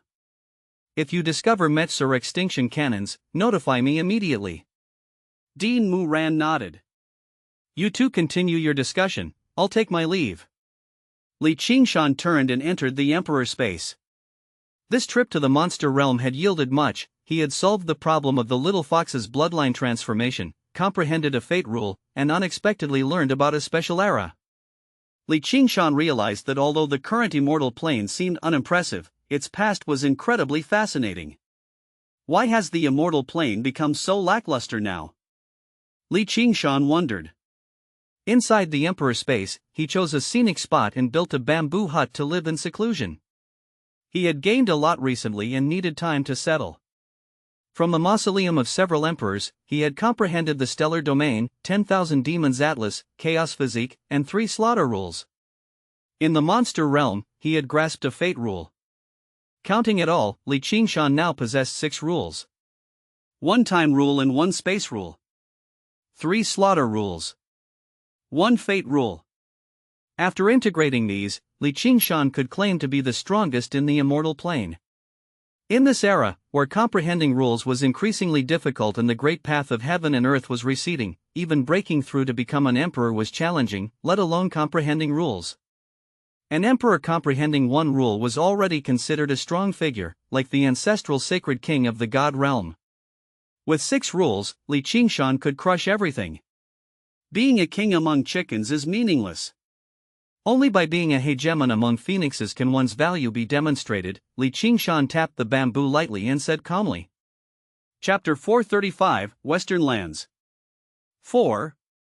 Once, the immortal plane had seemed grand and majestic to him. But after reaching its pinnacle and looking down upon it, he realized it had long since fallen into decay. The immortal energy was murky, the great path was obscured, and the rules were hidden. Where did the world of the past go? Qingshan sometimes pondered this question. No matter how much he thought about it, he found no answer. In the end, it's because my power is too weak. Although 6 rules are enough to dominate the current immortal plane, I am still far from exploring the true immortal plane of ancient times, Qingshan gently admonished himself. He was in no hurry. He had only been in the immortal plane for 20 years and had just broken through to immortal emperor. The future was long, there was no need to rush. With a relaxed mindset, Qingshan secluded himself in the bamboo forest, meticulously reviewing what he had comprehended. Whether it was the stellar domain or chaos physique, Qingshan integrated them into his body. Ziwei Emperor had relied on the stellar domain to govern the stars of past generations, and the Jade Emperor had used the chaos physique to devour and break through. Both had benefited from their talents but also faced ominous ends in their later years. Qingshan absorbed their talents to enhance his foundation. He wasn't like the Ziwei Emperor or the Jade Emperor, so he didn't worry about backlash. After integrating the stellar domain and chaos physique into his body, Qingshan felt his innate talent increase significantly. Then he activated the 3 slaughter rules and the fate rule to carefully review them. This emperor space, after millions of years of restoration, had partially regained its energy, making it much easier to comprehend rules than in the outside world. Qingshan could cultivate here more easily than in the outside world. After carefully controlling the 4 rules, Qingshan began to slowly comprehend other things. The search rule. The prophecy rule. Among the 3,000 rules, Qingshan started with these 2. He wanted to find Hua Yun. He didn't want to delay any longer. No matter what the outcome was, he had to find her. To Qingshan, Hua Yun's whereabouts were far more important than anything else.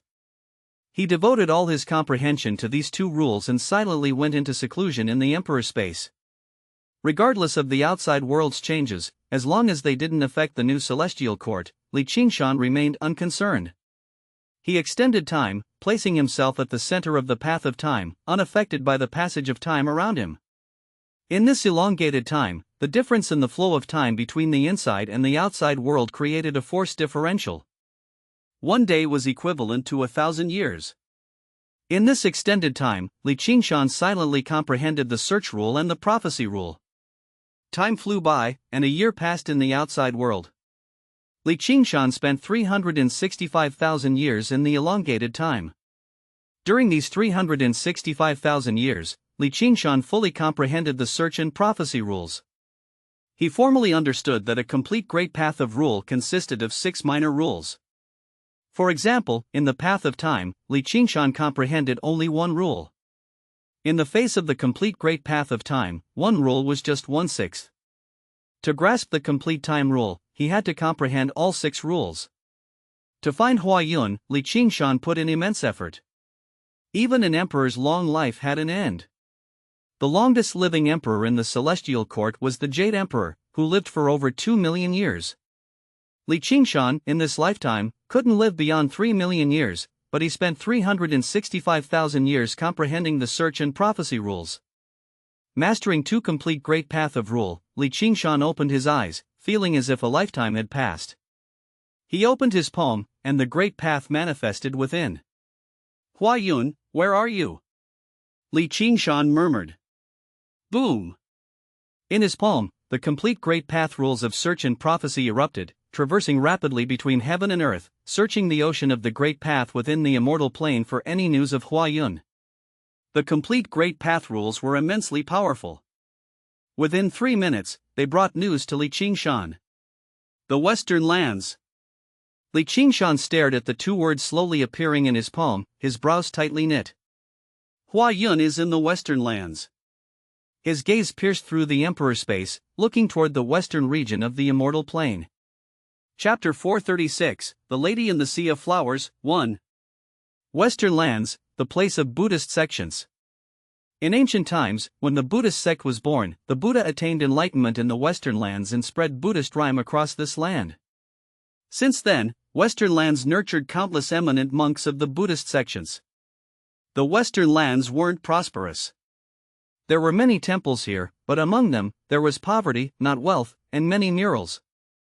The people of Western Lands had a rich spirit world but a barren life, and a few cared about it. Those who couldn't bear the simplicity left the Western Lands voluntarily, as the immortal plane was vast with many opportunities. After they left, the Western Lands remained the same. Qingshan gazed into the distance and saw through the Emperor's space. He looked at the Western Lands, which had become increasingly desolate and silent. Ever since the Buddha realm was established, the Buddhist sects of the Western Lands had moved to the Buddha realm and taken root there, leaving the Western Lands desolate and sparsely populated. Of course, not all monks moved to the Buddha realm. Some remained in the Western Lands, but few paid attention to them. Now, when people mentioned Buddhist sects, they first thought of the Buddha realm, not the Western Lands.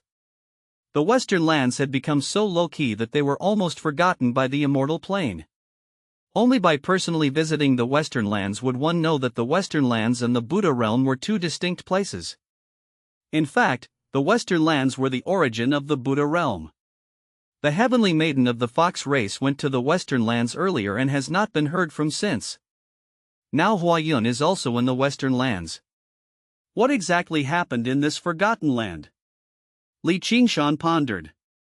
He stood in front of the bamboo hut and thought for a moment. He didn't stay any longer. He left the Emperor's space and stepped on the road to the Western Lands. Qingshan didn't tell anyone about his journey to the Western Lands. He could travel anywhere in the immortal plane now. He traversed space and arrived in the Western Lands in an instant, a journey that would have been long for ordinary immortals. The first thing he saw upon his arrival was miles of desolation. The land was yellow, the mountains stretched endlessly, and the Western Lands connected heaven and earth. This was a place closest to the sky, filled with beautiful scenery but harsh living conditions and thin immortal energy. The higher the altitude, the thinner the immortal energy, which is why the monks of the Buddhist sects chose to create the Buddha realm and leave the Western Lands, as it was unsuitable for cultivation. The Western Lands had large lakes and pure areas near the sky, some beautiful like mirrors, deeply blue and refreshing. Upon arriving in the Western Lands, Qingshan scanned the surroundings with his Emperor primordial spirit but found nothing. The Western Lands were vast, and without a specific target, it was like searching for a needle in a haystack. Standing by a dark blue lake, Qingshan pondered how to search for Hua Yun in this vast Western Lands. While he was deep in thought, a herdsman drove cattle and sheep to the lake to drink and curiously observed Qingshan. Qingshan smiled gently and asked, "Elder, why are you looking at me like that?" "Few people come to the Western Lands, we don't see many outsiders in a year, so I naturally want to take a good look," the herdsman, missing half his teeth, replied with a smile. "Few people come, so the most beautiful aspects can be preserved. Only the blessed can see this scenery," Qingshan replied with a smile. "Young man, why have you come to the Western Lands?" The herdsman squatted down to wash his hands and asked curiously. "I'm looking for someone," Qingshan answered truthfully. "Do you have a specific target?" the herdsman asked. Li Qingshan shook his head and said, "The western lands are too vast. I only know she is here but not where exactly. You should go to Mount Sumeru, it's the sanctuary of the western lands and quite lively. Many locals go there for baptism, so you might find news there," the herdsman suggested with a smile. Li Qingshan nodded and said, "All right, I'll go there soon." "Goodbye then, and good luck, young man," the herdsman wished Li Qingshan well and slowly left with his cattle and sheep. Li Qingshan watched the old man leave, and then his own body turned into a cloud of smoke and dissipated by the dark blue lake. He headed towards Mount Sumeru. The western lands were established because the Buddha Amitabha attained enlightenment there, comprehending the essence of Buddhism on Mount Sumeru. Since then, Mount Sumeru has become a pilgrimage site for countless people in the western lands. Every year, many people made pilgrimages, bowing every 3 steps and performing grand ceremonies every 9 steps to reach Mount Sumeru, circling the mountain and pagodas to express their devotion and calm their restless minds. When the Buddha realm was established, many Buddhist sects wanted to move Mount Sumeru to the Buddha realm, believing the sanctuary should be there. But for some reason, Mount Sumeru remained in the western lands. Now, only those knowledgeable about the Buddhist sects knew it was still there. After communicating with the herdsman, Li Qingshan arrived at the foot of Mount Sumeru and saw the sacred mountain of the Buddhist sections. It was neither tall nor steep. Mount Sumeru had many peaks, each with numerous temples and monks coming and going. The monks of the western lands were different from those of the central Yuan Empire. Li Qingshan calmly observed that monks from different regions and countries were different. Perhaps the teachings were the same initially, but the same Buddhist scriptures, when translated by different people in different regions and civilizations, resulted in interpretations vastly different from the original doctrine. Chapter 437, The Lady in the Sea of Flowers, 2. Then, after 3 generations, they became completely localized. Except for their origins, everything about the Buddhist sects was different. At the foot of Mount Sumeru, many locals made 3 prostrations and 9 kowtows to reach this place, their faces relaxed with relieved smiles, shedding their burdens and pressures. They circled the mountains, waters, and Buddhist pagodas, finally arriving at the foot of Mount Sumeru to receive baptism and achieve spiritual completion. Li Qingshan watched for a while before stepping onto Mount Sumeru. As soon as he set foot on Mount Sumeru, Li Qingshan felt a heartbeat. It was not his heartbeat. It was the heartbeat of Mount Sumeru. Li Qingshan looked at Mount Sumeru in astonishment. "It's alive." This entire mountain was alive. Different from the big clock in the 9 heavens, these were all realization magic treasures. Mount Sumeru was a mountain that, through countless ages, nourished by Amitabha and countless followers, gradually developed its own heartbeat. It was awakening. After thoroughly investigating, Li Qingshan decided not to disturb Mount Sumeru. This was a rare miracle of countless ages, and there was no enmity between him and the mountain, so he saw no need to disrupt it. "There's no sign of any women on Mount Sumeru either," Li Qingshan said, frowning, as his emperor's primordial spirit enveloped the entire mountain. "Wait, there's an emperor." Suddenly, Li Qingshan realized the presence of an emperor on Mount Sumeru who had also noticed him. On Mount Sumeru, there was a simple and unassuming emperor residing on an unnamed peak. The peak stood like a Buddha on one side of Mount Sumeru, not very conspicuous, but an emperor lived there, a person who could see through Li Qingshan. Li Qingshan raised his eyes and met the gaze of this emperor. It was an old monk, his beard white, dressed in a crescent-white monk robe, holding a broom and sweeping fallen leaves. "Welcome, immortal Emperor Li, to Mount Sumeru," the old monk said with a smile.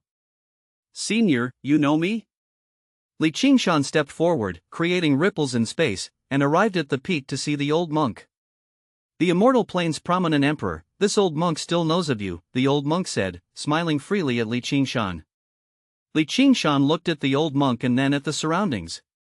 The blooming phoenix trees blocked much sunlight, providing shade. The old monk was sweeping the steps leading deeper into the mountain. "How should I address you, senior?" Li Qingshan asked. "Monk Feian," the old monk said softly.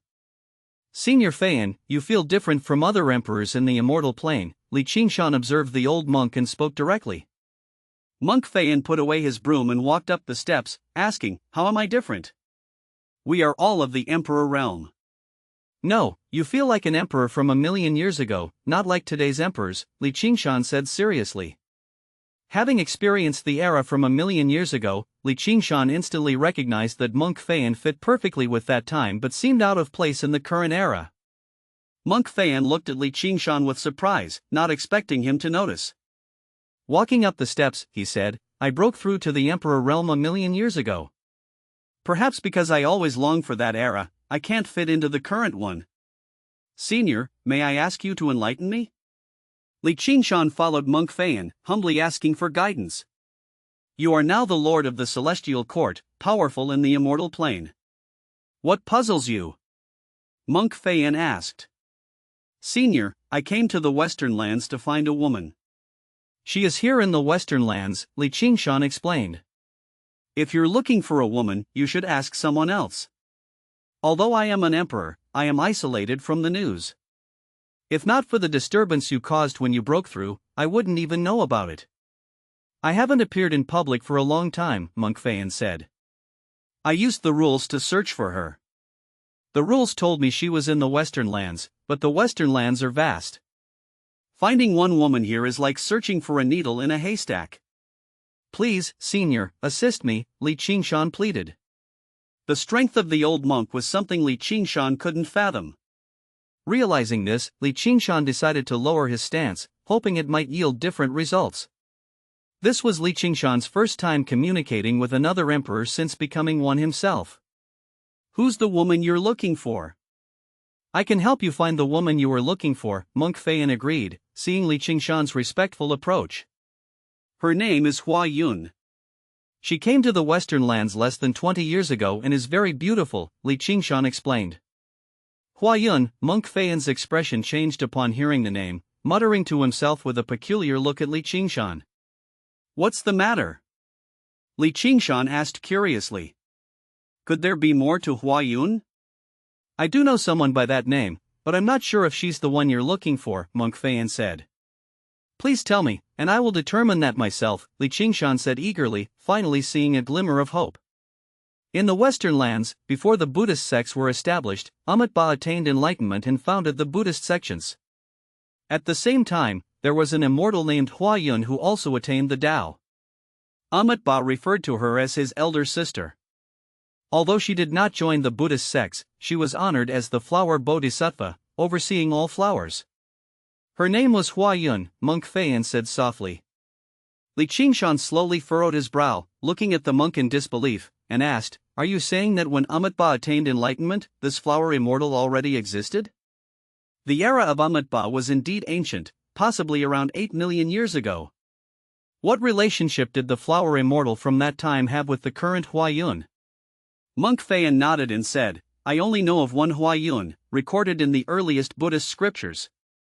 Whether she is related to the Hua Yun you speak of, I don't know.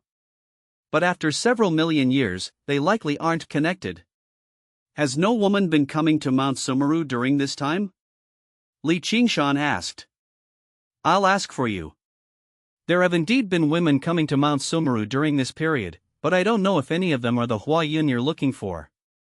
The monk immediately inquired with the leader of Mount Sumeru and received a clear answer. There has been no woman named Hua Yun coming to Mount Sumeru in the past 10 to 20 years, Monk Feiyan told Qingshan. Qingshan pondered, frowning slightly. This seemed like searching for a needle in a haystack again. Senior, please tell me the life story of that flower immortal, Qingshan asked. All right, but don't get your hopes up. It has been so many years. Back then, Flower Immortal didn't join Buddhism, but Amitabha still allocated the Million Flower Sea for her to reside in the Western lands. He instructed the future generations of Buddhism that this Million Flower Sea should not be destroyed. So even now, the Million Flower Sea still exists, preserved as a Buddhist ancestral instruction. It's well maintained and not open to the public, only to be viewed from afar, Monk Feiyan said. Where is this Million Flower Sea? Qingshan asked immediately. Close at hand, yet far away. Monk Feiyan pointed, touching Qingshan's forehead, directly causing his primordial spirit to leave his body and fall into a vast void, landing in an immense world. This world was full of blooming flowers, of different seasons, varieties, and fragrances. Some were withering while others were flourishing, creating a vibrant and stunning scene that made Qingshan's eyes light up. But the next moment, he felt a pang of unease. With just a single touch, Monk Feian had separated his emperor primordial spirit from his body and sent it into the flower immortal's million-flower sea. No wonder he said it was close at hand, yet far away. Qingshan saw, among the flowers, a graceful young woman in a white dress, with flowing black hair, standing with her back to him. Her posture was elegant, exuding an intellectual beauty. For some reason, the first thought that came to Qingshan's mind was two words. Hua Yun. The lady standing among the flowers, surrounded by the sea of flowers, was Hua Yun, whom he had been looking for. Qingshan took a deep breath and suppressed the excitement in his heart as he slowly approached. Chapter 438, The Supreme Path. Qingshan thought to himself, would the lady among the sea of flowers be Hua Yun? Qingshan felt a bit anxious. After searching for so long, now that he was close to the answer, he felt both hopeful and fearful. If this wasn't her, he would have to continue searching. Walking through the sea of flowers, Qingshan approached the girl. When he was not far from her, he called out, Hua Yun. The girl slowly turned around, and a stunningly beautiful face appeared before Qingshan. She was truly a beauty beyond compare. When she turned, the flowers seemed to pale in comparison. Her eyes shone brightly as she looked at Qingshan with a hint of confusion. Who are you? The girl asked. Qingshan, he said, taking a deep breath. Never heard of you, the girl said after thinking carefully and shaking her head. Are you Hua Yun? Qingshan asked, feeling his heart sink. Yes, I am, the girl nodded, admitting it openly. Do you remember you have a younger sister named Hua Shangrong? Qingshan continued to ask. Yes, I have a sister. She was born among the flowers. The girl named Hua Yun nodded and looked at Qingshan with a curious expression. Born among the flowers, Qingshan frowned. This didn't seem right. Hua Yun and Hua Shangrong were biological sisters, and she had acknowledged Hua Shangrong, so why didn't she recognize him? The 20-year agreement was still there. Qingshan looked at the girl in front of him in bewilderment. The girl asked him, how did you get here? There's a monk named Feian on Mount Sumeru who sent me here, Qingshan replied truthfully. Little monk Feian? He's become an emperor? Hua Yun exclaimed, sounding delighted. Qingshan's expression became tense. Monk Feian, who had lived for millions of years and whose strength was unfathomable, was referred to as Little Monk Feian by Hua Yun. This wasn't right. Qingshan pulled himself out of his joy of finding Hua Yun and realized that there was something wrong with this space and time. Father, the time here is from millions of years ago, said the big clock seriously. The space here is also not right. It's not from the current era, added Space Girl. Are you saying this is an era from a long time ago? Qingshan asked internally. That's right. This place seems to be fixed. It has always been maintained at this time. The big clock nodded. Since it had broken free from the constraints of being a realization magic treasure, its sentience had grown and it was now about 10 years old, understanding many things. In the immortal plane, it was normal for fast-developing individuals to get married and have children at 10, become famous at 13 or 14, and cause a sensation at 18. Qingshan was shocked and said, so, this is a space and time that has been fixed and left here. That seems to be the case, Space Girl said, propping her chin with her hand and looking curiously at this space. It was new to her, and while she usually lacked spirit, she was interested in spatial matters and wasn't slacking off. So this girl named Hua Yun should be Amitabha's sister, the flower immortal Hua Yun, Qingshan understood, but still found it strange. Was there really no connection between this flower immortal and the Hua Yun of later generations? What are you daydreaming about? Hua Yun suddenly asked Qingshan softly. Qingshan snapped out of it and shook his head, saying, nothing. How long have you been here? This question made Hua Yun ponder. How long had she been here? She seemed to have been here for a very long time. How long had it been? After thinking for a while without an answer, Hua Yun shook her head, looking pitiful as she bit her red lip and said, I don't know. Qingshan wanted to ask more, but in the next second, he heard Monk Feiyan's voice in his ear, "Benefactor, please come out." Qingshan's primordial spirit left this world uncontrollably. In the last moment before he left, he saw the lonely Huayun among the flowers, frowning and looking at the gradually disappearing Qingshan with a desolate expression, looking very pitiful like an abandoned kitten. Boom! The world spun, and Qingshan's emperor primordial spirit returned to his body.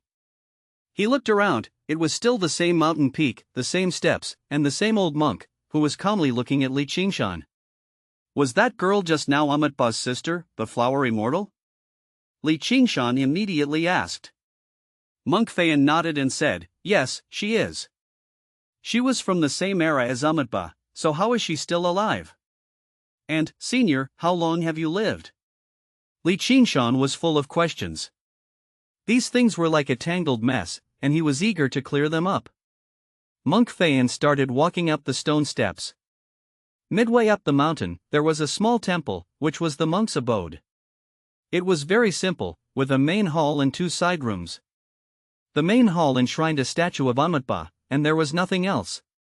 "You asked why the flower immortal is still alive," Monk Feiyan looked at Qingshan and said calmly. "In fact, she perished millions of years ago." "Then why just now?" Qingshan asked in confusion. "You mean she seemed perfectly normal, right?" Monk Feiyan sat down in front of the temple and asked. Qingshan nodded. "The space and time she is in are fixed, repeating endlessly. That wasn't her true form, just a wisp of her consciousness. I heard you were looking for Huayun, so I let you in to see if it was the same person. If it was, it would mean that the flower immortal had been reincarnated, and my guardianship was effective," Monk Feiyan explained, then looked at Qingshan expectantly. "I don't know if it was, but it felt quite similar," Qingshan said seriously. "Such coincidences didn't exist in this world. The flower immortal was named Huayun and had a sister named Hua Shangron. The only difference was that Hua Shangron was born among the flowers. The Huayun and Hua Shangron Qingshan knew were biological sisters. Senior, since you are guarding the flower immortal, you must have lived for more than 1,000,000 years, right?" Qingshan asked curiously. "I have lived just over 1,000,000 years in this lifetime," Monk Feiyan said softly. "This lifetime?" Qingshan was stunned. "Cultivators defy the heavens. Some can live a second life, some a third. Each life is extremely difficult, with exponentially increasing difficulty. And I have lived 4 lives." Monk Feiyan raised his hand and said seriously. "4 lives?" Qingshan gasped. If each life was counted as 2,000,000 years, Monk Feiyan had lived for 8,000,000 years. No, he had just lived 1,000,000 years in this life. That would be 7,000,000 years. An ancient being. Qingshan looked at Monk Feiyan in astonishment and asked, "Do you plan to live a 5th life?" Monk Feiyan shook his head and said, "The supreme path is about to reappear. I won't live to see a 5th life." "The supreme path?" Qingshan asked, puzzled.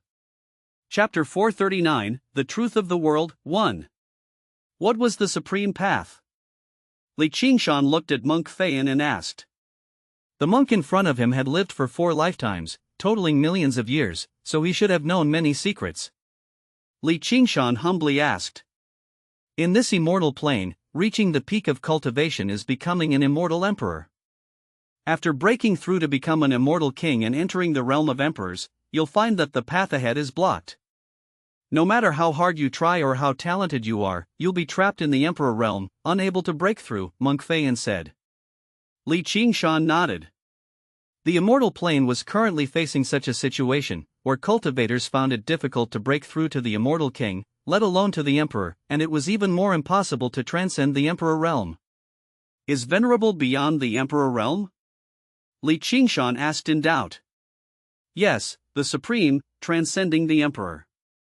When Amitabha achieved enlightenment, he broke through from emperor to venerable, thus establishing Buddhist sects, perfecting Buddhist doctrines, and transforming the Western lands into a Buddhist land. Monk Feiyan nodded, recounting past events. Did Amitabha achieve enlightenment in the immortal plane? Qingshan asked in confusion. Yes, but at that time, the world was still tolerant enough to accommodate venerables. Emperors could still gain enlightenment in the immortal plane and explore the realm of venerables. Monk Feyan nodded. Why is it not possible now? Qingshan asked humbly, sitting opposite Monk Feyan. The rules of the world have changed. Over the millions of years, the immortal plane has suffered losses and has been losing its origin energy. In the past, there were many immortal emperors, but now, it's very difficult for immortal emperors to break through, let alone venerables. Monk Feyan sighed, lamenting the state of the immortal plane. Senior, what is the origin of the supreme path? Qingshan asked with a furrowed brow. The supreme path is a special path. It is rumored to lead to chaos. By traversing the supreme path, one can delve into chaos, comprehend the origin energy, and break through the emperor, Monk Feyan said. Is there such a path? Qingshan's expression was strange. The supreme path appears every few million years. When it last appeared, Amitba was still there. He personally went on the supreme path, and Flower Immortal went too. Monk Feyan recalled the past. And then? Qingshan asked curiously. Amitba didn't come back. He just used his great power to send back a strand of Flower Immortal's remnant soul and instructed me to guard Flower Immortal, saying she is hope. So, I've been guarding her for millions of years, Monk Feyan said softly, with a touch of nostalgia on his aging face. For these millions of years, he hadn't gone anywhere, just lived quietly in the Western lands, comprehending the rules and ignoring the external conflicts. Flower Immortal is hope, Qingshan murmured. What was this hope? And, were Huayun sisters really reincarnations of Flower Immortal sisters? Or were they the rebirth of a remnant soul? Qingshan was filled with questions. He looked at Monk Feyan and earnestly asked, Senior, please tell me the truth of this world. Do you want to know the truth? Monk Feyan asked. Qingshan nodded solemnly. He said, the immortal plane now is like a fog, with no sign of hope, like stagnant water without vitality. Those inside will gradually weaken. At this rate of degradation, in a few million years, all the emperors will be gone, and even immortal kings won't be able to break through. That's the most terrifying part. The origin energy of the immortal plane was dissipating at an irreversible speed. Few people in the immortal plane realized this, or if they did, they were helpless and could only sustain themselves.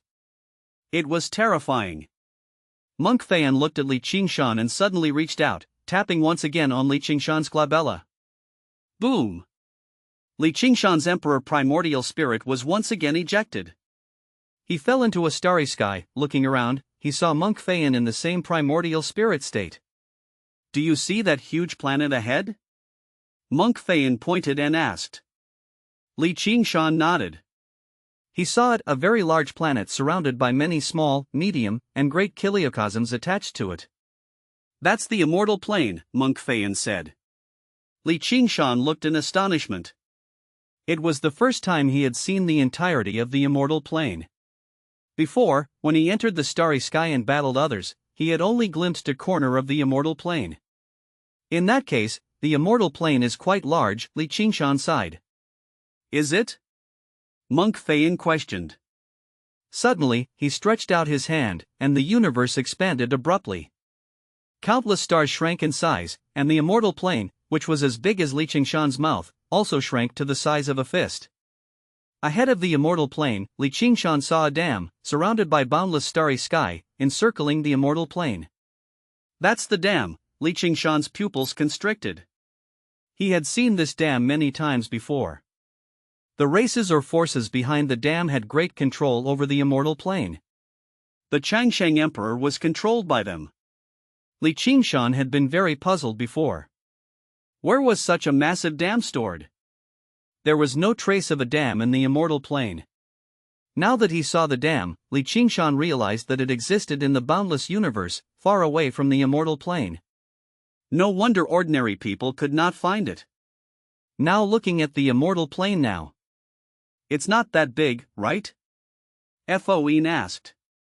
Qingshan nodded, expanding his perspective to encompass the universe. Indeed, the immortal plane was not large at all. Chapter 440, The Truth of the World, 2. What's the deal with that dam? Qingshan asked, finally voicing his long-standing confusion. He had seen the dam many times but had never understood its purpose. Monk Feyan looked towards the dam with a tinge of sadness. That's built by other clans in the universe. Several million years ago, they had a decent relationship with the immortal plane. However, things soured later, leading them to construct the dam, blocking our passage. Since then, the experts in the immortal plane can no longer explore the vast universe or comprehend its marvels. They're trapped within the immortal plane, their vision becoming increasingly short-sighted. While they gaze at the stars, they dare not imagine beyond. Gradually, they forget about these matters. This is the first barrier of the immortal plane. I see, Qingshan suddenly realized, understanding dawned upon him. The immortal plane itself was insignificant in the universe. However, once sealed off, its inhabitants lost the ability to gaze upon the stars, gradually considering the immortal plane the center of the universe and believing dominating it to be their only goal. So, now we're essentially trapped by that dam and can't witness the splendor of the universe? Qingshan's expression turned serious. Yes, and the crucial issue is that the current strength of the immortal plane is far inferior to the clans behind the dam. We cannot break free from their blockade. The only way out is the supreme path. Monk Feyan spoke solemnly. The supreme path. Qingshan finally understood. Despite all his efforts, he was still trapped on this path. The supreme path allows us to bypass the blockade of the dam? Qingshan asked. Yes, the supreme path extends into the world of chaos. The forces behind the dam also desire to enter chaos. They cannot stop the supreme path but can intercept and kill the emperors of the immortal plane on it. That's why, when Amatbai and Flower Immortal entered the supreme path, they encountered great danger. I have always suspected that they were targeted. Monk Feyan spoke coldly. Then, in recent years, hasn't the immortal plane produced any top experts to forcefully break through? Qingshan looked at the changing universe before him, feeling heavy-hearted. There has been one. There's a heaven-defying family in the immortal plane. They gathered all their strength to break through the blockade, but in the end, they failed. The members of the heaven-defying family suffered heavy casualties. Since then, the top experts in the immortal plane have set their sights on the supreme path. Monk Feyan said. Heaven-defying family, Qingshan immediately thought of Qingshan. This was her family. Her father, mother, and grandfather all died at the dam, and it was a member of the barbarian clan who brought back Qingshan's mother's body.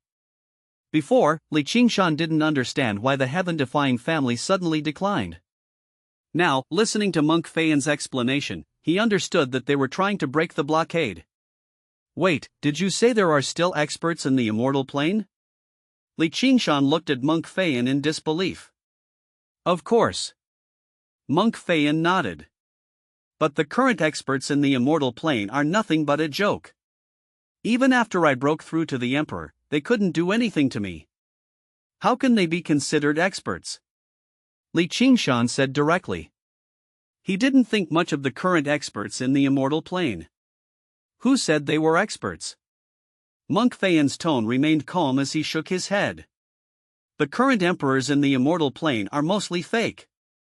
Few of them broke through to the emperor by their own efforts. For example, the emperors from the monster realm. They claim to have several emperors, but in reality, there's only one true emperor. The rest absorbed the emperor's fruit of path, controlling the emperor's rule over others, making it difficult for them to make any progress in their lifetime.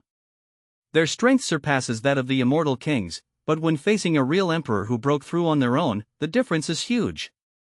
You can call them pseudo-emperors.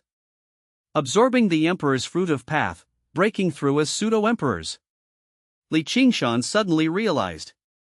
He understood that his previous feelings were correct. Many of these emperors were indeed weak, not even true emperors. With Monk Feyan's brief explanation, Qingshan finally understood. When emperors die or fall, they have two options. They can choose the path of death, like the Gaochen emperor, completely dissipating into the universe. Alternatively, they can leave behind the fruit of path, containing their lifetime comprehension of the rules, for those who are destined. If future generations happen to have compatible attributes, they can absorb the fruit of path and, through their own efforts, become immortal kings, eventually ascending to the ranks of emperors. This is inheritance. However, these emperors who rely on inheritance might be able to bully immortal kings, but they would be easily defeated by true geniuses who break through to emperor on their own. This realization cleared up Qingshan's long-standing confusion. Despite breaking through to the emperor and defeating the ancestral sacred king of the god race with 2 rules, he couldn't scare off so many emperors. Now he understood that many of these emperors were subpar. But if most of these emperors are pseudo-emperors, are there still real experts in the immortal plane? Qingshan asked in confusion. Yes, there are many forbidden lands in the immortal plane. These forbidden lands are difficult for ordinary people to enter and are extremely dangerous inside.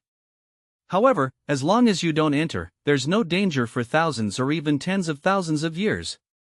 This is because the true experts have secluded themselves in these forbidden lands, waiting for the supreme path to appear.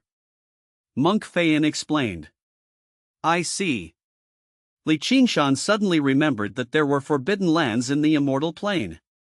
He had never encountered them, except during his time in the god realm, where he had even found the heaven-defying family in the forbidden areas and obtained the comprehension tea tree. Chapter 441, The Truth of the World, 3. The time of the Supreme Path's appearance is not fixed, but it's at least several million years apart. For an emperor, it's too long to wait. To await the Supreme Path's arrival, one must seal themselves off and wait for the opportune moment. That's why various forbidden areas have emerged, where top experts have secluded themselves, paying no attention to the affairs of the immortal plane, Monk Fein explained. That's why there are so few experts in such a vast immortal plane. They're all waiting for the supreme path. Qingshan's many doubts were now resolved. His understanding had elevated, no longer limited to the immortal plane but extending to the universe. When exactly does the supreme path appear? Qingshan asked the crucial question. I don't know, Monk Fein shook his head. You don't? Qingshan looked at Monk Fein in astonishment. I only know that the supreme path is about to appear, but I don't know the exact time. It could be in 100,000 years, 1,000,000 years, or even 2,000,000 years. It's roughly within this range, Monk Fein vaguely stated. If it's delayed for 2,000,000 years, you could still live into your 5th life, Qingshan said. No, living into my 4th life already relied on Ba's light. It's difficult enough to live into my 2nd life relying on myself. There's no hope for a 5th life. That's why I hope the supreme path will appear in about 1,000,000 years. Then I can make a desperate attempt. Monk Fein waved his hand, and the world, the universe, and the stars disappeared. Qingshan's primordial spirit returned to his body, looking at the temple, the stone benches, and the old monk. Senior, why did you tell me all this? Qingshan asked, puzzled. The reincarnation of Flower Immortal, Huayun, has a deep connection with you. Naturally, you're worth my trust. I've been guarding Flower Immortal for millions of years, hoping she'll come back to life. If you truly find Huayun, please bring her to me so I can check her, Monk Fein pleaded. In his heart, he already regarded Huayun and Flower Immortal as the same person. Upon hearing Qingshan's quest to find Huayun, Monk Fein felt excited inside. After so many years of guarding, his efforts were finally showing results. All right, Qingshan agreed directly. But right now, I can't find her. I thought I would have some success coming to the Western lands this time, but now it seems there's no hope. The biggest gain is meeting Senior, and resolving the doubts in my heart, Qingshan said with a bitter smile. Everything follows fate. Huayun is the reincarnation of Flower Immortal. If she awakens her memories, she must be regaining her strength now. It's normal that you can't find her. At worst, you'll have to wait until the Supreme Path appears. She will definitely head to the Supreme Path, and you'll meet her, Monk Fein tried to reassure Qingshan. Senior, how can I improve my strength? Qingshan asked. Continue on your path. You're already a legend in the immortal plane. Your path is yours alone, and no one can interfere. Stick to your path. You're much more of a genius than I am. I've lived a few more years, but I can't guide you. Monk Feiyan shook his head, refusing to advise Li Qingshan directly. But we can discuss the path. I can share with you the rules I've comprehended, and we can debate them. Monk Feiyan changed the subject with a smile. I'd be delighted. Li Qingshan's eyes lit up, knowing that Monk Feiyan was indirectly guiding him by sharing his comprehended rules with him. Li Qingshan assumed the role of a student and engaged in a Tao debate with Monk Feiyan. Chapter 442, Letter from an Old Friend, 1. Li Qingshan and Monk Feiyan sat down to discuss the Tao, but most of the time, it was Monk Feiyan who spoke while Li Qingshan listened. Monk Feiyan expounded on the rules, the Great Path, and the essence of the world, elucidating various insights he had comprehended. For Li Qingshan, this was precisely what he needed at the moment. Although Li Qingshan had just broken through to Emperor realm and possessed formidable strength, compared to the ancient relic like Monk Feiyan, who had lived for millions of years, he was still too immature. He needed more time to enrich himself. This time, Monk Feiyan presented everything he had comprehended over the years, down to the smallest detail, for Li Qingshan to contemplate and choose his own insights. Li Qingshan felt like a fish entering the sea, witnessing the vastness of the world. Engaging in Tao discussion with Monk Feiyan was like entering the legendary Great Thunderclap Temple, where he saw a Buddha, the groundbreaking golden lotus, the heavenly spring, and the great pathflower enveloping everything. Li Qingshan was utterly intoxicated, unable to extricate himself from the experience. At that moment, time seemed to stretch infinitely. Li Qingshan's and Monk Feiyan's experiences with time were on different levels. While Monk Feiyan calmly expounded, Li Qingshan found it difficult to comprehend, hence the need for an extended period. As time flowed like water, Li Qingshan persisted in his comprehension, eventually reaping significant rewards. Monk Feiyan's comprehension of millions of years was absorbed by Li Qingshan over the stretched-out time, which took centuries to pass, as he grasped each insight. When Li Qingshan dispelled the elongated time, the Great Thunderclap Temple, the groundbreaking Golden Lotus, and the heavenly spring vanished from sight. What remained was the ancient Buddhist temple, the dusty stone tables, the scattered dry leaves, and a monk sweeping the floor. "You've awakened," Monk Feiyan smiled at Li Qingshan. "Senior, how long was I in seclusion?" Li Qingshan asked, puzzled. "Not long. You stretched time, so it's only been 3 days, Monk Feiyan calmly replied. Li Qingshan nodded. This time, he didn't stretch time to its limits. 3 days had passed, but it felt like 1,000 years, during which he had gained a lot of understanding of the rules. "Thank you for your guidance, Senior," Li Qingshan clasped his hands together gratefully. "I also hope that another peerless genius will emerge in the immortal plane, breaking through the barriers and shining on the supreme path. I thought this era had no hope, but your sudden emergence has given me hope.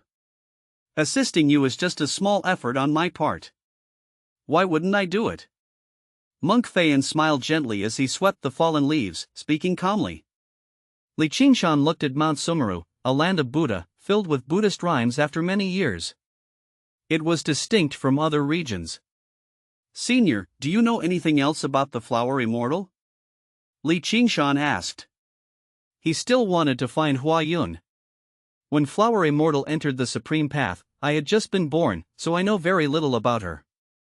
If you want to find the reincarnation of Flower Immortal, you can only rely on your efforts." Monk Feiyan shook his head. Li Qingshan walked to a giant banyan tree, sighing with melancholy. "I've been looking for her for over 20 years since entering the immortal plane." The news about Hua Yun had always been there, but she had never been found. He had thought that by comprehending the rules and harnessing the great path of heaven and earth, he could find Hua Yun. However, upon arriving in the western lands, he discovered that Hua Yun's background was extraordinary, leading to another disappointment. Perhaps the great world path's comprehension was about Flower Immortal, which had brought Li Qingshan here. Everything follows fate. "Perhaps it's not a good day for you two to meet now," Monk Feiyan advised. "Senior, you've lived for so many years. Do you know about the Spring of Life?" Li Qingshan asked, curious. This was on behalf of Taoist Dragon. If they found the Spring of Life, there might be hope for Taoist Dragon's resurrection, given the current situation in the Celestial Court. The Spring of Life is sought by many on the Supreme Path. Everyone has regrets, so they all seek the spring of life to make up for them, Monk Fayan said. The supreme path again. Li Qingshan murmured. Upon careful consideration, it made sense. After all, in ancient times, the spring of life had briefly appeared, but regardless of how many people searched for it afterward, there was no news, leaving people puzzled. Now, saying it's on the supreme path would explain it, as the supreme path rarely appears. Senior, I'm going back to the celestial court. In the days to come, I will diligently comprehend the rules, cultivate, and wait for the supreme path to descend, Li Qingshan said earnestly. Good. See you on the supreme path, Monk Fayan nodded. Li Qingshan extended his hand, and space split open. On the other side was the celestial court. Li Qingshan turned and took a step, leaving the western lands and arriving at the celestial court. Seeing Li Qingshan leave, Monk Fayan lowered his gaze, gently sweeping the floor, indifferent to age and the past. Celestial court. After several days, Li Qingshan returned once again. This time, he noticed that many frameworks had been set up in the celestial court compared to before. The intelligence system, praised by Dean Muran, was also functioning in the celestial court, overseeing everything. This intelligence system emitted a halo, resembling a gigantic eye, placed above the 9 heavens of the celestial court, overlooking the entire realm. With a sweep of his divine sense, Li Qingshan found various machinery and technological products inside the intelligence system, completely different from the world of cultivation. Previously, Li Qingshan couldn't understand why such an era appeared in the history of the celestial court. Chapter 443, Letter from an Old Friend, 2. But this trip to the western lands dispelled many of his doubts, and Li Qingshan understood why something like the intelligence system would appear in the immortal plane, where the atmosphere of cultivation was so thick. Before the ancient celestial court, the immortal plane and the universe were connected. At that time, people in the immortal plane could look up and see the vast universe. The universe was diverse, with different civilizations that greatly impacted the immortal plane. This led to the creation of a glorious era, with mechs, battleships, and orbital cannons all being developed. But later on, conflicts arose between the civilizations of the immortal plane and those beyond the dam. That era was destroyed, and the dam was born to seal off the immortal plane. The technological civilization that followed couldn't continue and transformed into a cultivation civilization, giving rise to the ancient celestial court. Li Qingshan looked at the intelligence system, unraveling the timeline of events in his mind. The ancient celestial court had a pure cultivation style, relying on individual strength to tear through the starry sky and command the stars, making it extremely powerful. The ancient celestial court successfully produced thousands of emperors under the blockade of the dam, relying on the emperor space. However, there was a limit to the emperor space, preventing them from breaking through to the venerable realm. Thus, the ancient celestial court squeezed all the resources of the immortal plane, gathering all its strength to resist the forces behind the dam, resulting in intense battles and heavy casualties. After that event, the ancient celestial court split into 2 factions. One faction didn't want to fight and sought to maintain the immortal plane's status, while the other was determined to break through the dam and explore the vast universe, even wishing to venture into the chaos world. With devastating casualties and the exhaustion of resources in the immortal plane, ordinary immortals lamented their plight, and the ancient celestial court was on its last legs. Then, the Gauchan Emperor and others emerged. After the defeat of the ancient celestial court, they overturned the oppressive policies and swept the ancient celestial court into the dustbin. Subsequently, the new celestial court was established, and a pawn from the civilization behind the dam, Qingshan Emperor, was inserted into the new celestial court. However, the Qingshan Emperor unexpectedly perished, and disagreements arose among the emperors within the celestial court, leading to its gradual disintegration. During this period, many top experts chose to seal themselves in forbidden areas, stopping time and waiting for the appearance of the supreme path. The ancient celestial court exhausted everything and drained the potential of the immortal plane, but they failed to overthrow the dam.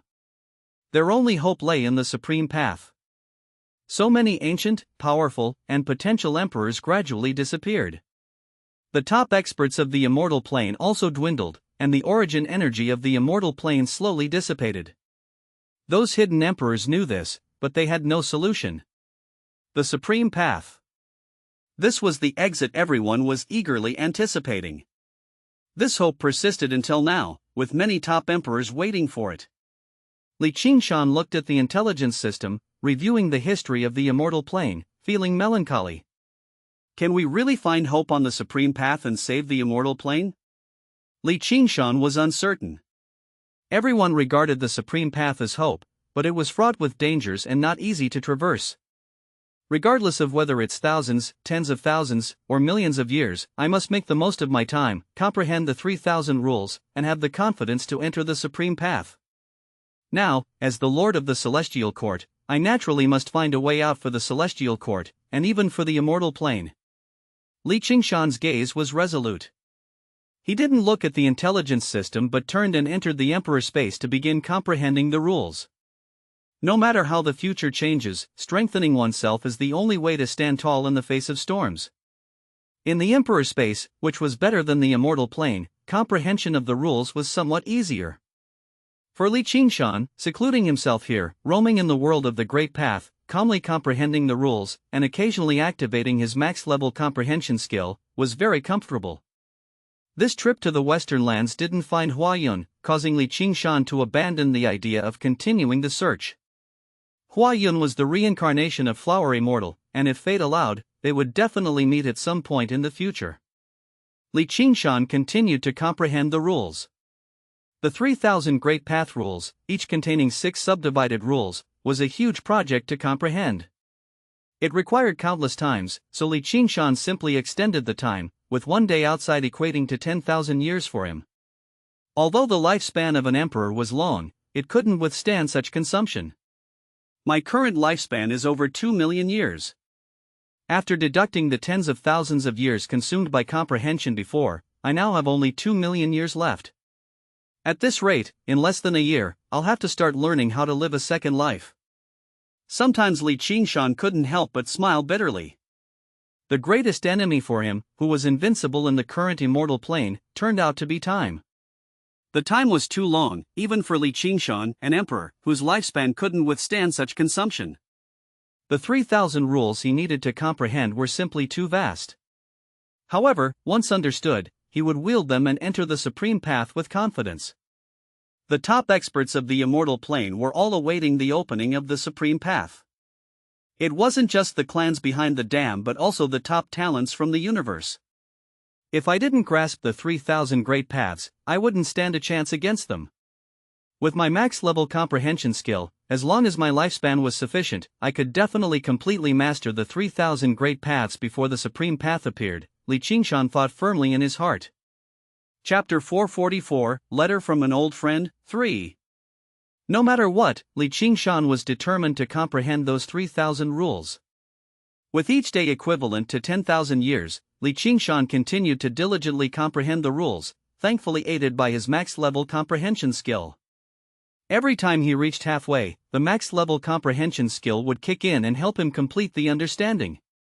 And so, 200 days passed, and 2 million years passed. In this extended period of time, Qingshan had comprehended 500 types of rule power. His emperor's lifespan had also come to an end. As time dispersed, Qingshan looked at the desolate emperor's face, feeling a sense of unfamiliarity. It took him a while to recover his senses. I've reached the end of my emperor lifespan in less than a year since my breakthrough, Qingshan muttered as he examined the wheel of life within him. He let out a bitter laugh. This was likely to create history. The Lord of the Celestial Court, tasked with saving the Celestial Court, reaching the end of his emperor lifespan. Inside him, the wheel of life had been depleted, emitting an aura of death that would soon spread throughout his body. Yet, he had only comprehended 500 out of 3,000 rules. I must prepare to live out my second life. Qingshan looked up at the sky, a hint of twilight in his eyes, a sign of his nearing end. But he wasn't worried in the least. With the power of 500 rules, he could surely ask for another lifetime from the heavens. However, at this rate of comprehension, one lifetime might not be enough, Qingshan sighed. While others would comprehend a single rule and achieve mastery, he aimed for 3,000 rules, a lofty ambition. Qingshan stood up, leaving the bamboo hut, and looked out at the vast land, where the sun and moon knew no bounds and the mountains and rivers stretched infinitely, all exquisitely beautiful. The sunset's glow fell on Qingshan's face. Though his skin remained youthful, there was an underlying aura of age, signifying his twilight years. Having secluded himself for over 200 days, Qingshan didn't immediately ask for another lifetime from the heavens. Instead, he left the Emperor's space and ventured out into the outside world. The previous 9 heavens was empty. The celestial court had lost and the people in the 9 heavens had fled. It was very deserted. The 9 heavens, previously empty, now bustled with activity. After nearly a year of effort, the new celestial court had eradicated its flaws and gradually restored its former glory. The beauty of the celestial court had once again returned. The new leadership consisted of young individuals, with innovation at the forefront.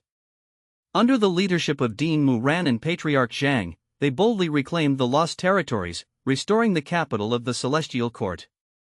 Now, the celestial court had regained its prosperity. Qingshan appeared, unnoticed by anyone, and walked around the celestial court with his hands behind his back. Throughout the year, he had hardly intervened in the affairs of the celestial court. Everything was left to Dean Muran and Patriarch Zhang, and he contentedly lived as a hermit. The glory of the celestial court gradually faded from Qingshan's mind. His presence was no longer promoted, as if Qingshan didn't exist at all. This was what Qingshan himself had requested. He preferred to remain low-key. Even though others still remembered him now, in 100, 1,000, or 10,000 years, few would know of him. Concealing one's achievements and reputation, this was what Qingshan had always done. As Qingshan watched the passage of time and the flourishing of the celestial court, he felt content, feeling that he had repaid Taoist Dragon's care for him and fulfilled his dream on his behalf. Satisfied, he moved on. He arrived at the 9 heavens and saw Hua Shangrong, Little Nine, Away, and the 5 ghosts. Everyone was diligently cultivating. Qingshan looked at Hua Shangrong. She and Hua Yun were sisters in this lifetime, sharing a blood relationship. As long as he took care of Hua Shangrong, Hua Yun would surely appear. Brother, Little Nine was in seclusion, but her eyelids suddenly twitched.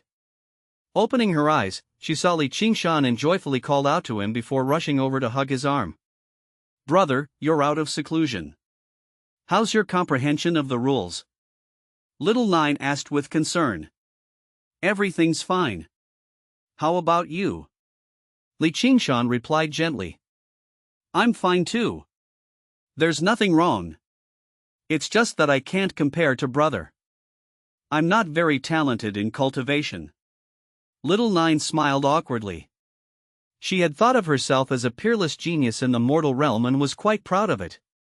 But upon arriving in the immortal plane, she realized that there were countless geniuses in this world, and she was just a drop in the ocean, hardly worth mentioning.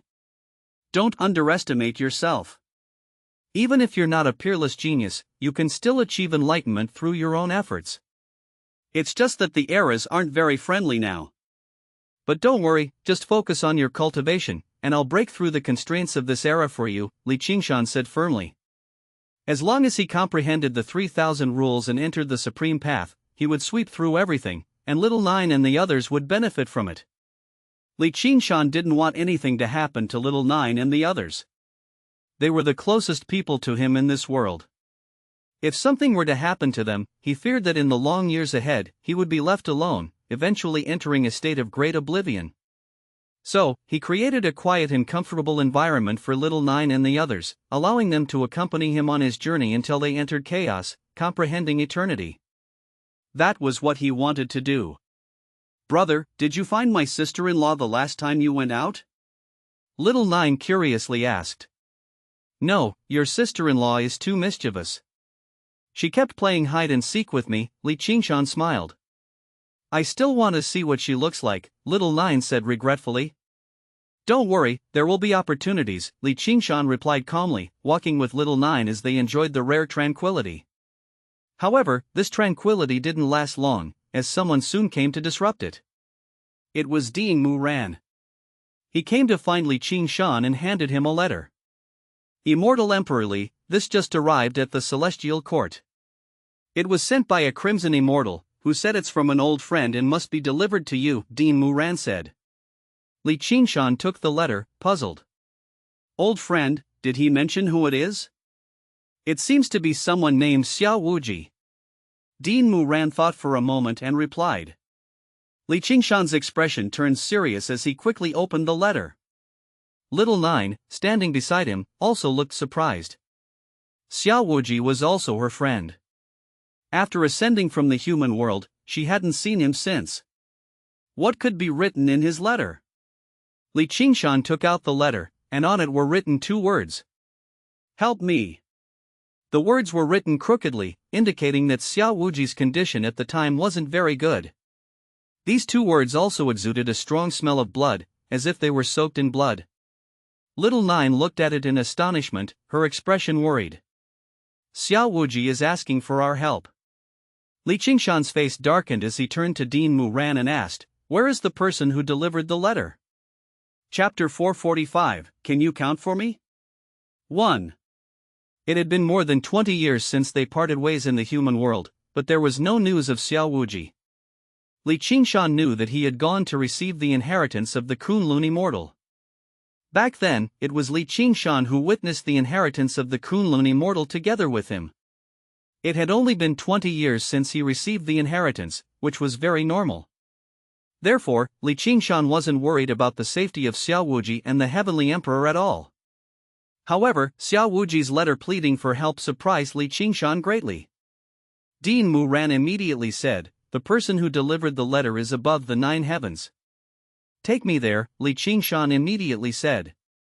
Dean Muran promptly led Li Qingshan, tearing through space to leave the 9 heavens.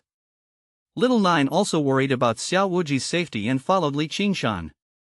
Above the 9 heavens were numerous floating islands, with the largest being the core management area of the Celestial Court and the office of Dean Muran and Patriarch Zhang.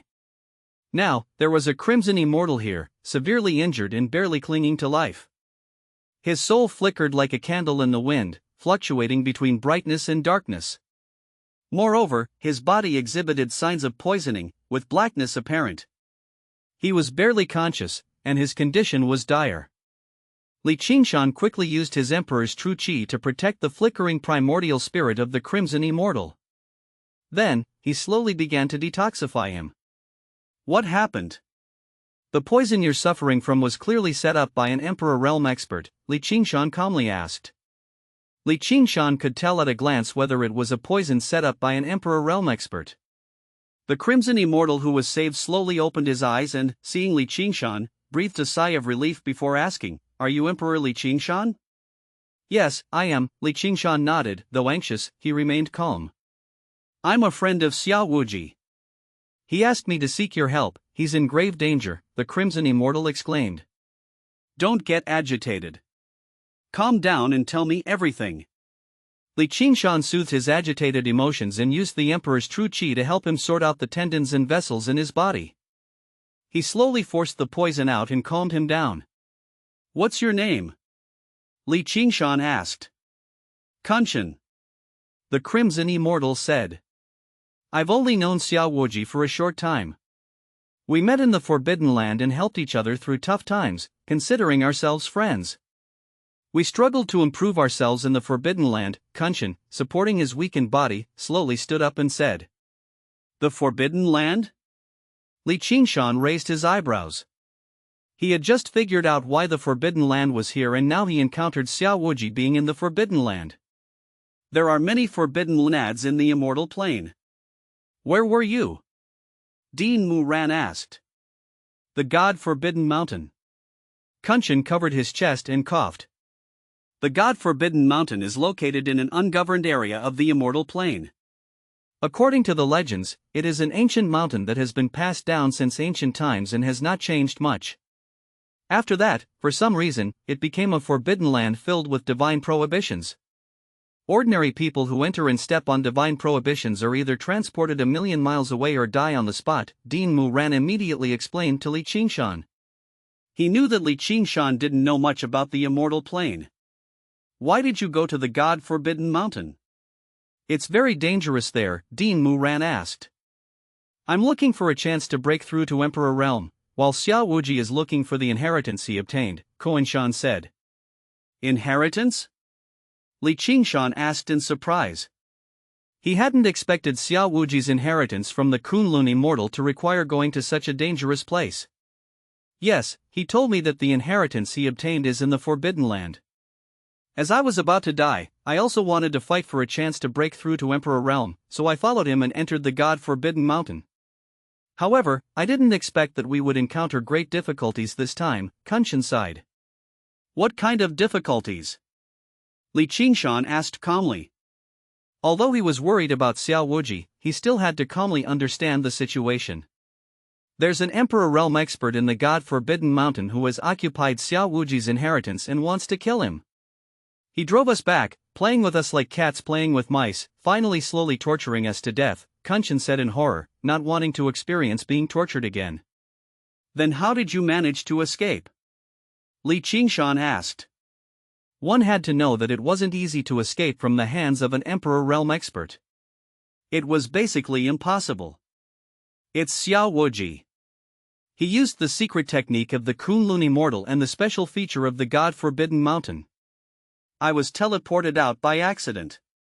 Xiao Wuji wrote me a letter before, asking me to come to the Celestial Court to find Immortal Emperor Li. He said that you were brothers and would definitely save him. Xiao Wuji is in great danger now. Immortal Emperor Li must save him, Qingshan pleaded. Don't be anxious.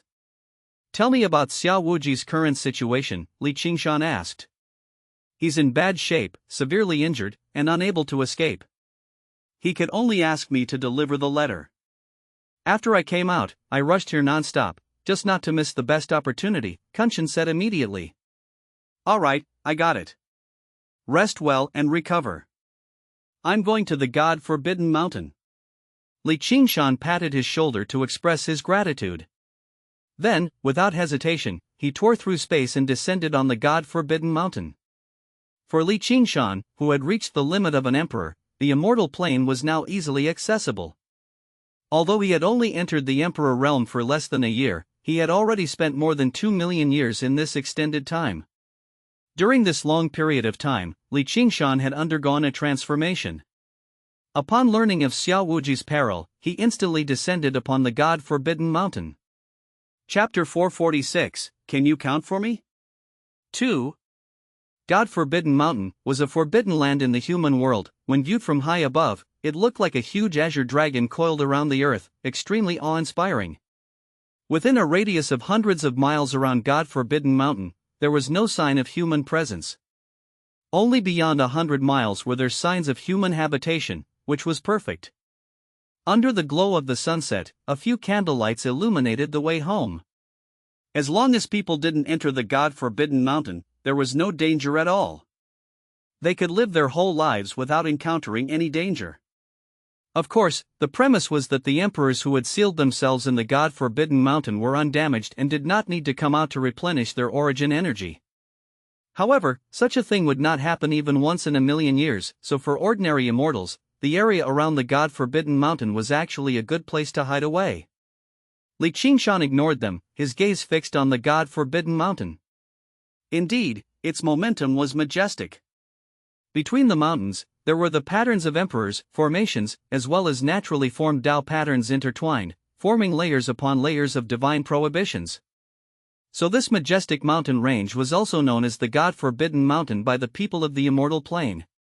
These divine prohibitions were all different, some specialized in slaughter, some specialized in teleportation, some were deep in the marshes, and some were extremely poisonous. For example, Qingshan, who came seeking help, was afflicted by extremely poisonous divine prohibitions. Even crimson immortals couldn't resist it. It was thanks to Qingshan saving him that he didn't die in agony.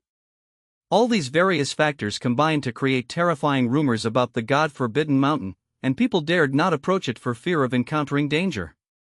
But for Qingshan, God-forbidden mountain was no different from any other mountain in the world. He directly entered the feared God-forbidden mountain, stepping on those terrifying divine prohibitions. Buzz! Buzz! Buzz! The divine prohibitions were stepped on, instantly triggering energy and resonance. The divine prohibitions on this mountain peak all lit up, and then crazily attacked Qingshan. These attacks, even crimson immortals, would shed tears when they saw them. They were extremely terrifying. But Qingshan just raised his hand lightly, and then between his palms, with a boom, he suppressed the divine prohibitions from all directions. "Hold it back," Qingshan said coldly. His words followed the law. These erupting divine prohibitions were directly suppressed back, as if time were flowing backward, returning to their original state. Qingshan strolled casually here. God Forbidden Mountain was not dangerous to him at all. "Where is Xiao Wuji?" Qingshan looked around, and the primordial spirit of the emperor spread out instantly enveloping the entire God Forbidden Mountain. He wanted to find Xiao Wuji. The primordial spirit of the emperor was vast and unreserved, directly shrouding the God Forbidden Mountain. The next moment, it alarmed the sleeping emperors. They vaguely had a limit to their revival, but Qingshan's primordial spirit of the emperor suppressed them, like a dark cloud pressing down, covering the heavens and the earth. "Continue sleeping. Now is not the time for you to wake up," Qingshan said firmly, not letting them awaken, directly suppressing them. These people were waiting for the appearance of the supreme path. If they woke up now, it would be a loss. Under Qingshan's suppression, this group of restless emperors who wanted to revive slowly stopped. At this time, Qingshan looked at a mountain peak within the God Forbidden Mountain. This mountain peak was not tall, surrounded by taller peaks, but its summit had a palace, very majestic. However, perhaps because of its age, many parts of it had begun to decay, dust covered the ground, and it was covered with spider webs. Qingshan looked over there because in front of this palace, a person was hanging. A naked man. His buttocks were bare as he endured the scorching heat of the sun. His hands were tied up, and his breathing was low. His back was covered in wounds, making him look extremely miserable. He was Xiao Wuji. Qingshan noticed him. Fortunately, he was facing the palace, where there was a skeleton, with soul flames flickering in its skull, staring at Qingshan, who entered the God Forbidden Mountain. Qingshan unabashedly scanned the God Forbidden Mountain with his emperor's primordial spirit, and naturally, the other party sensed him but didn't act rashly. Qingshan found Xiao Wuji, took a step forward, and came to the dilapidated palace, standing in front of Xiao Wuji. Xiao Wuji, who was hanging there, barely opened his eyes, and when he saw Qingshan, he suddenly grinned weakly, and said hoarsely, "Brother, long time no see. You seem to be living quite a miserable life now," Qingshan said calmly with his hands behind his back. Seeing Xiao Wuji still alive, Qingshan felt relieved. As for his current somewhat miserable state, for Xiao Wuji's tough body, resting for a dozen minutes would be enough to recover. His ancient fighter bloodline could quickly heal his injuries, otherwise, he would have died long ago from being continuously tortured by an emperor. "Brother, could you please let me down first? It's really uncomfortable." Xiao Wuji smiled bitterly. Now that he was completely naked, being scrutinized by Qingshan made him feel embarrassed even if he had thick skin. "As a newly promoted emperor, I advise you not to let him go." At this time, the skeleton in the palace emitted a sound like the friction of blades, very hoarse. It slowly walked out, staring at Qingshan with its sunken skull, and the soul flames inside its skull stared at Qingshan, who entered the God Forbidden Mountain. "Why?" Qingshan didn't rush to let Xiao Wuji down but calmly asked. "Because you will offend an old emperor for the sake of such a waste. It's not worth it." The skeletal emperor sneered, and his laughter was like a midnight vulture, emitting such a sound. "I see." Qingshan nodded in realization. Then, he reached out and cut through the void, directly severing Xiao Wuji's rope. With a boom, Xiao Wuji's 180-pound weight fell to the ground, sending dust flying. "Now, I have offended you, but what can you do to me?" Qingshan looked at the skeletal emperor and said indifferently. The skeletal emperor's movements and even the soul flames in his skull stopped. He stared straight at Qingshan. "Just nice. This guy is stubborn and refuses to reveal the method of opening the inheritance of the Kunlun immortal. Then, I'll devour you, the new emperor, and live another life to pursue my dreams." In the next second, the skeletal emperor's soul flames directly burned its entire skull with a bang. The flames turned blue and emitted a cold and sharp sound. "Do you think so too?" Qingshan didn't get angry. Instead, he said in surprise. What do you mean? The skeletal emperor looked at Qingshan in confusion. Because that's what I think too. After I kill you, I'll live my second life, Qingshan said. Haven't you just broken through to Emperor Realm? How could your lifespan be gone so quickly? The skeletal emperor looked at Qingshan in confusion.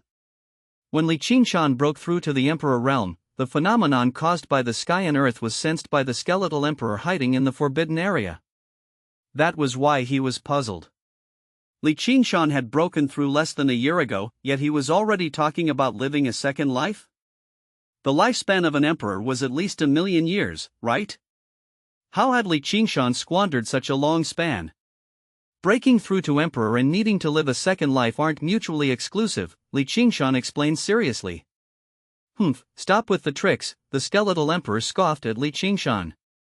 He said, do you know? To me, the current emperors in the immortal plane are a bunch of weaklings. Your battle in the starry sky with that god race emperor looked like child's play, swinging around a single rule power. It was laughable. Qingshan, listening to this taunt, didn't get angry but instead agreed, saying, you're right. An emperor wielding just one or two rules is like a child brandishing a whip. The skeletal emperor looked at Qingshan, astonished. He hadn't expected Qingshan not to get angry but to agree with him instead. This made him laugh. You're different from those weaklings. You're a fresh emperor. Breaking through to the emperor despite the scarcity of rule power now is rare. I'll gladly take your body, your energy, your life, and your pitiful 2 rules power. In the skeletal emperor's eyes, Qingshan was already meat on the chopping block, ready to be carved. But who knew that Qingshan would shake his head and say, let me correct you. My rule power isn't just 2. Even if you comprehend 3 or 4 rules, it won't make a difference against me, the skeletal emperor dismissed him with disdain. He was a veteran emperor and had comprehended more than 100 rule powers. Moreover, many of them were fused rules. Wouldn't his strength crush Qingshan? I've lost count of the exact number of rules. Why don't you help me count? Qingshan smiled calmly and opened his palm. Boom! In the next second, thousands of rules rushed out of Qingshan's palm. They covered the sky and covered the earth. In an instant, they surrounded the entire mountain. This place had fallen into a sea of rules. On the other side, the skeletal emperor looked on in a daze. The soul flames flickering once again stunned. This time, he was stunned for a very, very long time. Chapter 447, A Tit for a Tit. Chapter 153, A Tit for a Tit. The entire mountain was surrounded by the rules of Qingshan. In the night, the peak and the ancient palace seemed so dark, contrasting with the brilliant light of Qingshan's rules, like a divine spirit descending, incredibly awe-inspiring. Xiao Wuji stared in awe, feeling an unprecedented sense of security as he looked at Qingshan's majestic figure. Opposite, the skeletal emperor gazed at Qingshan, his soul flames seemingly frozen. The flying power of the rules, like countless chains, wrapped around the mountain in thousands. Qingshan had comprehended 500 rules, each with 6 detailed rules, totaling 3,000 rules. This was a terrifying feat. Impossible, the soul flames of the skeletal emperor finally moved. He couldn't accept the scene before him, unable to believe that Qingshan had comprehended 3,000 rules in this era where the great paths were obscured and rules were hidden. The skeletal emperor retreated, watching Qingshan in shock. He had thought Qingshan was just a genius limited by the times, someone he could easily handle. But the situation reversed instantly. He wasn't foolish, having lived for so long, he knew he had miscalculated. Qingshan was not as easy to bully as he had thought, so he retreated to continue observing the situation. Why? You've only broken through for less than a year. How could you comprehend 3,000 rules?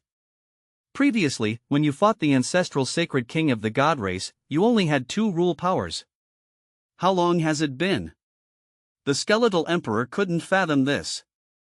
He stared at Qingshan, his primordial spirit fire filled with confusion and disbelief. Qingshan looked at the rules surging in his palm and said calmly, to you, it's been less than a year since I broke through to emperor, but to me, it has been a lifetime. These 3,000 rules are my greatest achievement in this life. The skeletal emperor looked at Qingshan, from seeing a small white rabbit to seeing a great demon king. He retreated into the palace and said, "Emperor Qingshan, take him and leave. Let's call it even. I apologize for my earlier arrogance." To the skeletal emperor, saving face meant nothing. He wanted practical benefits. Initially, he thought he could devour Qingshan and live a second life, but now, he was lucky if Qingshan didn't devour him. Facing Qingshan with 3,000 rules, he knew the fight would be difficult. So, he backed down. He didn't want to clash with Qingshan. But Qingshan disagreed. When the situation started, you didn't stop it. Now you want to retreat and beg for mercy? It's not that easy. I don't have many friends, but you beat Xiao Wuji, hung him up, and stripped him naked. We need to settle this account. With a flip of his hand, the situation reversed.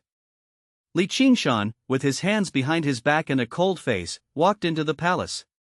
Behind him, 3,000 rules swirled like 3,000 true dragons, full of power. Following behind Qingshan, Xiao Wuji awkwardly said, "No need to be so detailed, a brief summary is enough." Qingshan ignored Xiao Wuji, walked into the dark palace, and coldly looked at the skeletal emperor. The 3,000 rules behind him lit up the dark hall.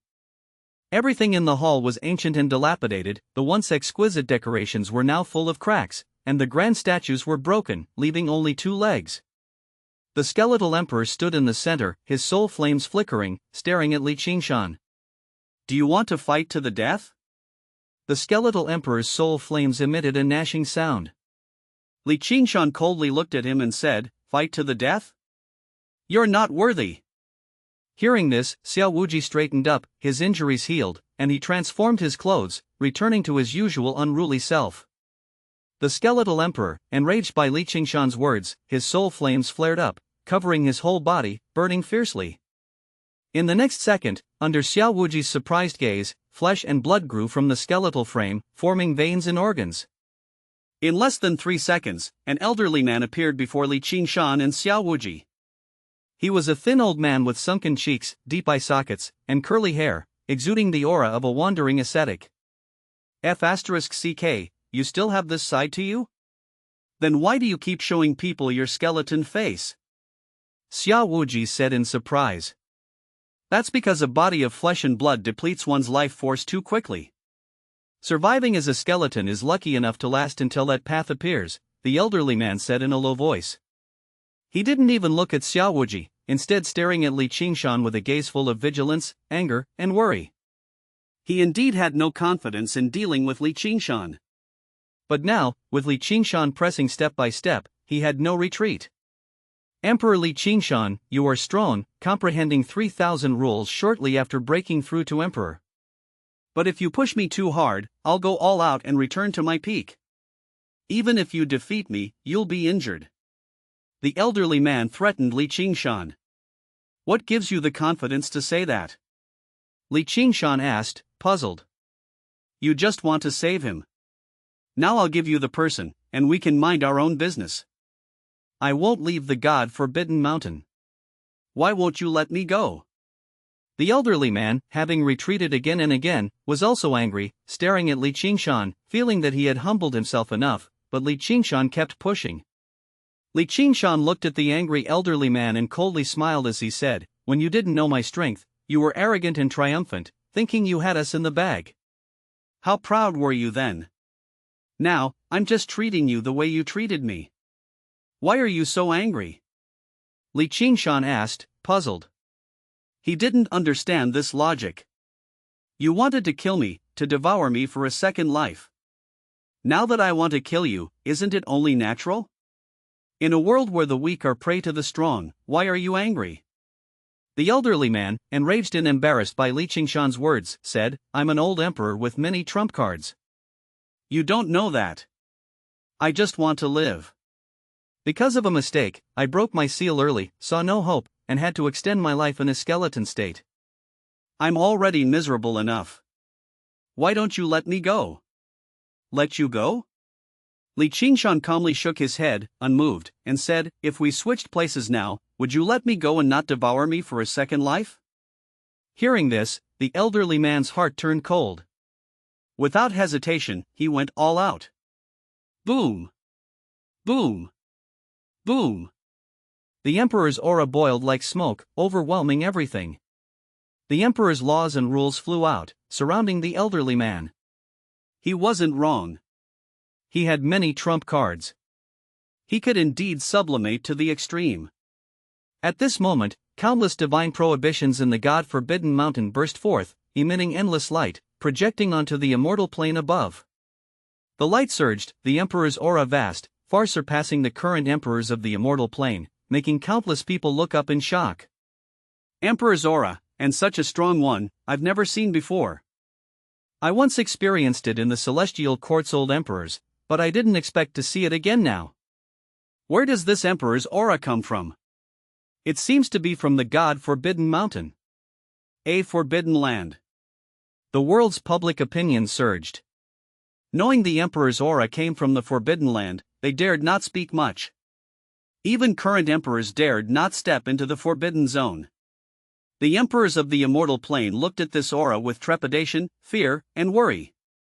It's from the God-forbidden mountain. Is the forbidden zone about to cause trouble? Ancient rumors say the forbidden zone hides great secrets and terrifying emperors. It seems true. This aura is too terrifying. If it causes trouble, we can't stop it. No problem, most of the immortal plane belongs to the celestial court now. If there's trouble, it's the celestial court's responsibility. The emperors exchanged words, shifting responsibility, some watching coldly. In the ancient palace in the God-forbidden mountain, the thin elder had sublimated to the extreme. His skin had become plump, and his silver hair had also turned black. His thin cheeks and sunken eye sockets had all been restored. Now, he was back to his 40s, mature and handsome. He had curly hair and had the aura of a scholar. His eyes, looking at Qingshan, no longer showed worry, fear, or dread, but rather fearlessness and determination. After reaching the limit of sublimation, his life could only continue to live according to this life. The emperor's life, which he originally had, was being depleted even faster. A year was equivalent to 100 years, or even 1,000 years. He basically had no fate with the supreme path. Therefore, he could be said to have given up everything to fight Qingshan. The young emperor, no matter how much rule power you comprehend, you can't use it properly. You are still no match for my integrated rules. My life has no hope, so I will drag you down with me. After sublimating to the extreme, he was no longer burdened, and he coldly looked at Qingshan, his eyes bursting with killing intent. Let's go to the starry sky for a battle, he said resolutely, his fighting spirit high. Even though Qingshan was very powerful, he now had no scruples. Even if he died in battle, he would drag Qingshan down with him. Qingshan watched coldly the entire time and said indifferently, "There is no need to go to the starry sky." Fight here? The elderly man looked at Qingshan and suddenly laughed. Don't say I didn't warn you, there are many emperors still sleeping here. If you wake them up and they miss the supreme path, they will go mad. Among them are several with terrifying comprehension of the rules. If you want to die, then fight here. No, I mean, just solve it calmly here. Qingshan shook his head slowly, extended his hand, and then, under the elderly man's surprised gaze, lightly turned it. Ka. In the void, the sound of gears turning came. The elderly man was initially puzzled. What was Qingshan doing? But in the next second, ka, the sound of gears turning accelerated uncontrollably, making the elderly man's eyes widen. He realized that time was moving. Everything around them was rapidly reversing.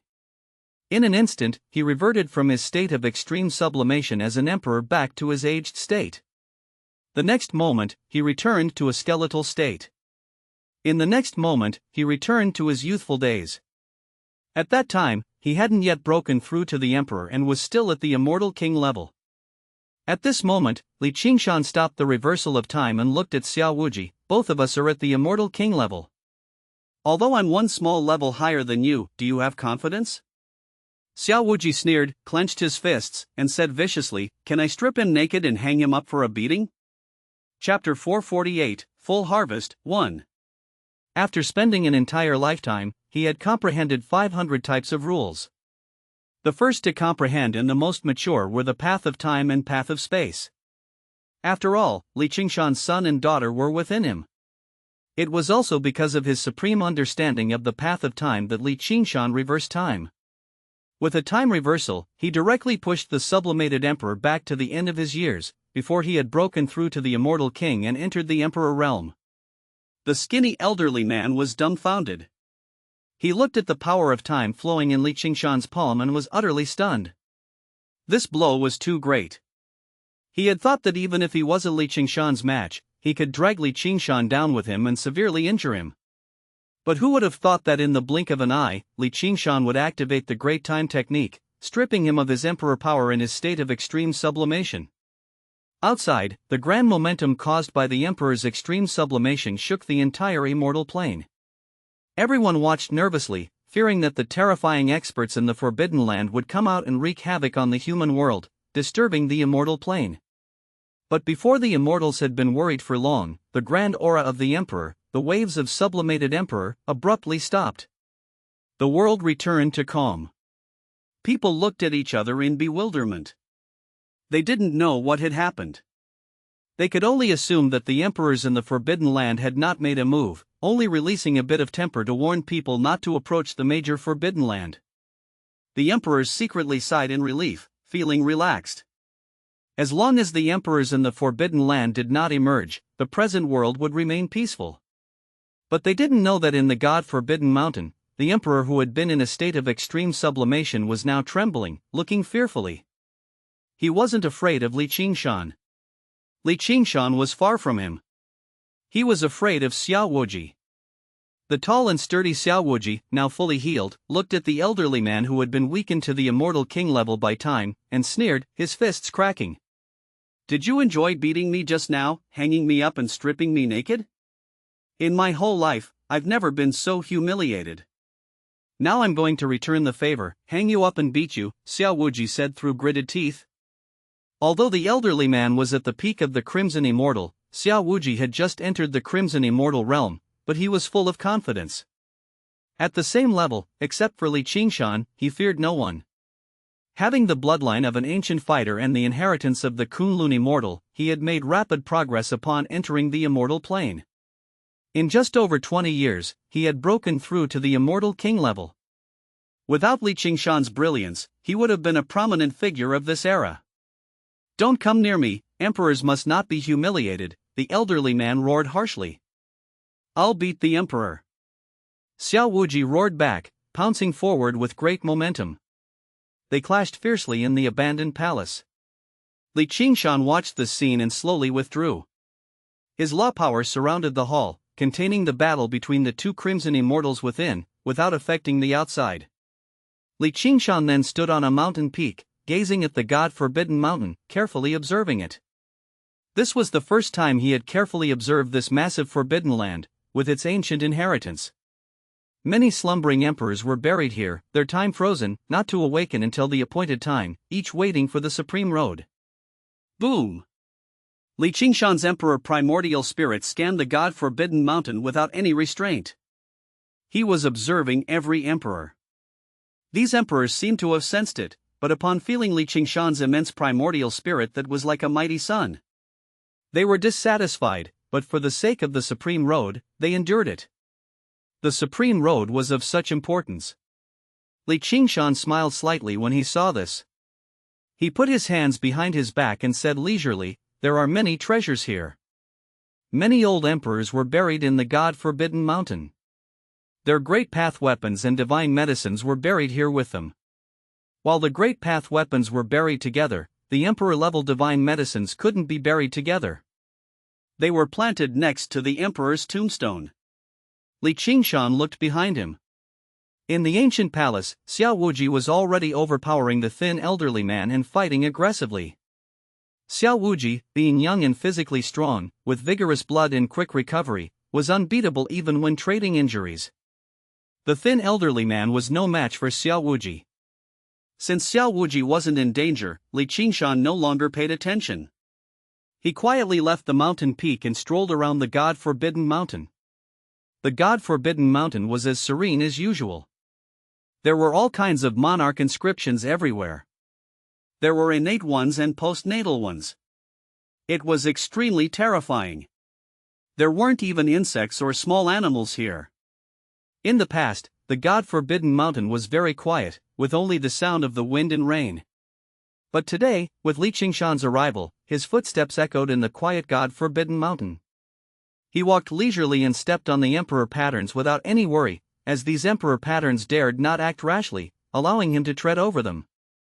Qingshan came to the tomb of an emperor. This tomb was something that the emperor had prepared for himself. It was connected to the earth's veins, and by burying himself in it, time was frozen. His body would also receive constant nourishment and maintain its vitality. There was a tombstone in front of the cemetery, and a few words were written on it. Tomb of the Eternal Emperor. Beside the tombstone grew a colorful flower, exuding the essence of the rules, cleansing the surroundings with an immortal aura. 449 Full Harvest, 2, Longevity Fruit. Qingshan looked at it and smiled. He recognized this divine medicine. The longevity fruit, highly coveted by emperors, had multicolored leaves and bore fruit once every 10,000 years. The fruit took another 10,000 years to mature. Once mature, if an emperor consumed it, they could extend their lifespan by 10,000 years. This was indeed divine medicine. For Qingshan, it was extremely necessary. He looked at the tombstone of the Eternal Emperor, took out some long-unused tools, and began to clean the tombstone. "I'll take your divine medicine and clean your tombstone for you. This way, I feel less guilty," Qingshan said softly.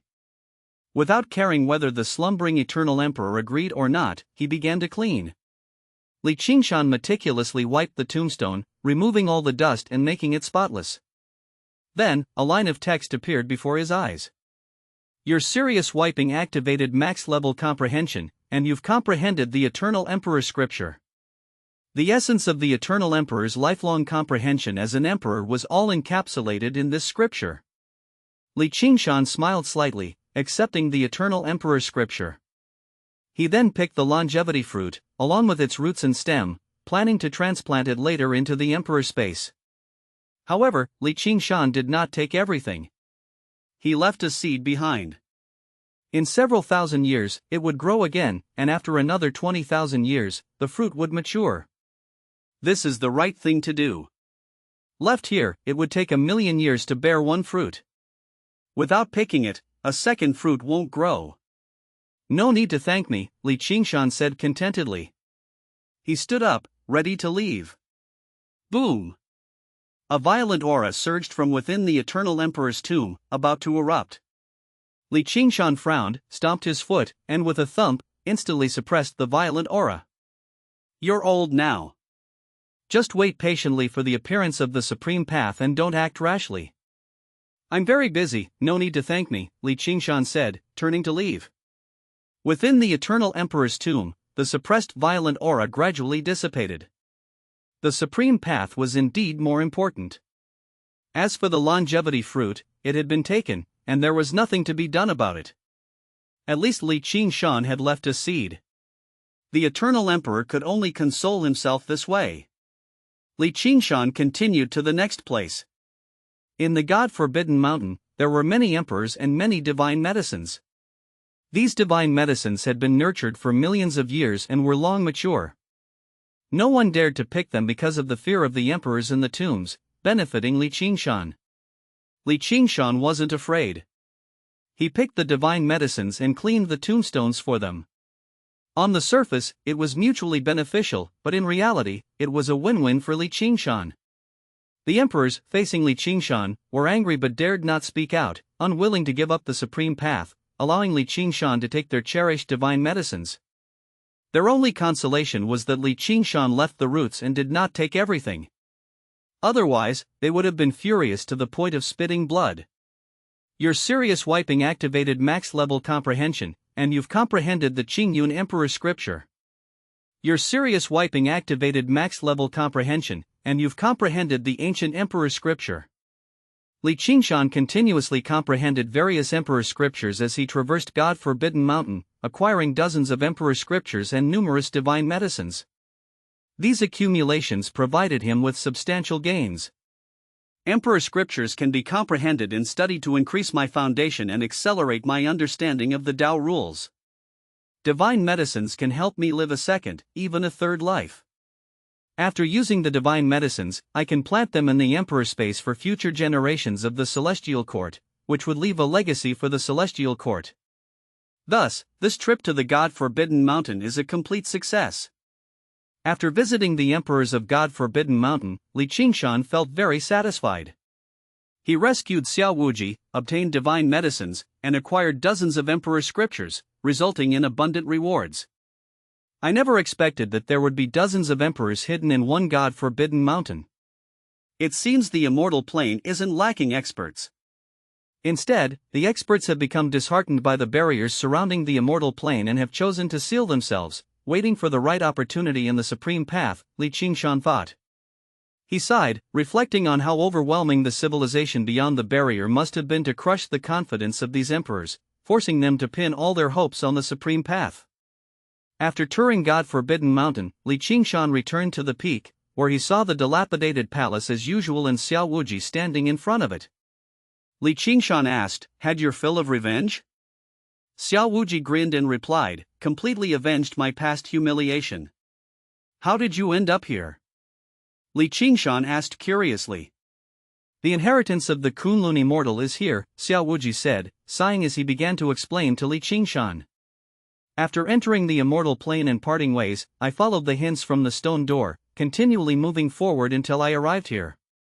Then, following the continuous hints from the stone door, I cautiously advanced through the God-forbidden mountain and found some of the Kunlun immortal's relics.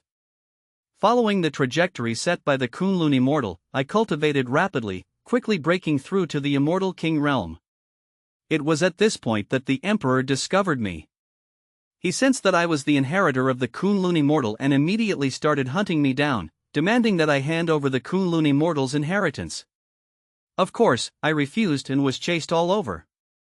Fortunately, he was in a skeletal state and didn't want to fully exert himself to catch me, so using the various emperor patterns of God-forbidden mountain, I played hide and seek with him. Later, however, my friend was discovered. We had no choice but to fight desperately, resulting in mutually severe injuries. I wrote a letter and sent it out with him to seek help while I was captured. For 50 full harvest, 3, although I was caught, I believe that you'll definitely come and save me." Xiao Wuji chuckled and put his arm around Li Qingshan's shoulder. Even if Li Qingshan had become an emperor, he didn't feel distant. Li Qingshan smiled helplessly. Xiao Wuji was a big-hearted person. He trusted him so much even in a life-and-death situation. If there had been any mistake, Xiao Wuji would have died. What exactly is the background of the Kunlun immortal? Why would his inheritance be left in the God-forbidden mountain? Li Qingshan asked curiously. The Kunlun immortal is the master of the God-forbidden mountain. Xiao Wuji said seriously as he let go of Li Qingshan. Master? Li Qingshan raised his eyebrows, not expecting the Kunlun immortal to have such a significant background. Back when the Kunlun immortal was still alive, he was one of the rulers of the ancient celestial court. Xiao Wuji revealed another piece of shocking news. Li Qingshan then remembered that when they were on the dimensional battlefield, the stone door had repeatedly warned them not to expose the news of the Kunlun immortal. Once it was exposed, the people of the celestial court would come after them. At that time, Li Qingshan thought that the Kunlun immortal and the celestial court weren't on good terms and had offended the celestial court. He didn't expect to learn from Xiao Wuji that the Kunlun immortal was once a ruler of the ancient celestial court. The ancient celestial court was immensely powerful back then, bravely clashing with the civilizations behind the dam. Although they failed, Li Qingshan was sure they caused tremendous trouble for them. Have you now inherited all of the Kunlun immortal's inheritance? Li Qingshan asked. Not yet, just a little more. But this damned skeleton delayed me. Otherwise, I would have become an emperor by now, Xiao Wuji grumbled. Are you planning to stay here for now? Li Qingshan continued to ask. Yes, I need to stay here and fully absorb the Kunlun immortal's inheritance before going to the celestial court to find you, Xiao Wuji nodded. Did you know that the Kunlun immortal once ruled the ancient celestial court and attacked the civilizations behind the dam? Li Qingshan hesitated before asking. I know. At that time, the two great civilizations fought fiercely. The Kunlun immortal died then, sacrificing himself to kill one venerable and severely injure another. He died there, and his body never returned to his homeland, Xiao Wuji sighed. And his inheritance? Li Qingshan hesitated. It was arranged in advance. He knew he wouldn't return but still went, saying some things had to be done by someone. Xiao Wuji sighed again. You can comprehend well. There should be no danger in the God-forbidden mountain now. I will return to the celestial court. After you break through to become an emperor or fully comprehend everything, come to the celestial court. I have some things to discuss with you, Li Qingshan said. Okay, I'll head to the celestial court once I finish here, Xiao Wuji nodded firmly. Li Qingshan patted Xiao Wuji on the shoulder and suddenly remembered something. He asked, do you know anything about the Heavenly Emperor and Immortal North Star? Originally, the three of them left together. The Heavenly Emperor and Xiao Wuji both received inheritances, while Immortal North Star was reincarnated, each with their own directions and goals, so they didn't stay in the celestial court. Now, after so many years, like Hua Yun, they had no news. I don't know about the Heavenly Emperor, but Immortal North Star probably isn't in the immortal plane anymore, Xiao Wuji replied uncertainly. What do you mean by not in the immortal plane? Li Qingshan asked, puzzled. Immortal North Star went to the civilization behind the dam, Xiao Wuji said. What? Li Qingshan looked at Xiao Wuji in shock. Why would Immortal North Star go there? Before I entered the God-forbidden mountain, I traveled with Immortal North Star for a while. One night, he confided in me, saying he had a great mission and might never return, asking me to bid farewell on his behalf. When I asked what he was going to do, he said he had to go to the distant stars to fulfill his destiny. At that time, I didn't understand, but later I realized he went to the civilization behind the dam, leaving the immortal plane. I don't know the specifics of what he was doing, Xiao Wuji shook his head. Immortal North Star went behind the dam? What could he be doing? Li Qingshan frowned, looking up at the starry sky. Under the vast expanse of years, the only constant was the same sky above them. People once learned to gaze at the stars and communicate with various civilizations, but later, the civilizations behind the dam stifled this instinct. Now, they could only see the immortal plane and nothing beyond. Li Qingshan believed that Immortal North Star wouldn't betray the immortal plane and must be doing something significant. Maybe in the future, we'll see him again. Looking at the stars, Li Qingshan felt a ripple in his heart. The higher his cultivation level, the more he felt that the vast immortal plane was like an ocean but still couldn't contain gigantic beings. The expansive starry sky was the place for infinite possibilities in the future. Xiao Wuji, I'm leaving. Absorb the Kunlun immortal's inheritance well. After breaking through to become an emperor, come to the celestial court to find me, Li Qingshan said, looking at the starry sky and bidding farewell to Xiao Wuji. Okay, don't worry about me. The God-forbidden mountain is safe now, Xiao Wuji waved goodbye to Li Qingshan. Li Qingshan took a step forward, the space cracked, and he left the God-forbidden mountain, returning to the celestial court. Standing above the 9 heavens of the celestial court, looking at the vast immortal plane, Li Qingshan had many thoughts. This time, the harvest from the God-forbidden mountain was tremendous. Not only did I save Xiao Wuji, but I also obtained dozens of emperor scriptures. These aren't ordinary emperor scriptures but belong to a group of old emperors, worth studying and could help me comprehend the 3,000 rules. Besides, I also obtained many divine medicines. These divine medicines, matured over millions of years, are ready to be consumed. I can then plant their seeds in the emperor space, providing future foundations for the celestial court. But all this must wait until I live my second life.